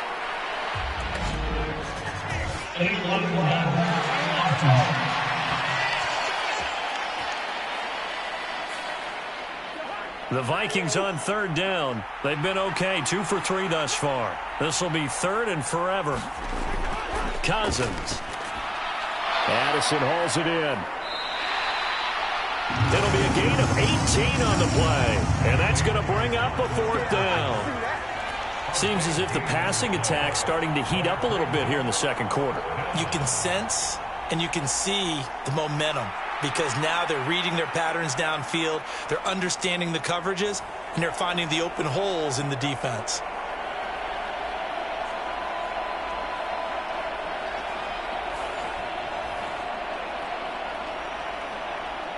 Fourth down, field goal try coming, so Cousins is off, and on comes Greg Joseph from Minnesota. And this one will be a 29-yard attempt. The kick by Joseph is good. Second quarter, 2 minutes remain, 3-0 our score. Joseph now to kick this one away. Here comes Khalif Raymond from his end zone. And it's a pretty good return here as he'll get this up to the 29.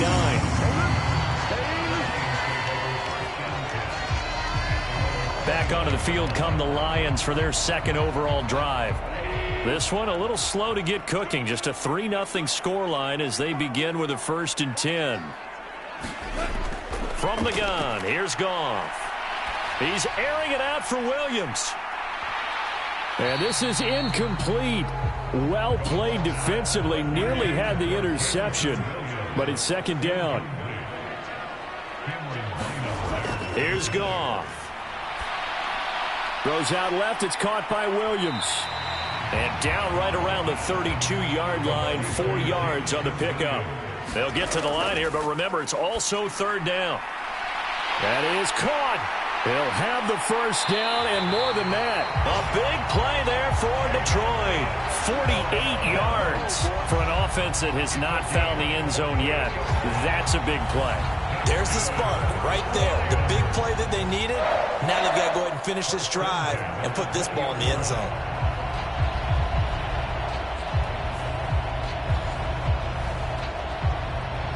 So a big play as it gets them all the way down to the 20 now for 1st and 10.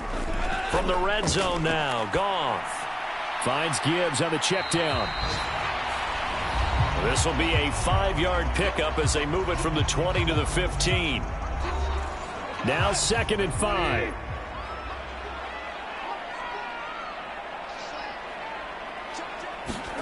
Goff throwing again. And he's got his man. It's caught for a Lion touchdown. Josh Reynolds, his 3rd touchdown now on the year. And the Lions will take the lead here in the final minute of the first half. Extra point right down the middle. And that makes it a 7-3 lead. 5 plays there on that drive. And the end result, a Detroit touchdown. Here are the Lions now as they line up and kick this one away. And here comes a return from just beyond the goal line. And a good return as he'll be stopped just shy of the 30-yard line. The Vikings going to take over now late in this first half. And with them trailing, there is still enough time to try to string a few plays together, maybe get into field goal range.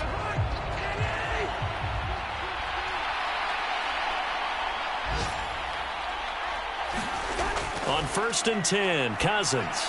Over the middle and complete to Addison. This will be stopped about 2 yards shy of the marker. 8-yard gain, 2nd and 2.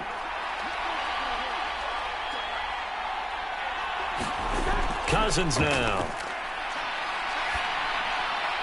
Man open. He's got it complete to Cortland Sutton. Now the Vikings will use the 2nd of their timeouts as the clock will stop with 37 seconds to play in this first half. First down. Here's Cousins. And under the Lions' pressure, he's brought down. And unless this is a quick incompletion, this is likely the last play here of this first half. He'll get this to Chubb out of the backfield. And this will be good for a pickup of 9 to the 46. So we've reached halftime here in Detroit. Hey, we get it. No time to waste. Playoffs starting next week. We skip right over halftime and get back to the action. The Lions in the lead, and they're going to get the football first as well as the second half is underway. And it's a pretty good return here as he'll get this up to the 29.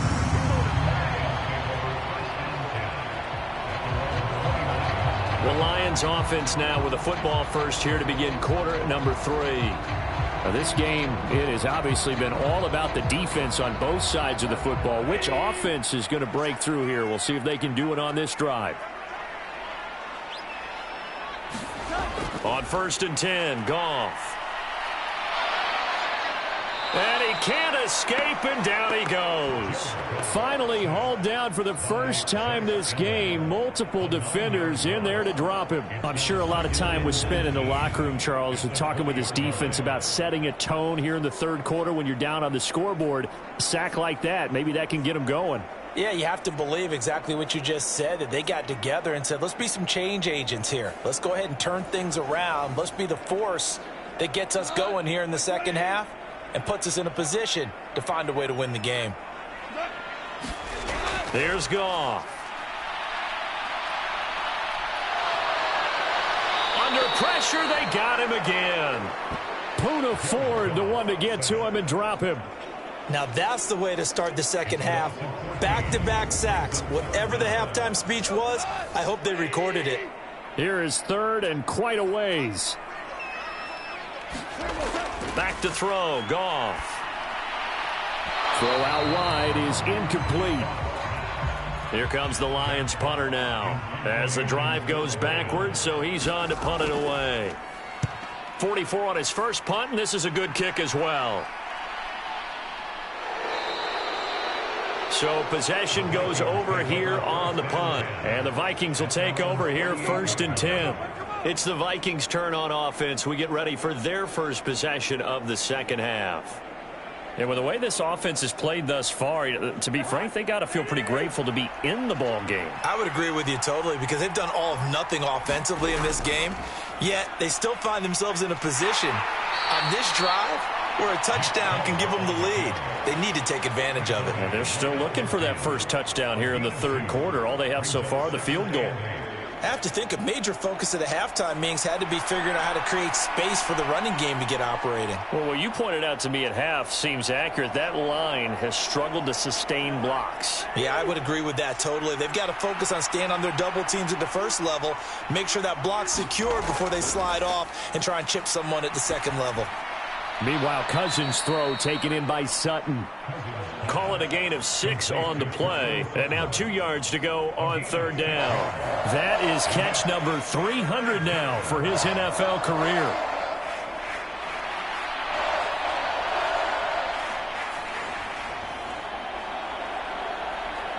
So 3rd and 2. This quite possibly 4-down territory, though, if they're stopped. They'll try and run here with Mostert. And down he goes, but the stiff arm utilized effectively there, and it helps him move the sticks.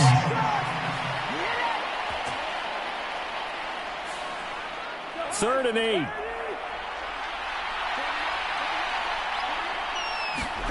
Cousins now from the 50. A pass for Sutton is intercepted. William Jackson with a pick. And the Lions will take over possession here up at the 44. Well, this had trouble written all over from the start. He's got 2 extra defensive backs in the game he's got to deal with. They're in a dime set. So everywhere he's looking, he's seeing a different color jersey. And sure enough, this one winds up being intercepted. After the interception, here's Goff. That's caught. It's Sam Laporta. And he's tackled a yard short of the marker. Good gain of 9 on first down. Just need a yard here. 2nd and 1. In motion left goes Reynolds. They'll fake it on the jet sweep, and instead a handoff up the middle. And he'll get it down on the play to the 37. 9 yards to pick up there, and it's a first down. For a lot of guys playing this game, there's no better feeling than running right through a tackle. He's able to lower his center of gravity and turn his legs for a really nice pickup.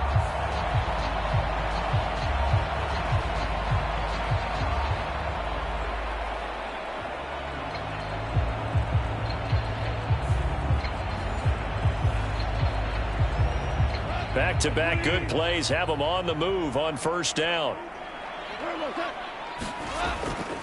Another run for Gibbs here. And nothing much materializing there on the first down run. He'll get a couple, and that's it. This, the second meeting between these two division rivals. You might recall they met earlier in the year, and it was the Lions who got the road victory in that one, so they'll be looking to claim the season series now here at home in Detroit. It's incomplete. Took a shot, couldn't connect. So third down now. They need the 27-yard line for a first. Out of the gun. Goff. A little short pass here taken in by Laporta. And he is going to have a Lions first down as they're able to get the third down conversion.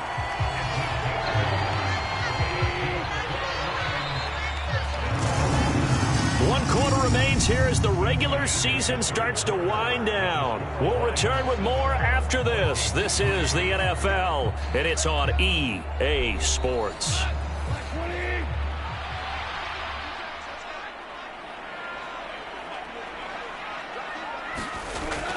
On 1st and 10, here's Gibbs. And he'll be taken down just shy of the red zone at the 21. If nothing else, they've already taken a couple minutes off the clock here already as they come up 2nd down. To throw is Goff. Slant to Adams. And they work this near the 5. He'll be stopped at the 6. So 1st and goal, 6 points here would go a long way toward wrapping this one up. And they'll send the tight end in motion. They'll run with Gibbs.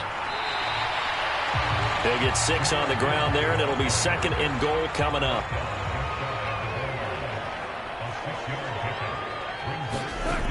Gibbs again, and he's going to take it in for a Lion touchdown. Jahmyr Gibbs, his 7th rushing touchdown on the year. And the Lions are about to make it 4 straight as they add to this 4th quarter advantage. Sometimes offenses can get too cute down near the goal line, but there's nothing fancy about this one. As Coach Lombardi would say, we get a seal here, and we get a seal here, and we run this play in the alley. And that's good work to hit the hole hard and finish in the end zone. Point after, right down the middle, and that pushes the lead up to 11. Here are the Lions now as they line up and kick this one away. Set to return. Here's Raheem Mostert. And he'll go down as this drive will start at the 25-yard line. Now the Minnesota offense set to take over again. And the script really is flipped for them. The momentum on the other sideline, and now they have to try and battle back from a 2-score deficit. Cousins and the Vikings with a 1st and 10 at their 25-yard line. They go back to the air here after the INT on the last drive. It'll go down as a gain of 6, and that will bring up 2nd down. They're giving those short little routes, tackled him in bounds too. They're just not wanting to get beat over the top. Yeah, and if you can't really get downfield, take the short routes. But now you got to have guys who can actually break tackles and increase those gains. Now Cousins. He's got the tight end, Mo Alley Cox. And they'll get it up just short of the 45 at the 44. All 3 timeouts plus the 2-minute warning. Here's 1st and 10. Meanwhile, this one knocked down in the backfield. It's incomplete. I like the call. It looked like the right time to dial up a running back screen. But this one got disrupted right from the start, and it ends up falling incomplete. They'll try again here. 2nd and 10. Off the play fake, Cousins. Open man is Osborne. He's got him. And he'll go down, but not before getting this inside the 30. So the Vikings in possession of the football as we get you reset. They've got a 1st and 10 as they search for a late score. They'll throw again. Cousins. They set up the screen to Chubb. And he'll be out of bounds as he gets this down to about the 21 or 22.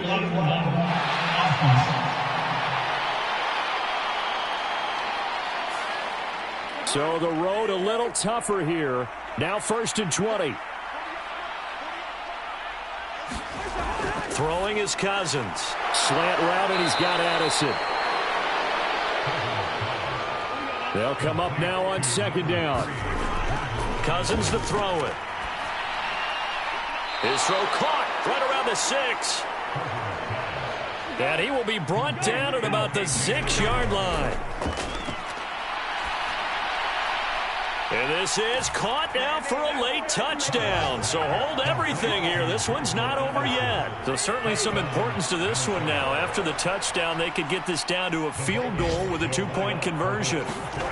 Cousins to throw. And this is caught. They got it. And that could be an important 2 points. It gets them back within a field goal. So the deficit now 3 after the huge conversion, but they need to get the football back. So this is where special teams really comes into play, because getting the ball back, it starts with this next kickoff.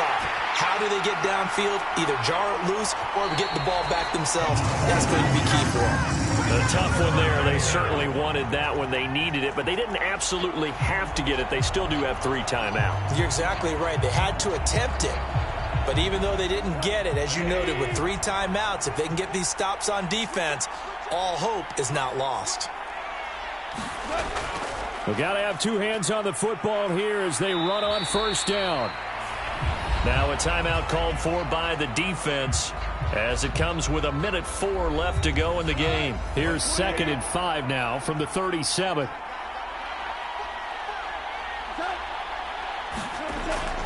He's going to get it again. Just looking to get forward and protect the ball. Now the Vikings will use the 2nd of their timeouts as they get the stoppage with just over a minute to go in the game. First down marker at the 31. It's 3rd down. Goff. A little short pass here taken in by Laporta. And he gets this down inside the 35 before going out of bounds.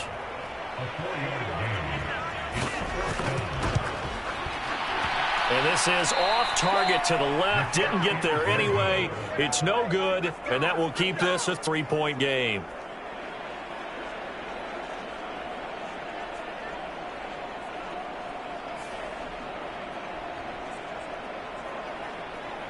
So Cousins and the Vikings down 14-11, 53 ticks to go. A chance to end this season with a bang as they come up with a 1st and 10. Well, listen, now no kick from 50-plus is a gimme, but here you're indoors in a dome. You'd think ideal conditions. Yeah, and it's one that he would expect himself to make, not just us expecting him to make it. Over the years, my theory is very simple. The athletic ability of kickers continues to get better and better. Check their backgrounds. They were all county, all state, at other positions, not just soccer players. These guys expect themselves to be great. And he can't get a throw off. He's taken down. What a huge play at this point in the game. A costly sack. They'll have to use a timeout here. And barring a defensive penalty, they'll be looking at one final play. One last shot now for Cousins. And it's incomplete. So their final drive comes up empty. And with that, the ball game is over. And a fun, close ball game comes to an end. On that last play, Charles, they were on the wrong side of midfield. They needed something near a miracle, and they couldn't get it done. Yeah, the effort, that was good. Very good, in fact. They were just a little too far out to get a decent look at the end zone for that.